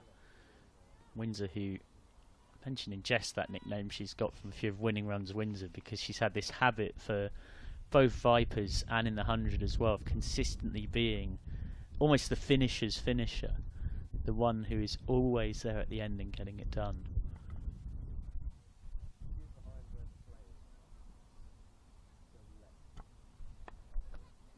Nicely bowled by Davies. That's out to deep cover once more, so a really good tight over. Only 3 conceded on Davies' figures, a leg by as well, a wicket too, 112 for 3, so Vipers doing well to stop the South East Stars charge.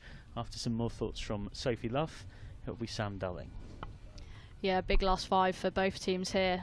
Stars going really nicely, but Schofield's got to get going pretty quickly here. The in-batter of Redmayne looking to build up partnership, and Vipers will want to continue to take wickets. Looks like it's going to be Charlie Dean to come back into the attack. As Sam picks up the mic again. Hello, Sophie. Last over of Charlie Dean's, I was going to say work today. Should be hoping it's not the last over of her work today. 3 overs, 1 for 22. They've got options back end of the innings. Charlie not often bowls in the death. Georgia Adams bowls a little bit. She picked up wickets actually against Western Storm, didn't she? Sorry, Soph, had to bring it up. Thanks for that, Sam. Yeah, I feel like she does pick up quite a lot of wickets against Storm, and actually she's known for getting me out, unfortunately, quite a lot.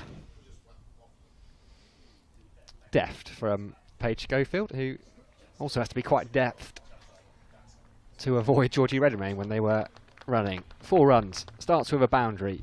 Just finding that area almost right behind Rihanna Southby, who then has the ball chucked in over her head. It's all going on, so.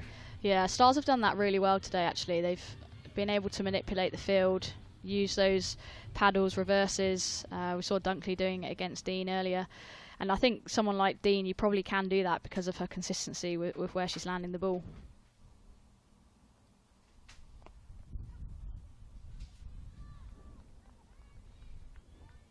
That one a little bit more flight there, Charlie Dean. Made 50 against the Vipers earlier in the summer, Paige Schofield. That's successful. They were chasing that. They chased down 143. Paige Schofield 50 off 34 balls. Yeah, she's looked like a different player since she's joined the Stars. They've definitely got the best out of her. She's had a really good couple of years. Ended up going to New Zealand with England A as well. Yeah, her batting's just really, really kicked on, and she's reaping the rewards.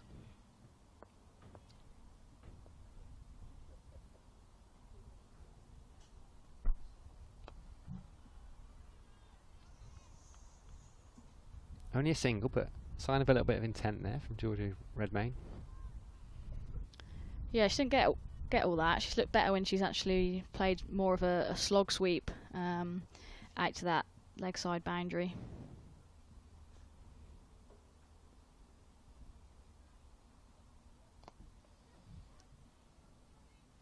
There is a slog sweep towards the leg side boundary, but it's really well fielded out there. Keeps it to a couple. Bit of relay fielding. 2 more to Paige Schofield. Yeah, Vipers have done well in the deep, actually. A couple of really good stops. Lindsay Smith earlier as well, and that was her again out there with Wyatt doing the tidying up work.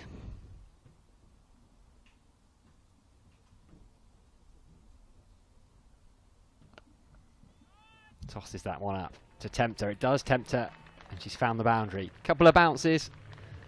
Goes over the ropes. Paige Schofield moves on to a dozen. Yeah, well into her work is Schofield now.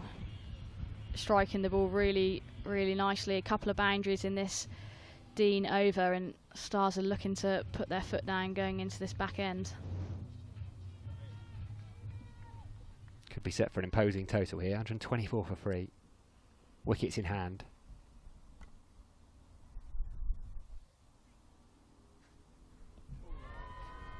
Flatter half an appeal. Charlie Dean's, I think, expecting that to be given. She just wanders away and has a look pretty close from up here. So for end of the over, 124 for 3. Dean has 1 for 34 from her 4. Yep, that was very close, Sam. Very close indeed. Schofield might have got away with one there. Vipers would have been hoping that the finger went up, but unfortunately Stars are still 3 down, and the Wasp is looking good, isn't it? Yeah, let's have another look at that one. Close. Paige Schofield on a dozen. Potentially gets away with one. Will she make... I say Southern Vipers pay, but it's not really them. That almost suggests they've done something wrong, which... Yeah, they haven't exactly like dropped her or anything, have they? So Lauren Bell back into the attack. Couple of overs left for her. 2 overs 0 for 20, so a little bit expensive early doors.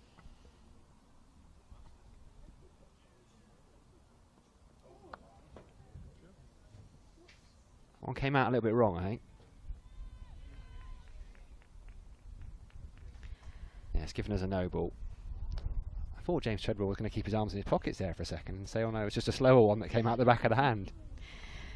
No, he's currently making the free hit signal. I think he's just told Lauren Bell and Georgia Adams, the skipper. It's a very classy free hit signal, isn't it, from James Treadwell? See that? He had 2 fingers. Oh, 2 fingers. Yeah. Oh. So Schofield gets a life and gets to face a free hit from Lauren Bell. That's a good short ball. Followed it. Oh, no, it's given us a wide. Eventually, after a little look from Paige Schofield, James Treadwell, I'm sure he was getting his arms out of his pockets anyway, just slowly. Yeah, his arms were... he just wanted to do the free hit signal again, didn't he? The two fingers in the air. We're still going. Another free hit.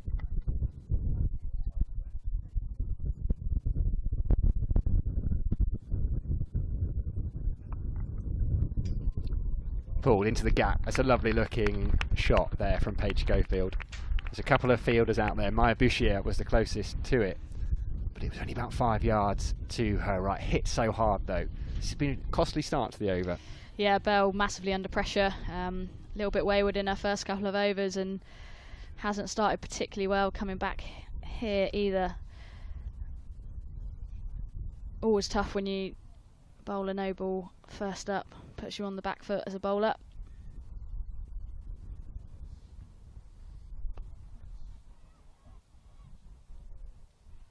Pace off. Drilled straight at Georgia Adams. I think that would have been quite close. Good hit and run though at this stage in a T20. I think you've got to do that, Soph. Yeah, you're definitely looking to run it mid-on, mid-off if they're up in the ring. I think you're looking to do that from ball 1 in T20. To be honest with you, you're always trying to back yourself. Left-hander Redmayne on strike.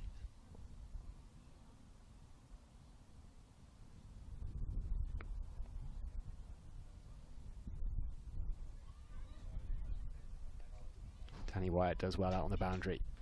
And there's that relay again from the Seven Vipers. It was almost like, oh, well, you gave me the last one, so I'll give you that one, Lindsay Smith. Yeah, a little bit miscommunication out there between the 2 England girls, Charlie Dean and Danny Wyatt. Oh, it's Charlie Dean, sorry. They got it in the end. Stars have run really well between the wickets as well.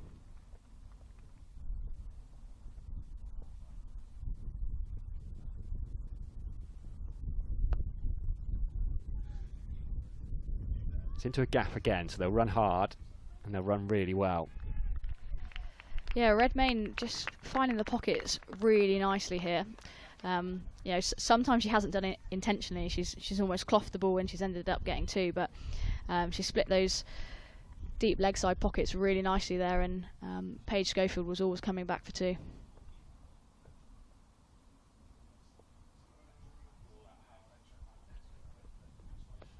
Pace off. That's gone up in the air. Charlie Dean waits. Charlie Dean takes the catch. Big wicket. Redmayne set batter. 39 from 38. Has to go. Clever comeback from Lauren Bell.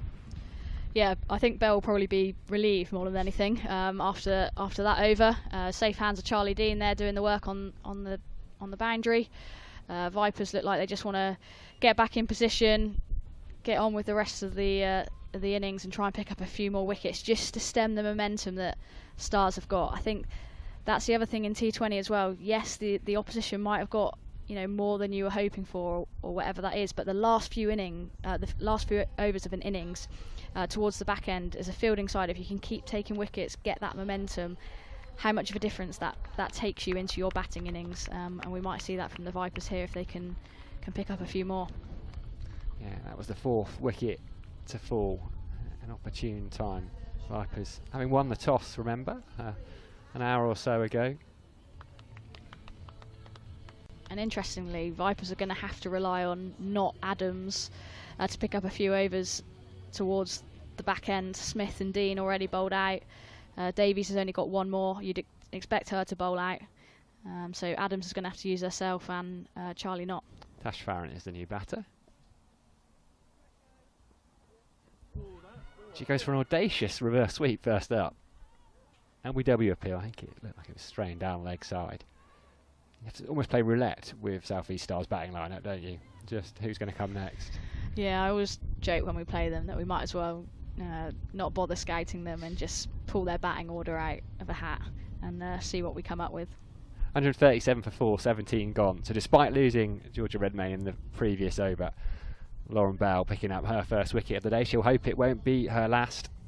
South East Stars are in a good position here in this second semi-final. That bench will be relatively happy with the work they've done. Yeah, still got a lot of batting to come there as well. You can see Alice Davison-Richards, Phoebe Franklin with their pads on, ready to go. Alice looks particularly relaxed. She is a very relaxed cricketer. Georgia Adams. I was going to say turns to herself, but that feels physically impossible, doesn't it? Good from Farrant there as well. I think Farrant's job here, just for this over in particular, just try and get Schofield on strike. She's the one that's been striking the ball really well. Farrant can just get into her work as well, going into the last couple. Show of aggression from Paige Schofield. Just couldn't get that one away. Interesting to see if she goes with Lauren Bell though, or Charlie Knott last up.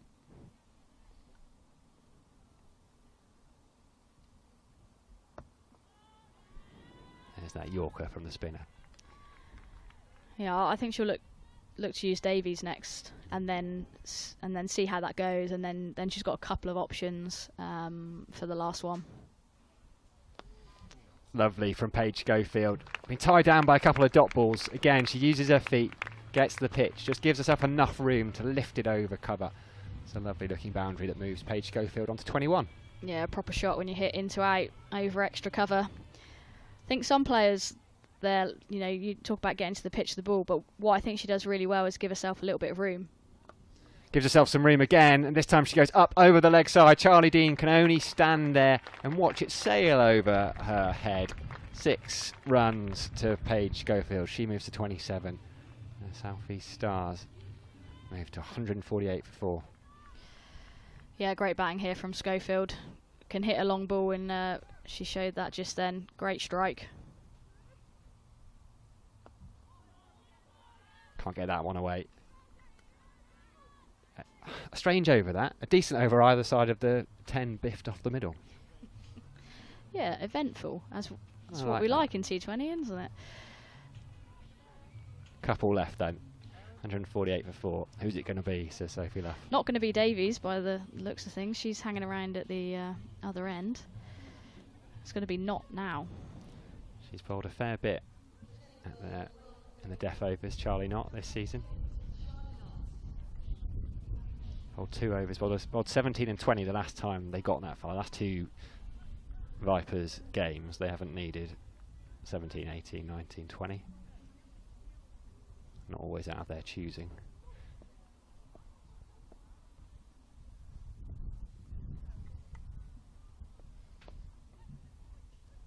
There's a gap out there. I think they'll come back for 2.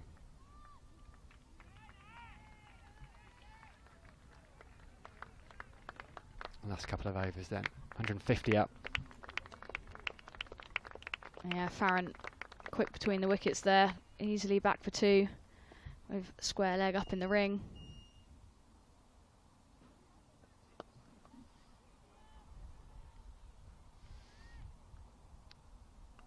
At this stage, Soph, is it Tash Farrant's job to get Paige Schofield on strike because she's seeing it so well, or does she try and hit 2? I think if it's in her area and one of her strengths, and you tell her to put it away and you get the boundary. But if it's not quite there, then I think the best next thing is just to hand it over to Paige and say, give it a whack. Which she's tried to do there. Lindsay Smith is going to come round though. Cut off the boundary. This is going to be tight. It's going to be out, I think. Yes, it is going to be out. Trying to scramble back for a couple. Selfless there from Tash Farron. Trying to get Schofield, A, trying to get as many runs on the board as possible, and B, trying to get Schofield back on strike. Sacrifices herself. Good bit of work though from Lindsay Smith, who had to move good 10 yards to her left, and the throw was good. Yeah, right thing to do from Farron. Just may not have considered that it was Lindsay Smith out there. It was obviously to her left-hand side, throws with her left arm. So everything was in Lindsay's favour there, and not did the work at the non-striker's end. And again, like I say, those little wickets, little wins for the Vipers, taking some momentum into their batting innings. That's the beauty of having wickets in hand though at this stage in the game, when you're only 4 down going into the last couple of overs. Yeah, I mean, as a non-striker, you're always looking to try and get up and back for 2, and try and sneak a couple. You know, how many times have you seen that the bowler fumbles it at the non-striker's end and it gets a bit messy, putting the fielders under pressure? That's what you want. So yeah. That pressure does funny things. If you think it's just batters under pressure, but fielders could be under pressure when they know, when they look up and think they're coming back for 2. Yeah, and as a fielder, you know that they're going to be pushing hard for 2 as well. So you're definitely under pressure in that respect. Schofield on strike. Goes leg side. Just worn out to Maya Boucher. Oh, Alice Davidson-Richards is still looking relaxed, though she has had to stand up and wander out to the middle. Yeah, again, Alice can hit a long ball as well. She's certainly got licence in this situation. 8 balls to go in the innings. Can she find a couple of boundaries for the South East Stars here?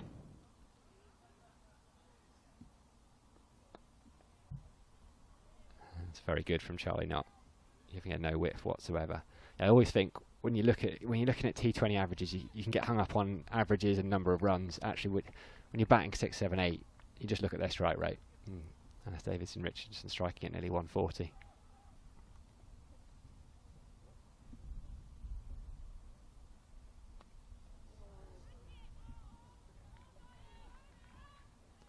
Dot ball to end the overs. One of those, Schofield did well actually to jab it into the ground, because if it goes underneath her bat, Rihanna Southby is so good. You'd imagine she'd have whipped the bails off. But yeah, I think you can see what Schofield's trying to do there, offside up, trying to go into out over that extra cover region again. But unfortunately that time, not just getting the better of her, trying to get it under her bat, not give her any of her arms. A dot ball to finish what was actually a pretty tight over from Charlie Knott in the context of this game.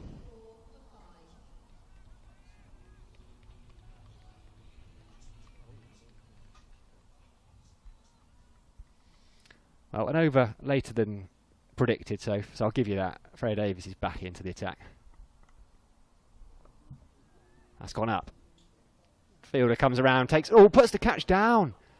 It looked like it had been taken, and then that left knee just jabbed into the ground from Charlie Dean. She's already taken one out there. She got there, almost ran too far, and her left knee almost looked like it gave away.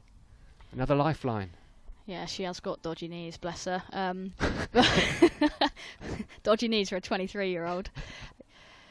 Yeah, just decided to go fingers up in that instance as well.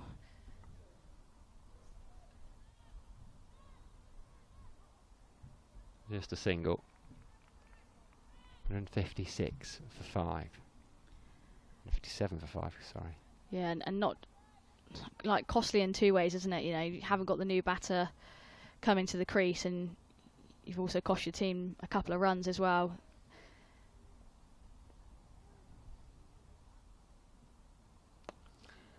Schofield hits over mid-on. I thought for half a second Georgia Adams might fancy a diving catch. It was well over her head though. That's another boundary for Paige Schofield. She moves on to 33 from 19 balls. South East Stars on to 161 for 5. Yeah, this is going to be an imposing total for the Vipers to chase down. Probably deserved to go for 4 that ball. Just miss execution there from Davies. That was much better execution. That's what she was trying to do the previous ball, pace off. Remember, Paige Schofield had a close LBW shout on 12 as well. Yeah, definitely think she should have been gone. That LBW dismissal was very close. Really well bowled there by Freya, taking a lot of pace off that delivery. Oh, that one's gone between bat and pad. Rihanna Southby not quite able to hold on. Stumping chance, but most importantly at this stage, dot ball. Yeah, dot ball. You don't really expect it from Rhee. You don't see her make too many mistakes. Probably one of the hardest stumpings in the book, though, when it goes through sort of bat pad. Kept a bit low, actually. So, yeah, I've noticed a couple, the odd ball keeping low.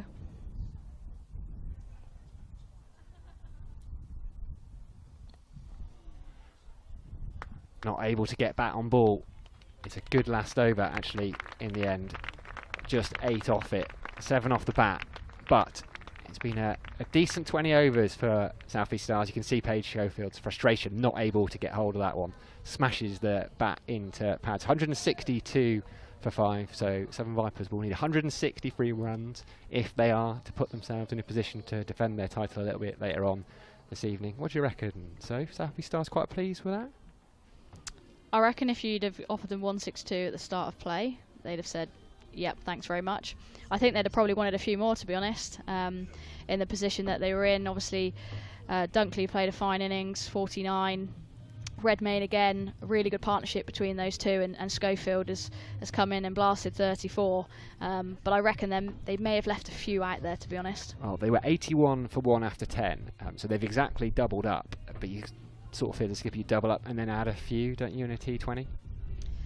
Yeah, I think they definitely want to be looking at more than 8s, having been at 8s at the halfway stage. But you know, it's a semi-final, runs on the board. All the pressure at the moment is on a star-studded Southern Vipers. Now remember, a little bit earlier on today, 140 wasn't enough for the Central Sparks. The Blaze chased it down with a couple of overs to spare. It'll be the Vipers chasing. There's that run rate, pretty steady. There was just no real peak. You wanted a couple of overs where it just snuck up. They lost a cluster of wickets at the back end. It was a good comeback, actually, from the Vipers. Now we see the runs scored around the ground. I think we've got a decent semi-final in store, though. Sophie, there's the run. Sophia Dunkley falling just 1 short of a half century. She likes batting against some Vipers. Actually had 3 50s against them before. Looked like it was nearly going to be 4. There's the bowling card. Wickets apiece each for Smith, Bell, Dean and Davies. And that means that in about 10 minutes time, Southern Vipers will be chasing 163 for their place in the final. We're going to leave you for a few minutes, but we're going to leave you to enjoy the highlights of that first innings.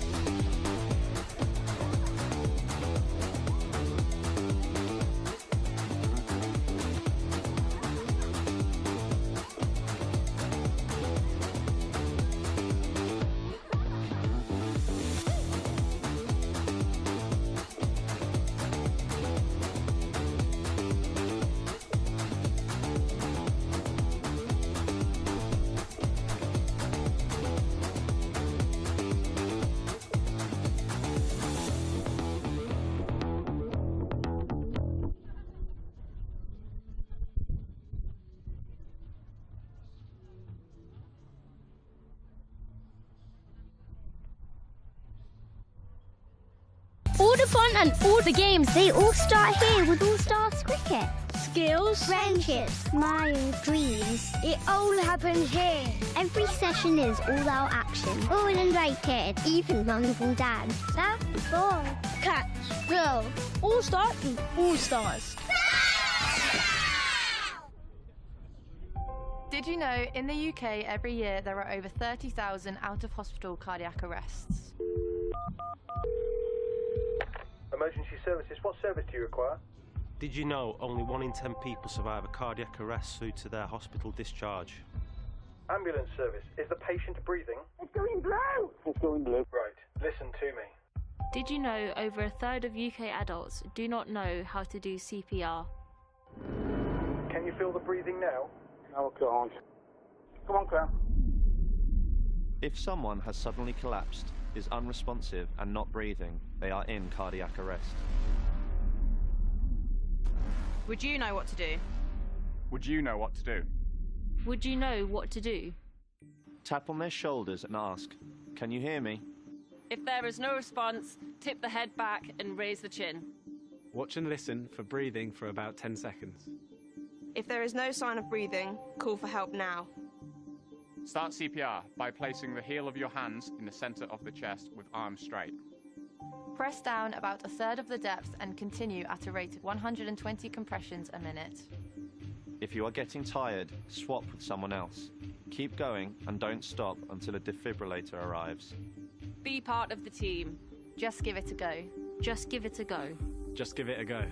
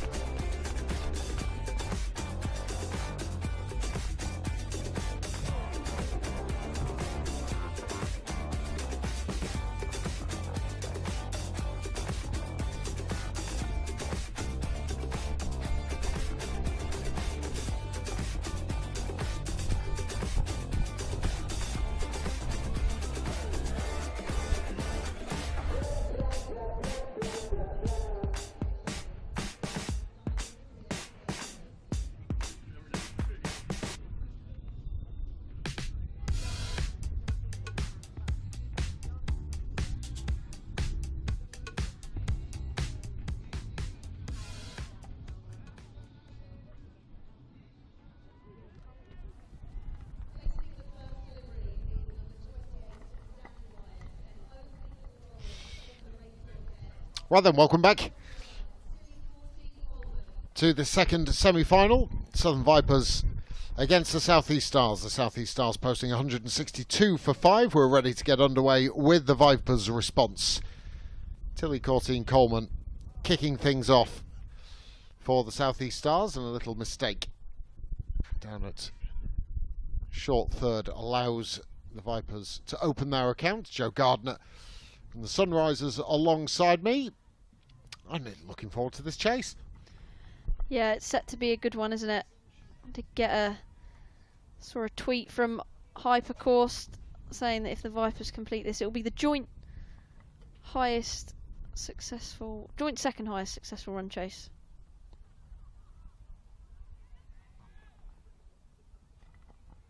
John Leather, top man. Hypercourse.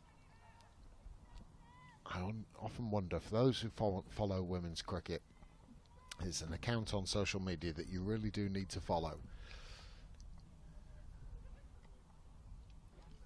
Loads of stats and information. I do wonder when he ever gets any sleep, the amount of women's cricket that he covers. It's every game, everywhere, isn't it? Absolutely brilliant source. If you like your women's cricket, make sure you're following him. So far, just a couple of singles and a leg by. It'll be intriguing to see what the approach is from the Southern Vipers, with Bouchier and Wyatt, two blazers at the top of the order, two England internationals. You would expect them to go pretty hard in this power play. It also does, Joe, show a lot of confidence in this 16-year-old bowler, in Tilly Courtine-Coleman. Yeah, she's been fantastic in a kind of breakthrough competition and year for her this year. 14 wickets at just 11.86 with an economy rate under 5. That's impressive.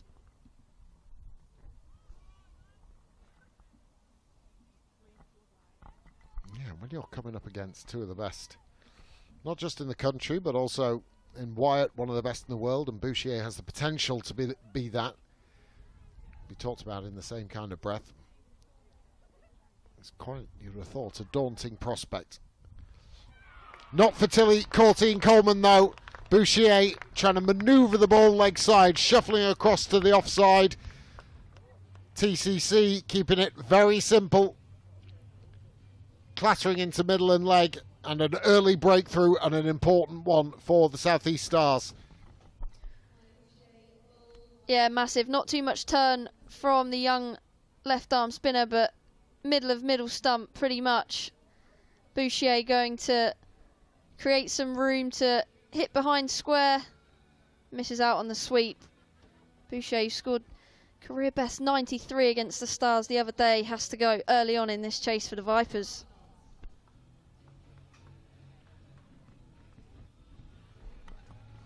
Wow. Bouchier, a long, slow wander back to the dugout. 2 from 4. Vipers 6 for 1. And even though it is a star-studded lineup for this Southern Vipers side, a couple of early wickets, a bit of pressure on. Can all change. Charlie Knott, the Australian, coming in to join Danny Wyatt.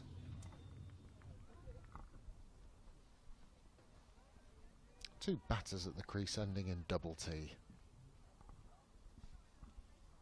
You don't see that often. You've got my cogs turning now, trying to think of another time when you might have seen that.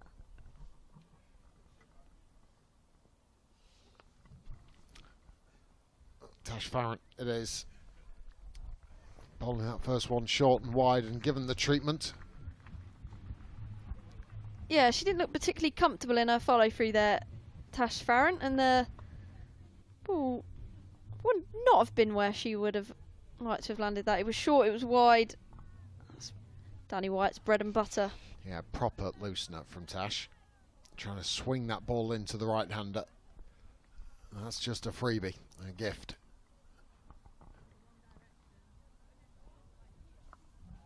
Cutting from close. It's a shot that Danny Wyatt plays with regularity and plays it well.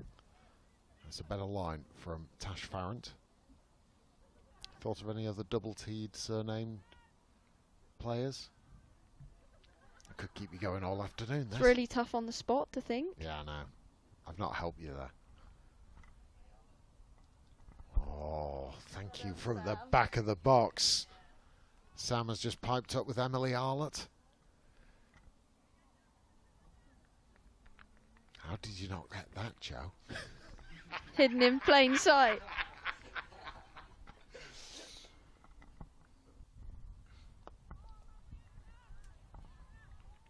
Yeah, not seen a huge amount of Charlie Knott either. So, be fun to see how she approaches it. It's been a real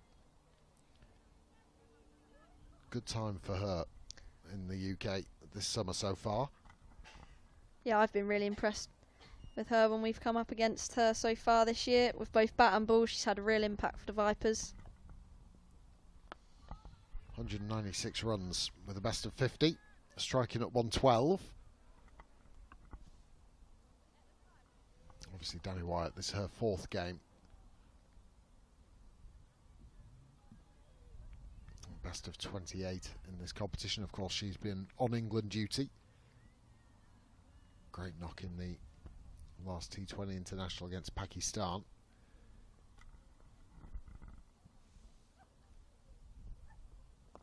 Chipped up just in space. Thought that might have been just going towards extra cover. As it is, safely negotiated. As a change of pace from Tash Farrant there, I think. Speedometer had that one at 53.8, and Charlie Knott was certainly early on that stroke into the covers.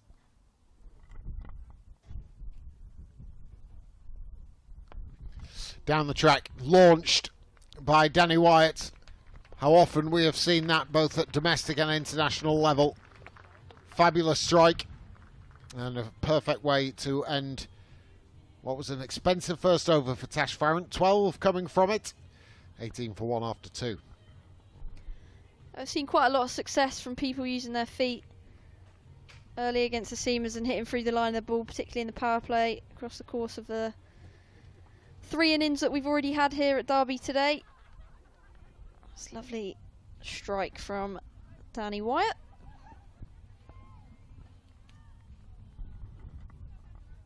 Wealth of bowling options South East staffs have, Joe. It's something that Bryony Smith will be very grateful to have depending on the situation.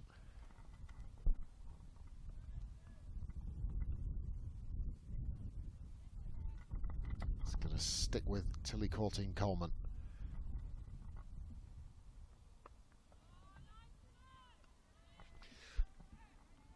A lot of these South East Stars players, some of them already been signed up for next year. It's quite interesting with the change from the franchise model going back to the sort of county model and the tier status that have been given to 8 of the teams.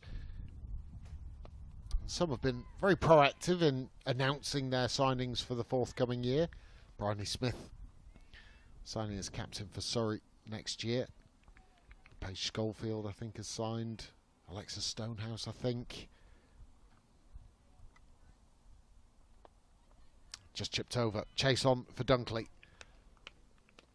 It's going to go. And the ball shall win. And Charlie Knott's first boundary.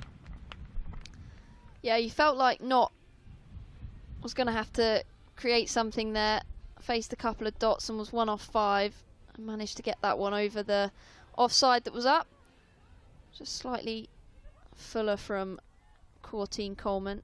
She's one of those players to have been signed by Surrey as well, the 16-year-old.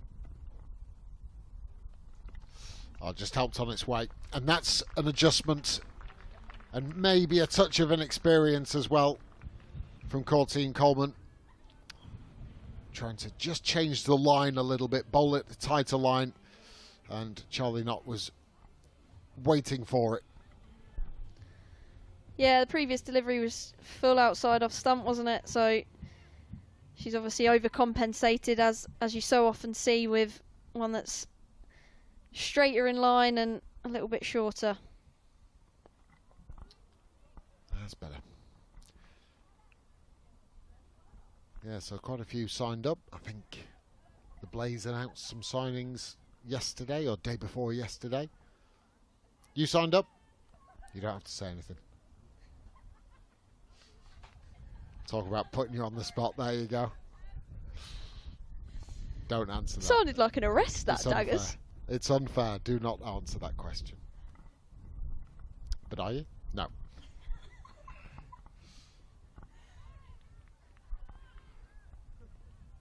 End of the TCC over.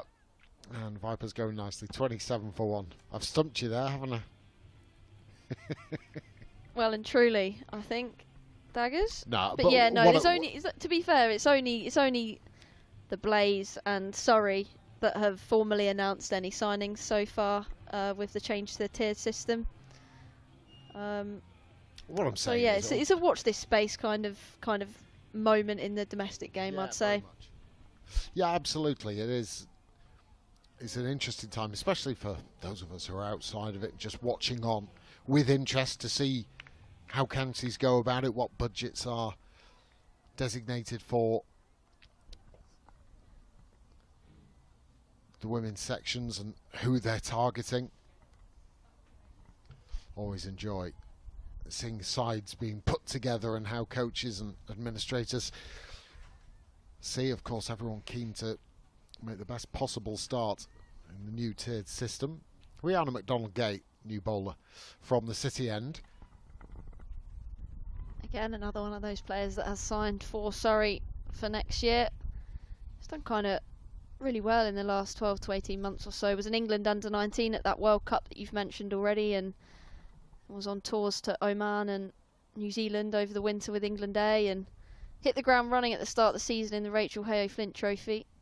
Took home the PCA Player of the Month for April.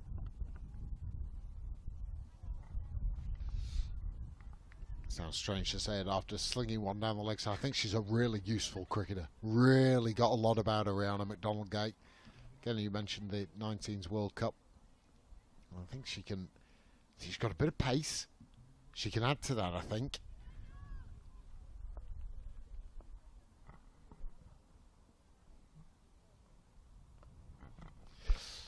But not enough to bowl short to Wyatt. That will race away. No chance for Dunkley to stop that.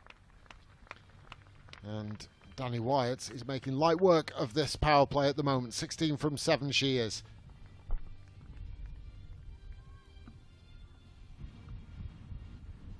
Yeah, just back for length, wasn't it, from McDonald-Gay, and Wyatt was able to just work that one off the hit behind square. Probably hasn't scored the amount of runs that she would have liked when she's returned to the Vipers in the Charlotte Edwards Cup this year. Certainly not in comparison to how she did last year. She's a big game player though, isn't she? I think she did it in the final last year against the Blaze. Blaze waiting for whoever wins this game. Yeah, she scored 76 in the semi-final against the Thunder and a half century in the final against the Blaze last year. Short, thrashed away by Charlie Notton. The length has just been too short from Rihanna McDonald-Gate. I said about her pace, she's not quite quick enough for that length yet. They're feasting at the moment to the Southern Vipers. Yeah, it just didn't quite get up really, did it? Quite a good height for Charlie not to pull through mid-wicket as she did. A couple of balls left in the over, what's she going to do? That's a good option for it. Slow ball. Just sliding down the leg side. If they're not careful, and this is the threat of the Southern Vipers, with the start that they can get off to, the power that they have at the top order, you know, a game can escape from you very, very swiftly.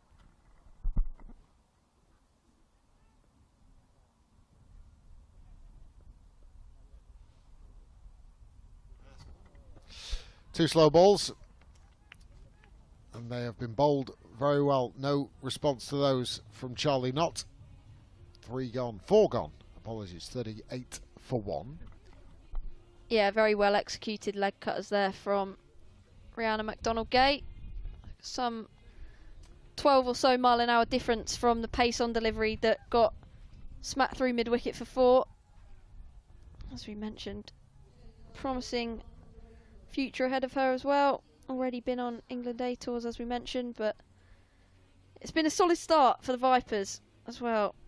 Going at just under 10 and over in this power play. We never know when we're actually on screen, so they just pop to us. Good job of not doing anything underhand.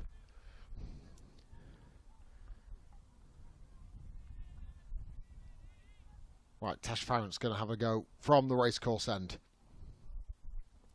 Going round the wicket. Good piece of fielding, really good stuff. Save the boundary. We were talking about Katie George earlier on today and the injury problems that she suffered, and Tash Farrant has had a similar kind of story with stress fractures and had a real tough 18 months, 2 years or so with injuries. Great to see her back with new ball in hand. Really worked on her batting as well, as she's come up the order in a lot of these domestic games in both 50 and 20 overs. Yeah, it's fantastic to see Tash back firing with the ball. I look forward to hopefully being out there on the pitch with her at the Oval Invincibles and 100 later this summer. She was fantastic in the first year of that competition before injury kind of curtailed the last couple of years, certainly with her bowling.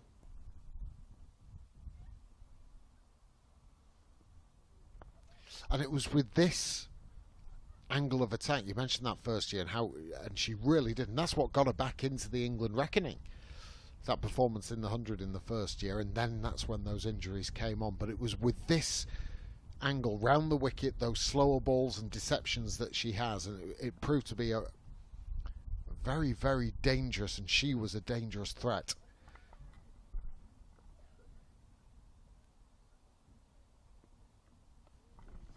But not when you bowl there to Danny Wyatt. Dragged down. She was trying that cutter again, rolling the fingers over, and it just seemed to stick in the hand.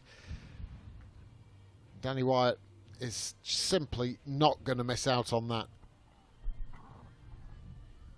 Yeah, you can just see she went for the off cutter again, but it was just back of a length, and yeah, just not quite short enough to trouble Danny Wyatt in any kind of sense, and she was just able to help that behind square and add another 4 to her tally. One thing I think, or just gets the feeling of, is that they've tried a lot of things at Danny Wyatt, lots of different variations, lots of different lengths, and actually not just tried to keep her quiet.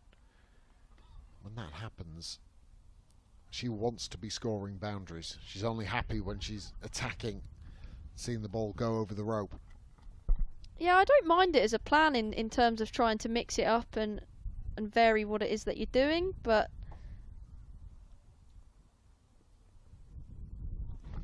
you got to bowl it in the right spot, and Danny Wyatt sees it early, helps it fine, picks up another boundary, and this is starting to be a little bit damaging if you're a fan of the South East Stars. There's 5 overs gone, Vipers going at almost 10s, 48 for 1.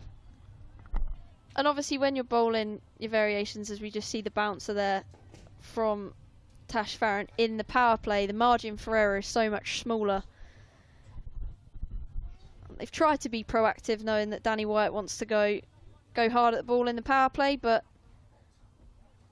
Danny Wyatt has helped herself a little bit in her innings so far. Hasn't really had to create anything herself, you'd say. And it looks as though it's going to be skipper Bryony Smith to close out this power play for the South East Stars.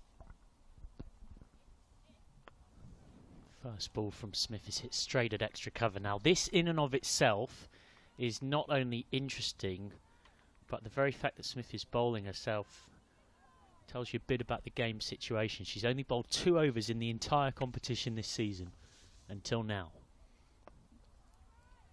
So that's out to long on for 1. Now she's bowled a lot more in the past. You know, this is not really an opening batter who occasionally bowls, but such as the Stars' bowling depth this season, that she's not really felt like she needed to use herself, but clearly this predicament finds her deciding she's going to do it herself.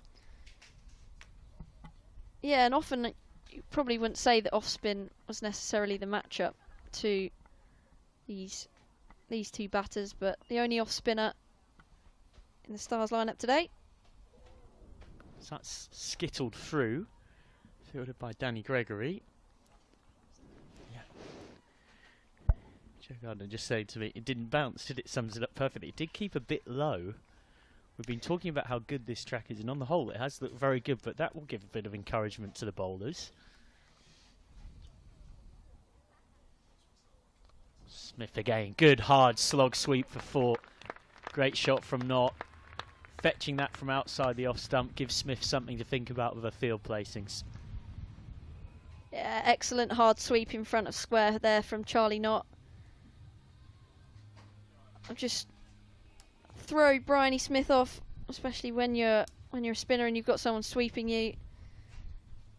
Just makes you have to think twice about the lengths that you're trying to bowl. That's well executed from Knott. These two building nicely. Yeah, they're more than nicely. They're flying along, really. Smith gives that one more flight. It's hit hard but straight at extra cover. Knott, who in this innings has moved into the top 10 run scorers in the competition. You can put her in that category for wickets too. On paper, she's been the best all-rounder, arguably, in the Charlotte Edwards Cup this season. But she's gone. She's gone. Slog sweeping. Having done so successfully for 4 earlier on in the over. A bit more flight from Smith. It was cleverly held back. Knott was early on it. Missed it by a distance. 54 for 2. A wicket off the very last ball of the power play. Yeah, she just held it back a little bit, as you say, Michael. It was a little bit slower than the one that she was able to sweep hard in front of square. See a little bit of turn hitting the top of middle and off stump. Key wicket there at the end of the power play for the Stars. So those two added 49 in 30 balls, which gives you a sense of their dominance. As Joe Gardner takes a well-earned rest in the commentary box, as Sophie Luff will head in alongside me. Vipers looking to continue the momentum they built up in that power play. Not going for 21 off 18, 21 off 19 in fact, beg your pardon. Now, Danny Gregory's on. There is one of the great joys of cricket, whether you're new to the game or have been playing it since you were a kid, is watching a leg spinner with good variations in full float, and that is what you're about to get from Danny Gregory. Consistently so impressive in the middle overs for Stars this season. Yeah, she's had a particularly good campaign. She's got a pretty good record as Danny Gregory. On to wide, of course, because wicket came off the last ball of the previous over. She starts with a drag down, though, which is smashed out to square leg and for 6. Nothing that Jones could do about that one. Wyatt taking full advantage to a rare bad ball from Gregory. Yeah, I think Gregory's definitely got the long hop in her. She's a leg spinner that wants to drive the ball into the wicket and try and create turn that way. So she's just missed her length on that occasion, unfortunately. Yeah, it's a good way of putting it. It's relatively rare she gets the ball up above the batter's eye line. That again, he's relatively short. It's out to deep mid-wicket. It gets a lot of top spin and a lot of dip as well. Yeah, she's not someone that you're probably overly enthusiastic to look to use your feet towards, just because of the way that she's trying to bowl, trying to get you out. Like I said, she's trying to bowl it into the surface, so I think the batters that have the most success against her are the ones that can play really well and really effectively off the back foot. Adams facing up to her first ball. Georgia Adams immediately off the mark to the deep set onside field. There's a short fine leg, but apart from that, everybody back. Yeah, it's an interesting one, the sort of dilemma of whether you have your mid-wicket in or not. I think it depends how much the ball's turning, but I think that's just too easy an option for Georgia to knock it into the leg side and get one there. Sweet, mistimed. Dot ball for Gregory, who's come back well, having been hit for a 6 from the very first ball of her spell, but you'd expect nothing less for someone who's had as impressive a T20 campaign as she has. She's the Stars' second highest wicket taker behind Courtine Coleman. That short hit hard out to deep mid-wicket and caught, taken. Big wicket of Danny Wyatt, who was scoring at more than 2 a ball, was flying along.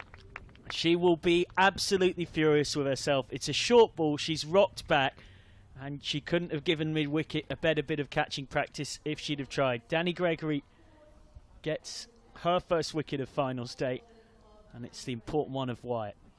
Yeah, really disappointing. Soft dismissal there from Danny Wyatt. She was going really well, had set the power play up brilliantly for the Vipers, and I hate to say it because she's a world-class international player, but how often do you see that? She's done all of the hard work and giving it away, and you probably say that Gregory doesn't really deserve that wicket, that delivery, or the over preceding it, but Wyatt's walking back to the pavilion and Stars will be up and about after that dismissal.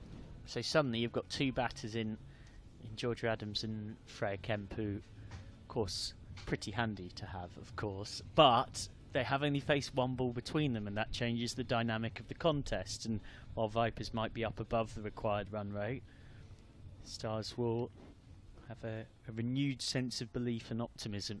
They're sticking with this deep set onside field, even for the left-handed Kemp. So a short fine leg and then 3 back, and a 4 on the offside with a deep cover. Into the pads, big appeal. You'd imagine potentially sliding down with the turn, but all credit to Gregory. She went for 6 off her first ball. She ends up having conceded 8 from the over and picking up the wicket of Danny Wyatt, 62 for 3 off 7.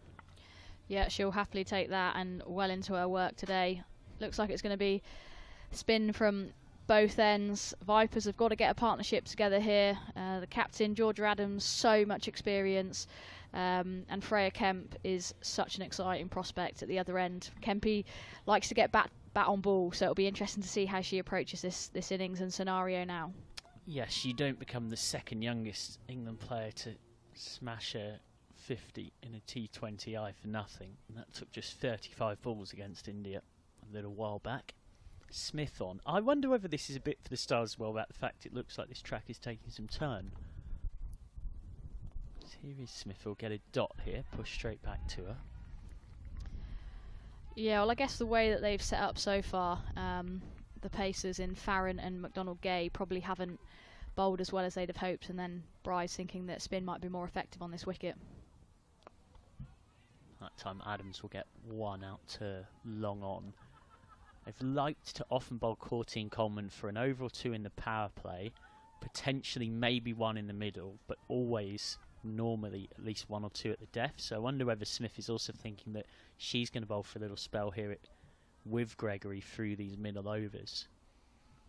Yeah, and interestingly they haven't used Phoebe Franklin yet. She's certainly bowled a couple of overs in power play when we came up against them twice in the CEC this season, so I'm sure she'll be getting a bowl at some stage.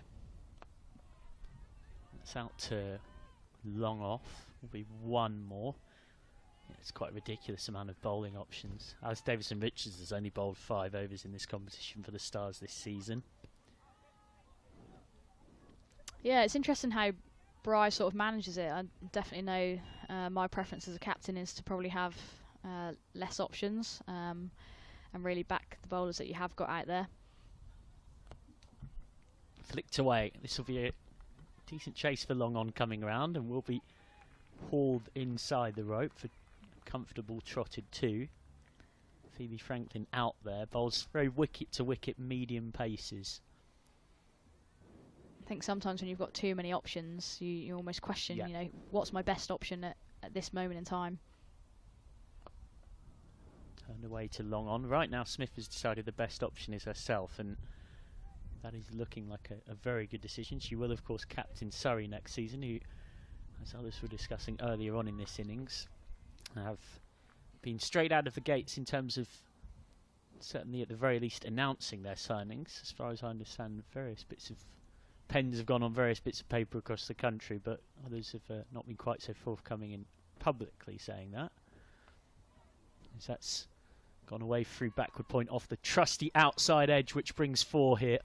So Smith's pressure goes unrewarded. She concedes a boundary from the last ball of the over, and what had been quite a tight over ends up going for 9, 71 for 3 off 8. Yeah, and a really well managed over by the Vipers, actually. Just the way that Adams and Kemp looking to rotate strike, drawing that over, trying to build that partnership, and then Kemp obviously gets a little bit lucky with an outside edge, but ultimately width, and Bryony pays the price, an expensive over in the end. So Gregory to continue, having in the previous over picked up a 12th wicket in the Charlotte Edwards Cup this season. Has gone for under a run a ball as well. He's had an excellent tournament, the leg spinner. And it's deliveries like that that are why it can be fiendishly difficult to get away. Real detailed thinker about the game. Her dad and her brother are both coaches. She did her level 2 when she was just 18. I know she's one to watch out for post-career in terms of ending up as a coach or a performance analyst. That's again decent ball bowling to that deep set onside field, only 1 to square leg. Yeah, she's certainly trying to add pace to the ball here. Gregory, bowl it into the wicket, rush the likes of Adams and Kemp, try and skid the ball past them.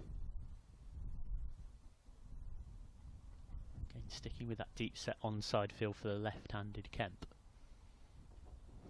He's coming down the track and driving nicely with good timing. Didn't try and hit it too hard. Was a shy at the stumps from McDonald Gay, but Kemp was always getting there. Just a period of accumulation here. Required run rate very much in hand at 7.8.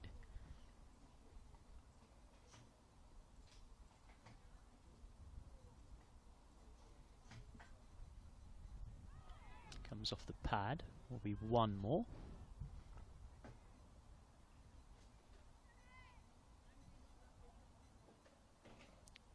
Yeah, like you say, Michael, that required run rate under 8 and over. The Vipers have done a bulk of the work in the power play, but they'll need these two to sort of shepherd the innings throughout this middle phase to make sure that they can add fire to it at the back end. Comes down the track, meets it on the half volley, hits it cleanly. It's a good tumbling stop from McDonald Gay to a right to keep it to 1. So Gregory will want to just get out of this over now without a boundary. That's the only way they can edge that required run rate up.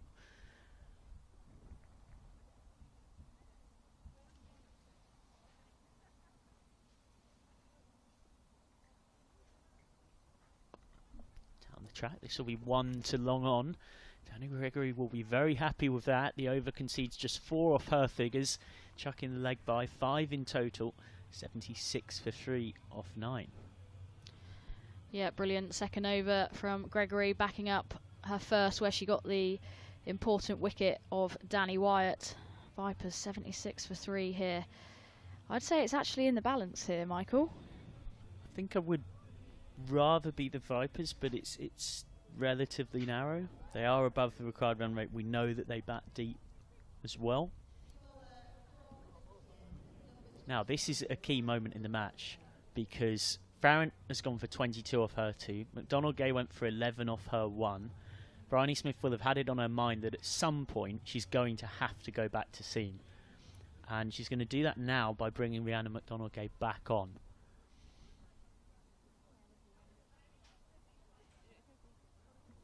Starts with a wide down the leg side.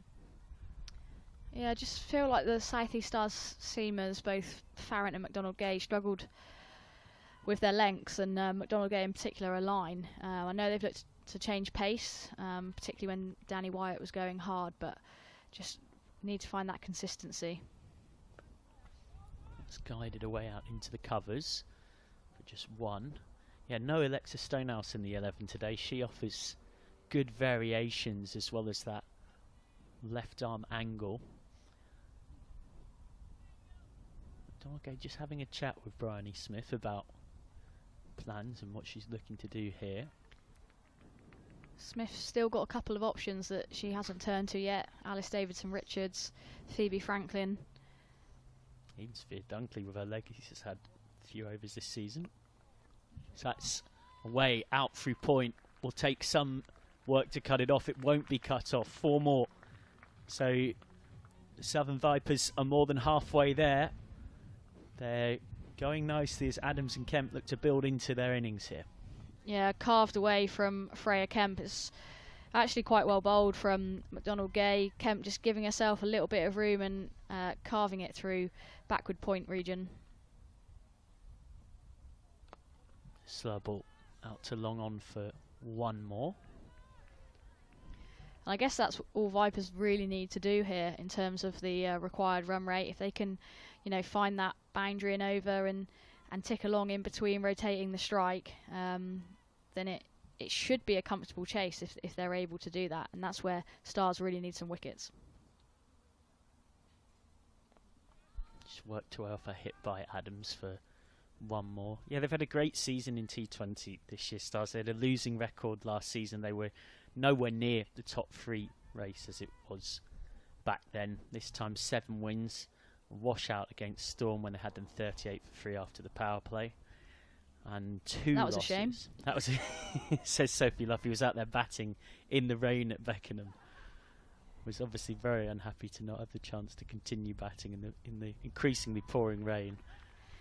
Yeah, we haven't had a lot of luck at Beckenham of late. When I'll tell you what, it's a heck of a drive from the West Country to Beckenham, and the last couple of times we've tried playing there, it's been the a swimming match. Yeah, Get your I armbands mean, out. I'll tell you what, it actually was when Brian and I walked around the outfield to see if any play was going to be possible when it had stopped raining. I mean, and I can't swim either. I definitely needed armbands out there. It's a good thing for Storm. It was just called off with a point share. That's a dot ball to end the 10th, which McDonald Gay has come out of having conceded 8 off it. And at the halfway point, the Vipers are just a tickle more than halfway when it comes to runs. And with 2 experienced, impressive players building nicely in Adams and Kemp, they're 84 for 3 off 10. After a few more thoughts from Sophie Luff, she'll be joined by Sam Dulling. Yeah, Vipers definitely look in the box seat at the moment. This partnership between Adams and Kemp building nicely. Bryony Smith looking to use Gregory. She's going to be into her 3rd over. Interestingly, that they're not going to Franklin or Davidson-Richards at this stage, and spin is going to be the answer for Stars.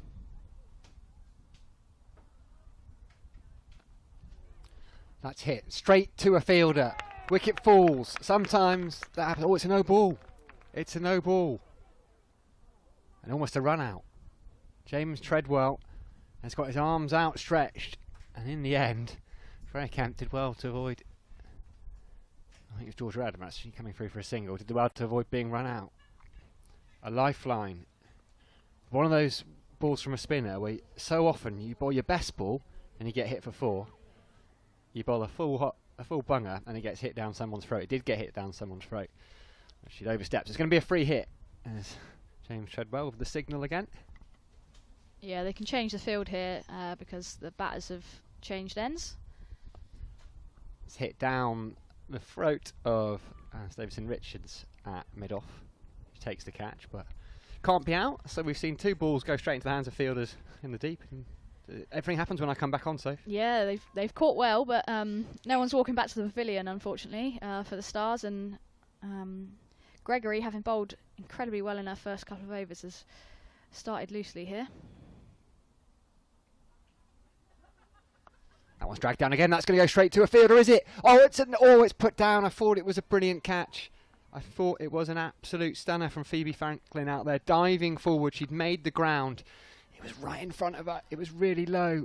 And just as she hit the turf, it went to the ground. Yeah, she did everything right here, Phoebe Franklin, up until the point where she's just come into contact with the ground. Made some really good ground herself to even make it into a catching opportunity.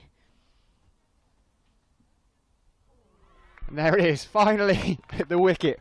We've had 3 balls gone to hand in the deep. This time the ball goes into the hands of Rhys Southby, who will not miss out on that kind of opportunity. Gregory is finally all smiles. Freya Kemp has to depart. Vipers 88 for 4.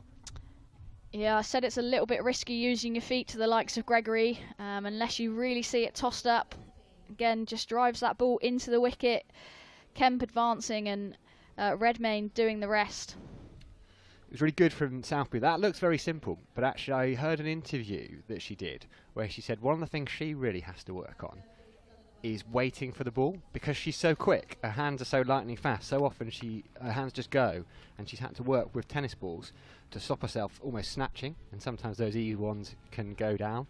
People said to her, look, you're pretty good behind the stumps. You've got time. You can wait. She did wait there. Charlie Dean out into the middle. And look, it feels like the Vipers were relatively comfortable, but actually the Stars were 81 for 1 at halfway. So there's not much difference between the two sides, apart from the wickets.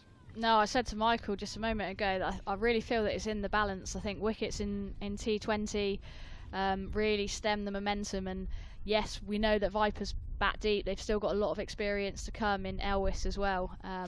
But yeah, again, they've got to rebuild that partnership. At this moment in time, Gregory's bowling well.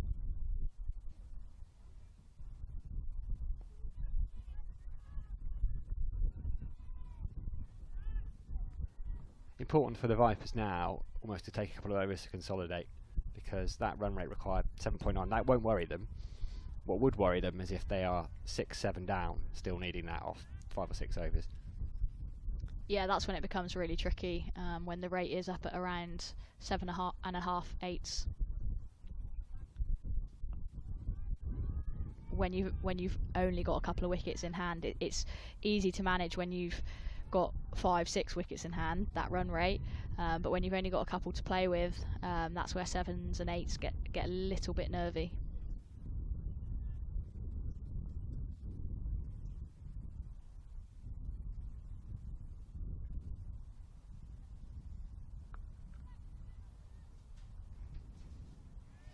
Another shorter ball, pulled away by Dean, gets away with that one. Gregory, bit of a mixed bag of an over, but she picked up that key wicket. Yeah, definitely. I do think she does bowl a mixed bag in general. I don't think she's as consistent a spinner as you'll see. But I think it's that mixture of lengths that makes it really difficult for the batters, especially batters that want to come at leg spin bowlers and use their feet towards them. I think you're definitely better trying to play off the back foot, but it's also being in control of those strong pull shots on the back foot. We saw Danny Wyatt put it straight down deep mid-wicket's throat, and it's a soft dismissal. You need to be hitting space out in that leg side, hit those pockets, hit the ball really hard along the floor if you can. TCC back into the attack.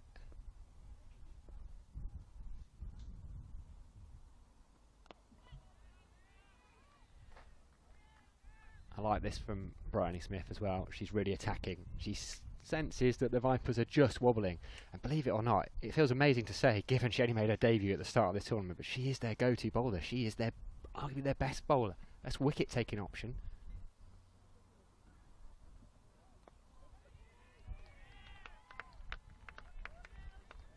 And she goes for very few runs. Just one boundary every 3 overs. Thanks very much to Hypercourse for that stat. That's remarkable for a spinner.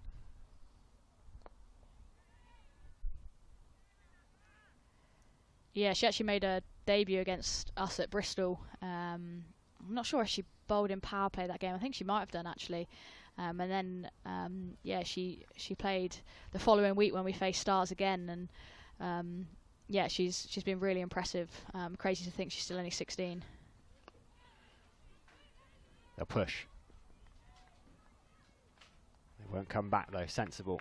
Saw it was to the left of Tash Farrant out there. Sensible decision from Georgia Adams. Yeah, she'd have been doing GCSEs presumably at some point. That makes me feel, are they even called that anymore? So. Oh, that makes me feel so old. Oh, and she's got another wicket. That's a brilliant bit of bowling. Just held it back slightly. Georgia Adams has walked past one.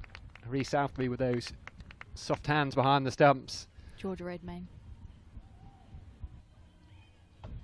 Oh yeah. Sorry. Why was I talking about Rhys Southby earlier on then? You didn't. Georgia Redmayne with those great hands behind the stumps. Yeah, Georgia Adams just going across the line on that one. It's really well bowled by Courtine Coleman. She's held her length brilliantly there. She's got nerves of steel for a very young cricketer, and I think she's got a very bright future ahead of her. Yeah, the excitement of this semi-final has got to me. That and the heat is my excuse. So, 16 wickets now. Yeah, you're safer up in the comms box, aren't you, Sam, than out in the sun. I haven't been out. There's a stand over there that looks like it's been dropped in from a non-league football ground. That's where I'd be right now. Right. 94 for 5. In a bit of trouble here now, Vipers. Yep, but these were the two that got them out of trouble against Northern Diamonds a couple of weeks ago. Charlie Dean, 64, not out on that occasion, and Elwes played a fine hand as well. Lots of experience between the two. Elwes has played countless amounts of games, countless finals. She'll be wanting to be there at the end. This is why they'll need all that now. Last ball, the 12th.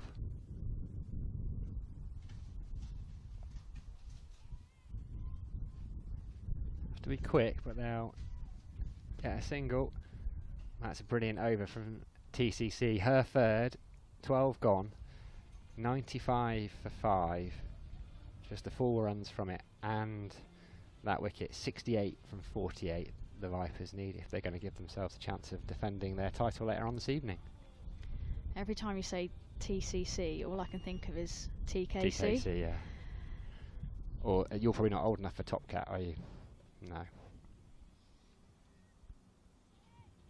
In which case we'll leave that one there. Daggers will remember Top Cat.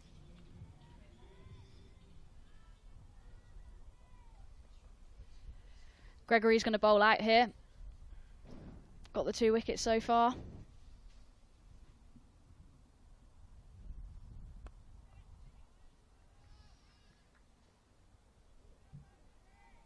You've kept her going, the skipper? It was a mixed bag of last over. I know she got the wicket.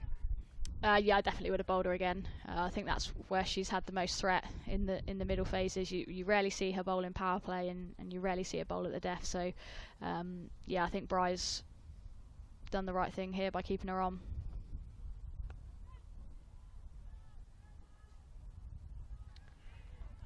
Dunkley out there doing the fielding. If you can get a spinner bowling economically in those middle overs, all of a sudden 10 minutes have gone and half the innings has passed. The batter, you look up and you're under even more pressure. Yeah, they do like to get through their overs nice and quickly as well.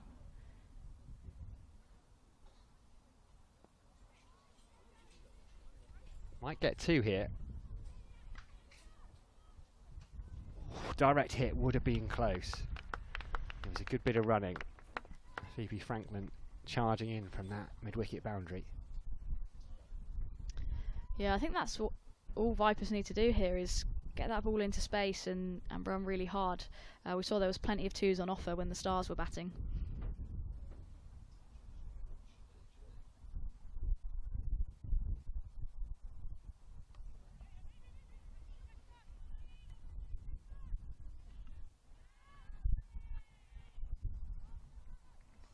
Just the one this time. 100 for the Vipers, 100 for 5 though. That required rate just ticking up at 8.6 now. Still got plenty of batting to come.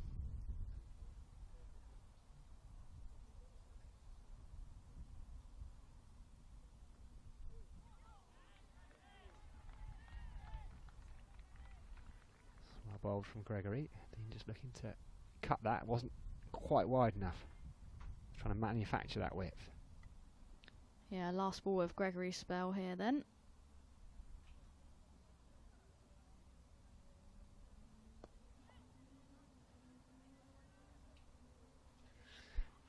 And it's a decent one. Another decent over from Gregory. Just 6 from it. 2 for 25 she finishes with. As Sophie Luff is going to take a break. Fee Morris is going to come in alongside myself for a couple of overs. It's going to be a good game, isn't it? Starts to feel that way, isn't it? I really don't know which way it's going. I What do you think fancy from here? Having said I don't know. I'm really going to sit on the fence. I honestly have no idea. I think when you've got Georgia Elvis coming in at 7, you know you've got a pretty decent batting lineup, don't you? But yeah, I think as Sophie just said, she's got so much experience, and so is Charlie Dean out there as well. They've both got a lot of experience between them, and it's still a pretty good wicket, so we'll see. Granny Smith brings herself back on.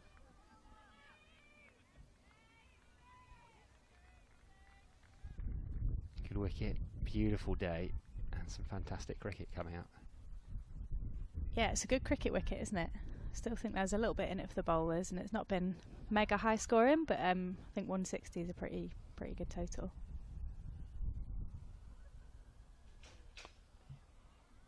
Having to try and force it. All the pace is off the ball at the moment. Yeah, it looks like that's the way to go, doesn't it? I think Danny Gregory's bowled brilliantly. She bowled some really good lengths. Bowled pretty flat, looks pretty hard to get down to, but nothing too short as well, and she's kind of changed the game out there.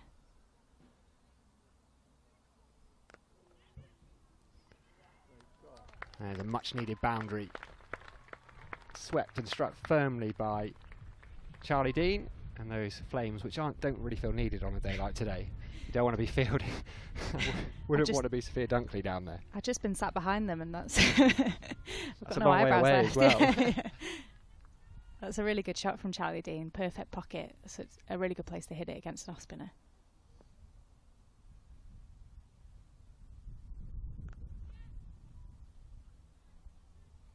And there speaks the voice of experience.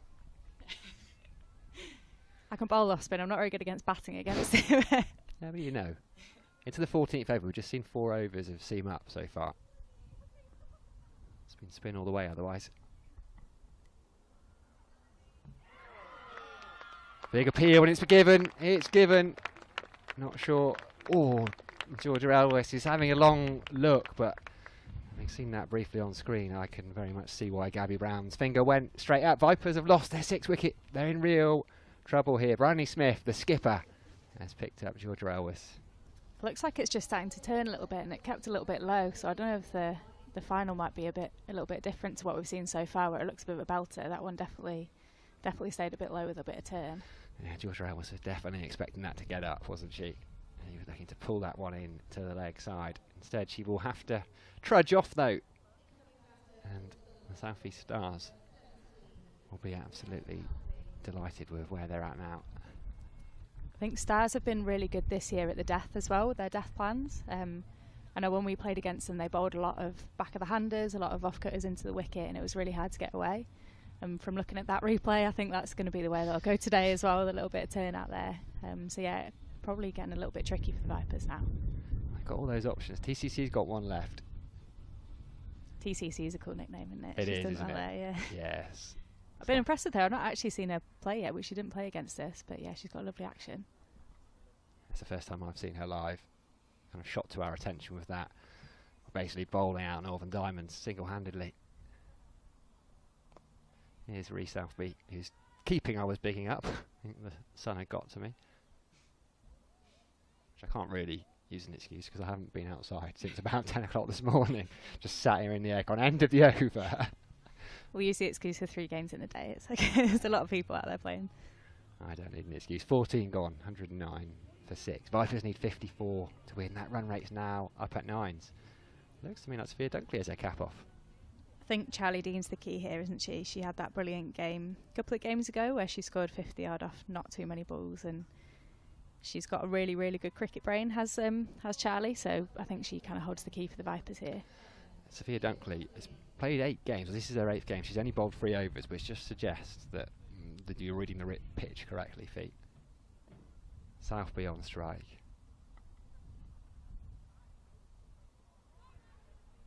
Starts all wide. I'm not seeing a lot of Sophia Dunkley bowling, actually. I know she tends to give it a little bit of flight, so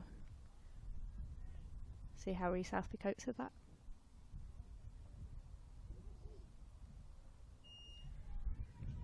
Happy to leave that one alone. Good decision.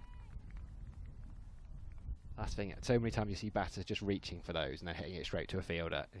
Bowler gets away with a dot. Somewhere in the middle. Thanks. That was perfect, that one. Yeah, she was just setting up her radar.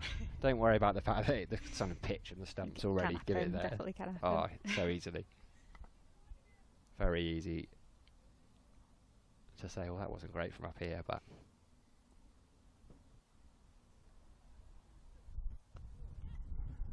it's better again. Swept.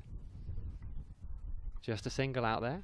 That's a real strength of hers, Charlie Dean, sweeping. She's a really good hockey player, and that kind of reverse sweep and sweep, she's got a really good wrist when batting, so she'll use that strength quite a lot, especially across the fast square here.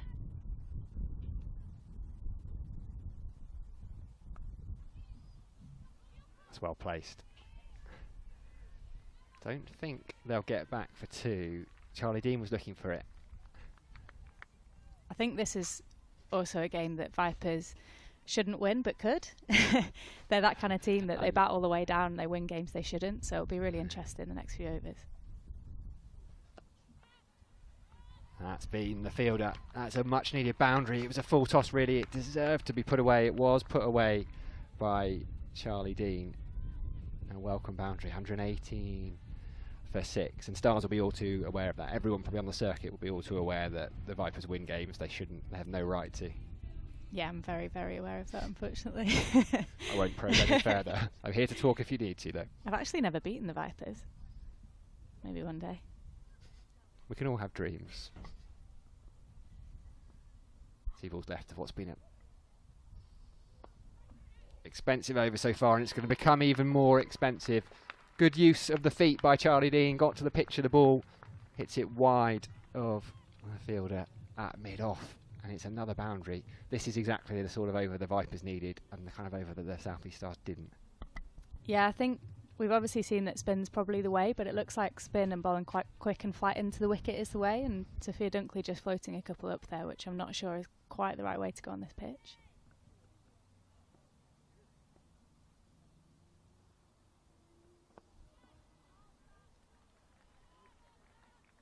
It's through the over. It's an expensive one though. 14 from it. The Vipers only needing 40 to win now. I'm going to take a break and Charles Dagnall is going to come in alongside you, Fee. Yeah, I think the pitch looks like it's just starting to slow up a little bit and maybe keep a little bit low, and that's when you want to really drive the ball into the pitch and let it do its thing. I think that's what TCC, as we're now calling it, has done really well, and also Danny Gregory and Bryony Smith bowls a little bit flatter as well, so I think that's definitely the way to go in these last few overs, but we'll see what Tash Farrant does here. Yeah, one of those decisions from Bryony Smith that can either pay off or it doesn't. And I can see why she's turned to Sophia Dunkley. McDonald Gay 2 overs for 19, Tash Farrant 2 overs for 22, and so maybe she thought, I say, that extra little bit of spin might have helped rather than the pace. But Charlie Dean, on the other hand, knowing full well that if she targeted the 6th bowler, then it could put the Vipers back in a decent position. Really good position in the game here. 123 for 6. Farrant is back. And Dean eager to try and pick the second. This could be close. This could be close. It is. It's given. The second run, Rihanna Southby always looked like she was struggling. A very good throw from the deep. Tash Farrant behind the stumps. And a vital wicket for the South East Stars. I was about to say good running, but I'm glad I didn't there. That was a really good arm actually from the deep.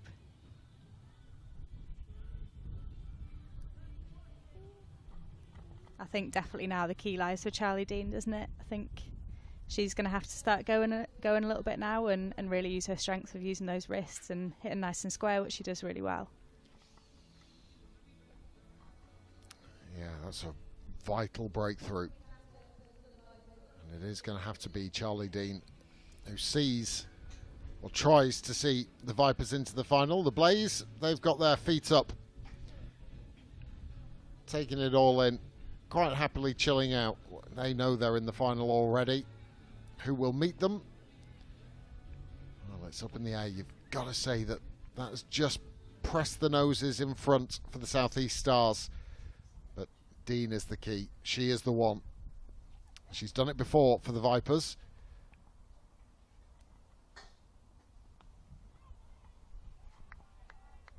She's tricky to bowl at, Charlie Dean, because of those wrists, and she hits balls in places that you really shouldn't think she shouldn't be able to hit the ball. And you know, some players obviously really strong down the ground, and it's almost a little bit easier to bowl at because you know where it's going to go. But with Deina, you don't really ever know where the ball's going to go, so it's hard to set a field to.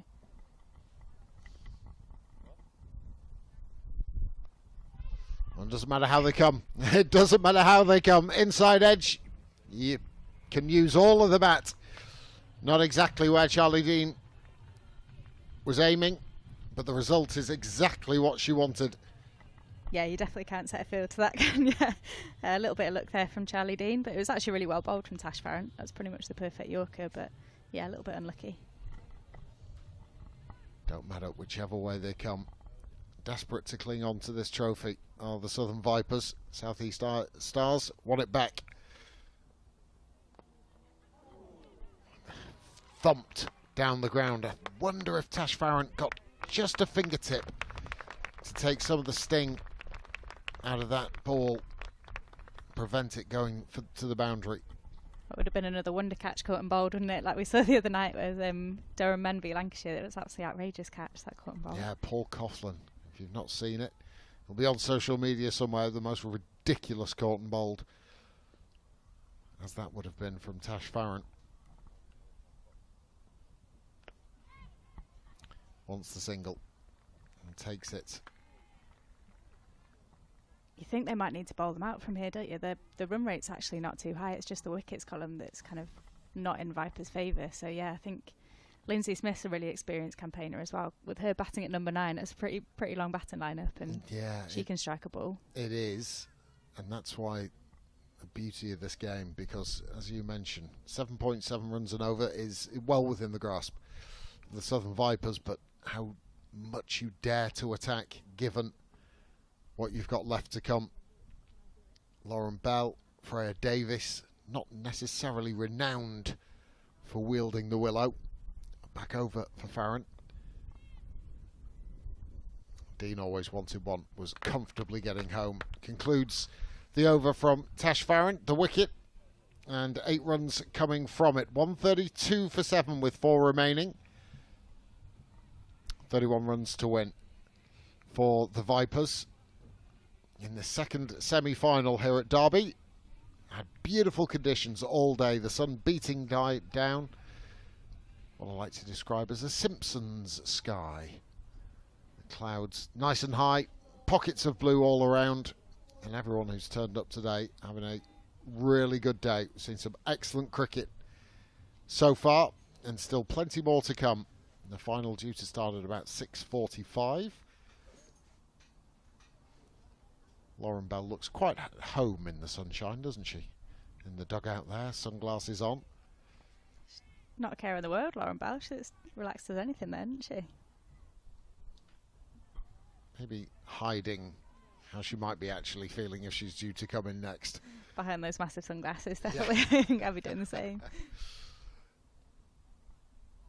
I think this is a good move to bring Bryony Smith on here against the left-hander, Lindsay Smith. She likes a bit of pace on the ball. Up and far. That's a beautiful strike from Charlie Dean. She's pumped up, bit between her teeth as well, and she has struck that magnificently down the ground. That ease the pressure somewhat. Something she's worked on really hard in her batting, Charlie Dean, is that power game. I've not seen her hit straight as well as she has in this game before, and yeah, that's a brilliant shot over the top. Magnificent 6. What's Bryony Smith got in return? Thought that might have been flatter. Yeah, I don't think she's going to be floating another one up anytime soon. I think that might be an arm ball actually just sliding across, which I think is a good way to go. I think Charlie Dean might be thinking, well, if another one comes there, a little glance down towards short third might bring me 4. I just saw that one coming. That was a bouncer there, I think, from Bryony Smith. Might be one for the over. Most important thing is it gets Dean off strike. However, 8 already collected. So no problems on the runs front. Nothing outlandish needed by Lindsay Smith. Ooh, and you don't need that. That's what the left-hand, right-hand combination can do a little bit, can't it? Just put that line off and, yeah, just drifting a little bit wide there from Bryony. 3 in the deep on the leg side. Deep backward square. Deep mid-wicket. Long on. Oh, missed opportunity. Was that a stumping that's gone begging? I'm not a keeper, but I reckon they're probably the hardest ones, aren't they? When they go between bat and pad, it kind of lose sight of it. But yeah, probably should have taken that one, Georgia Redmayne. Had a good game as Redmayne. Got a couple of stumpings already. She batted really nicely, the Australian. Yeah, she kind of anchored the innings a little bit, didn't she? You can see what Dean was thinking, wanting to keep the strike for the start of the next over. Just couldn't turn it round the corner with the angle that she wanted. 142 for 7. 17 overs gone. 21 to win from 3 overs here. Who are you going here, Daggers? You going, yeah, left armour TCC? I think she's coming on. You've got to bring her back. Got to bring TCC back. 2 for 18 from her 3. Bryony Smith has to turn the screw. She needs to see the back of Dean. Who is the most likely candidate? 16-year-old Tilly Courtine-Coleman, who's looked mighty impressive. First time I've seen her. I know many others watching will have gotten used to the way that she's bowled for the South East Stars. Yeah, she's got a lovely action. Really tall girl and really gets over the top of it. Looks like she gets a lot of bounce, a lot of overspin, which is really important for a bowler and really impressive for someone that's so young. And also the times that she's bowled. You know, bowling in the power play to Bouchier, to Danny Wyatt. You know, these are fairly daunting asks of someone so tender in years. And also bowling in what you could argue is the absolute crunch over here. Try and get a captain a wicket. As someone that's bowled quite a lot at Danny Wyatt and been hit for a lot of boundaries, I can sympathise with how hard it is. But yeah, she did a great job up front.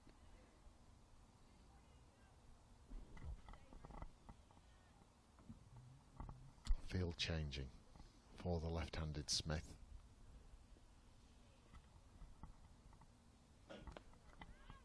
Very well bowled. She just looks really hard to get away with that length, and looks like she's really driving the ball into the wicket.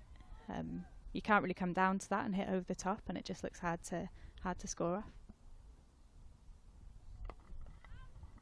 Oh, just allowed the single through. Had she collected it cleanly, it would have kept Smith. This is tidy. So far, so good for Courtine-Coleman, but this is the one. Charlie Dean now.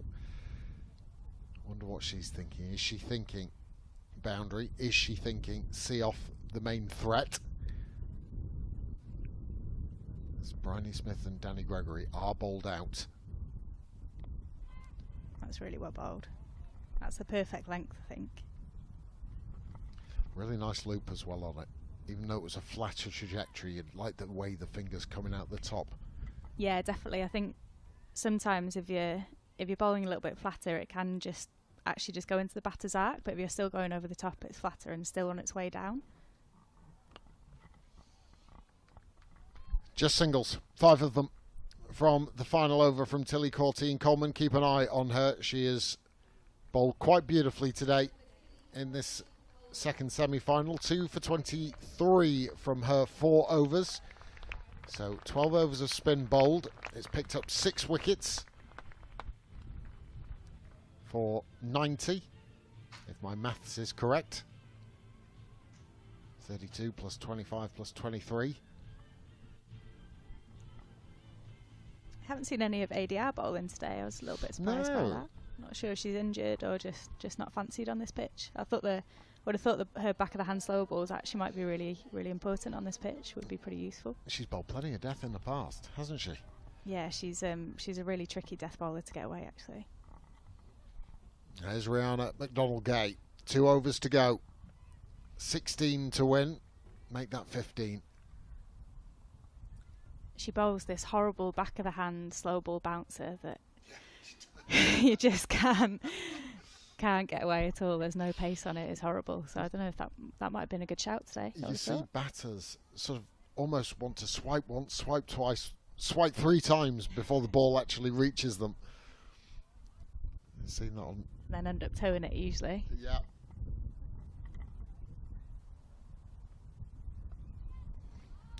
Making room, but only a single. Now it's 14. And I would have thought Tash Farrant's bowl the last over. Again, probably would just bowl a lot of cutters, a lot into the wicket. Been a little bit expensive today, but I think probably the right way to go for the last over. 14 from 10.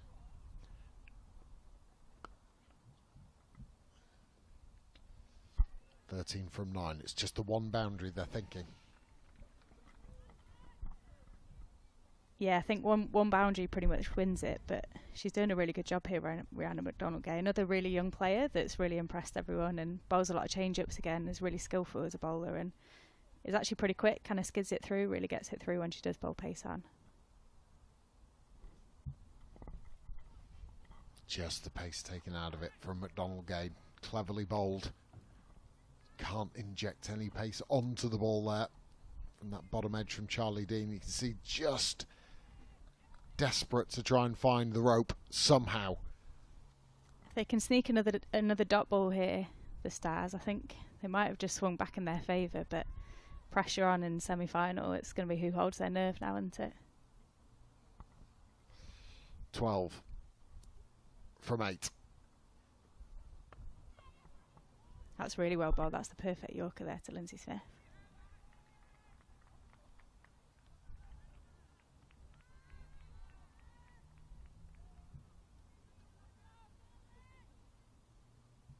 Be interesting to see what Charlie Dean does here. Does she go for another boundary or does she just try and get one and get back on strike?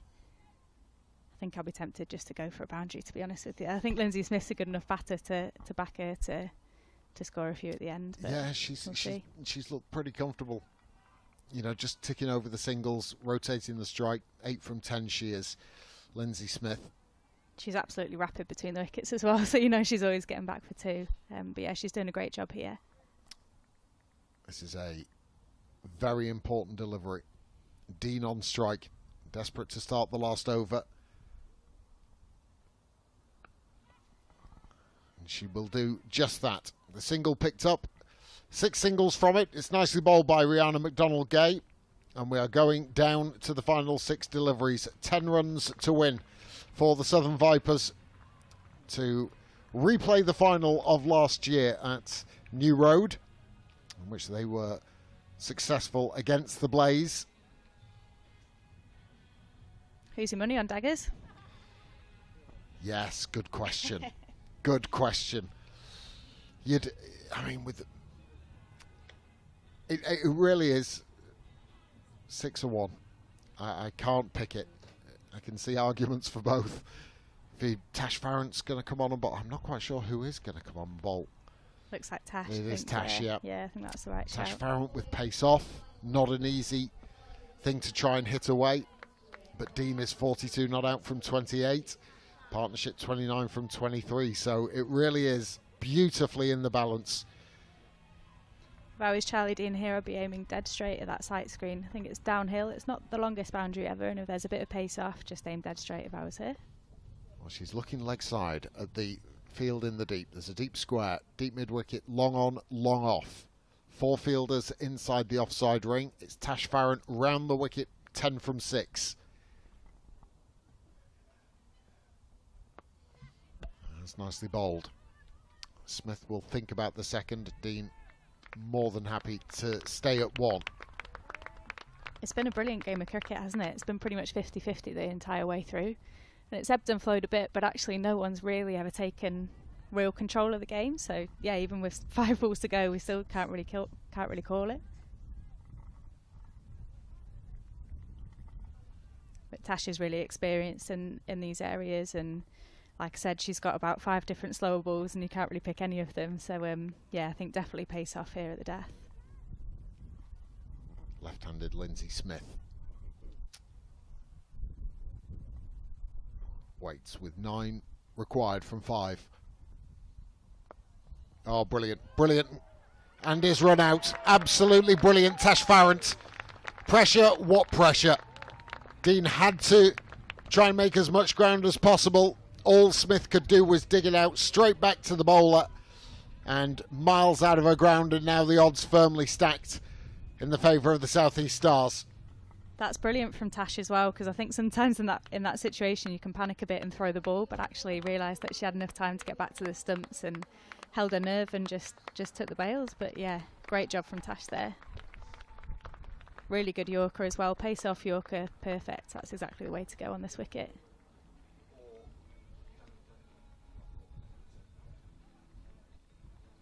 And Freya Davies coming in now. She can definitely hold a bat, but I think they'll now be looking for Lindsay Smith to face the majority of the balls.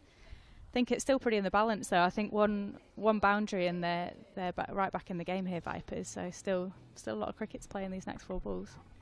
Really is. So 9 from 4. Not only the run out, but a dot ball. That's critical. You can see crestfallen is Charlie Dean. Still might not be over for the Vipers just yet. She hits straight really well, Lindsay Smith. That kind of between long on and mid-wicket pocket, she hits that really well. So I don't know if that's where she'll be looking to go here. Just falling short of Dunkley. And she does well to get the body behind it, get something on it to make sure it doesn't skew away and go towards the cover boundary. There was no protection beyond her. Lindsay Smith now at the non-strikers. Freya Davies, what have you got? 3 balls, 8 runs. It's been a brilliant over from Tash so far, hasn't it? She's nailed every single ball yet. 100%. Like I say, you might go for runs in the early part. It's how you return in these pressure situations. The experience of Tash Farrant. That's when you earn your money. 8 from 3.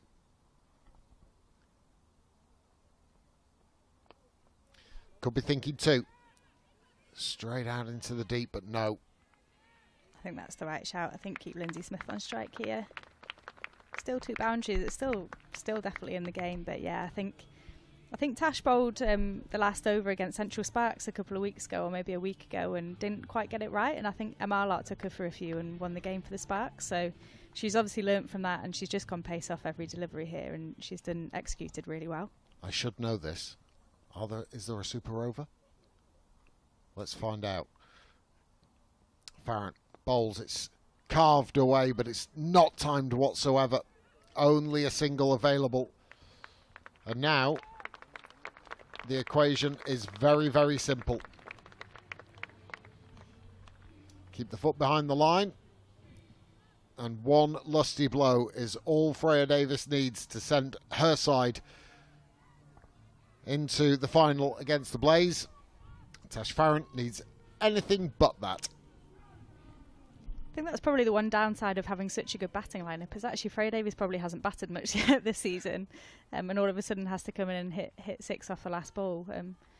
I've not seen too much of her batting. I'm sure she can definitely hold a bat better than most, but yeah, you'd like to think that Tash has got this in the bag from here.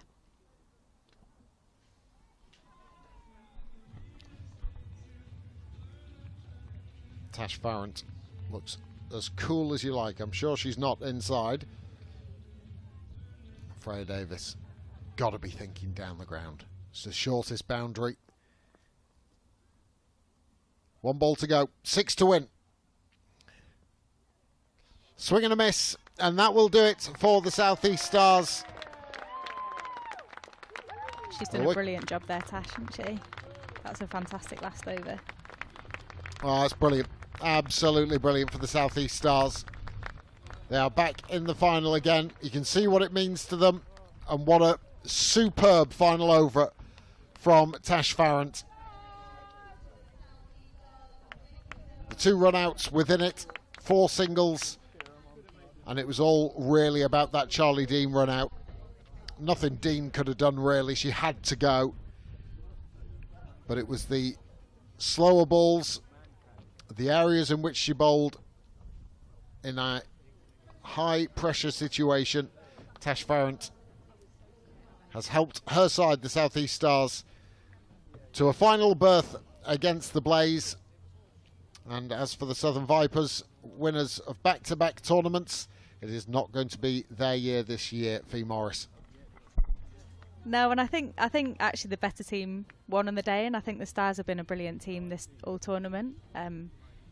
I think that's probably about right. Blaze versus Stars in the final. They've been the best two teams all tournament, and I'm really glad it's the best two teams that are fighting it out in the final. Disappointment etched on the face of Lindsay Smith and Freya Davis. Lindsay Smith, who's had a very, very good tournament. The handshakes all round. Delight for those in yellow. Frustration for Charlotte Edwards and her Southern Vipers team. She cannot keep hold of the cup which bears her name. And even though she has got a wealth of trophies under her belt as a head coach, she will not add the T21 this season.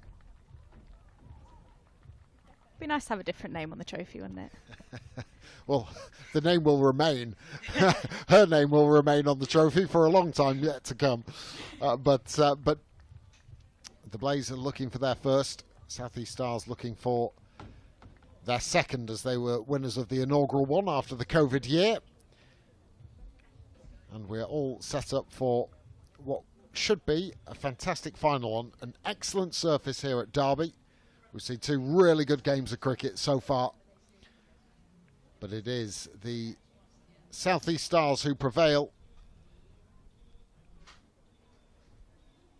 And they won't have a huge amount of time to get ready for the last one. Sometimes that's a good thing. The Blaze will have been set up relaxing, feet up, watching proceedings. South East Stars have got about an hour and 20 minutes or so before they have to return and take part in the final. Such is the case on finals day.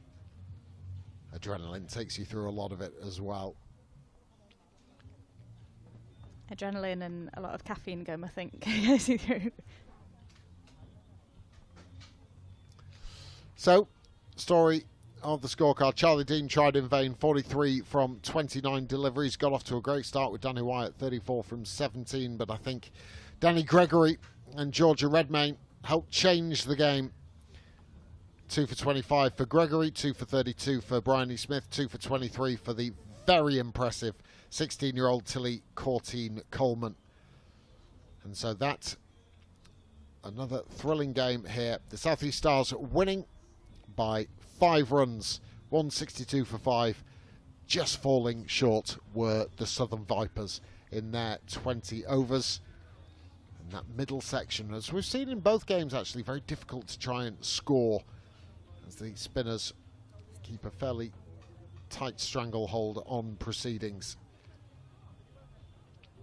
South East Stars, Sophia Dunkley almost reaching 50. Georgia Redmayne batted well. Paige Schofield batted nicely as well. We're just waiting to see what occurs with the presentation party. In fact, let's head downstairs and we can do just that. So I'm here for the presentation of the player of the match. A huge congratulations to Georgia Redmayne from the South East Stars. How are you feeling? Yeah, pretty good. Really exciting to come in and make the final and beat a really good team to do it. So we knew we were going to be up against it. The Vipers have always been a really strong team, and they put in a really good performance against us just a few days ago. So we knew we were up against it, and yeah, really proud of the girls, and it was an awesome team effort today. Amazing, 1 stumping and 39 with the bat as well. How are you looking ahead to the final? What do you think are the challenges for you? Yeah, I think the Blaze are also a very strong team. They finished top of the table in the regular competition, so it's never going to be easy, and it's a really short turnaround. So hopefully, I think key now is just to rehydrate, get lots of food in us, and just do those simple things well. I think we really stuck with it for really long periods of the game there today and worked really hard. So yeah, it's not going to be a quick finish race. It'll be grinding to the very last ball, I think. And a note for some of your teammates as well who did incredibly well. Yeah, definitely. I think, to be honest, I think Dunks and Page had probably much bigger contributions than I did with the bat. So I thought they batted exceptionally and really set the tone. We thought 160 would be a really good target on this wicket. First game, 140 was chased down fairly easily. So, I think the way they set the tone and took on the bowlers was amazing. And, to be up the other end watching was pretty cool too. Well, huge congratulations to you. You are our player of the match. Enjoy your sparkling wine, your Chapel Down sparkling wine. Don't drink it now. Go and get some water and some pasta. We'll see you in the final at 6:45. Wonderful, thank you. Hopefully we can celebrate with it after. Sounds amazing. Georgia Redmayne, our player of the match.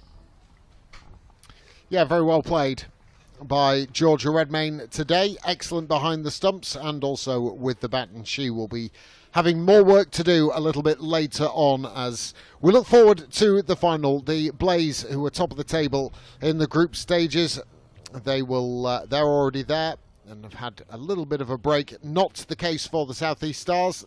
They've got about an hour off before they get back underway. A mouth-watering final here in the 2024 Charlotte Edwards Cup at the County Ground in Derby. So we are looking forward to seeing what transpires in around about an hour and 5 minutes time. We're going to be back up and running here on the ECB live stream, which you can follow us on YouTube at around about 6:30. We're looking forward to it hugely. Make sure you join us for that. Until then, and we're just going to take a look at what's happened over the second innings of this game. We'll see you in about an hour.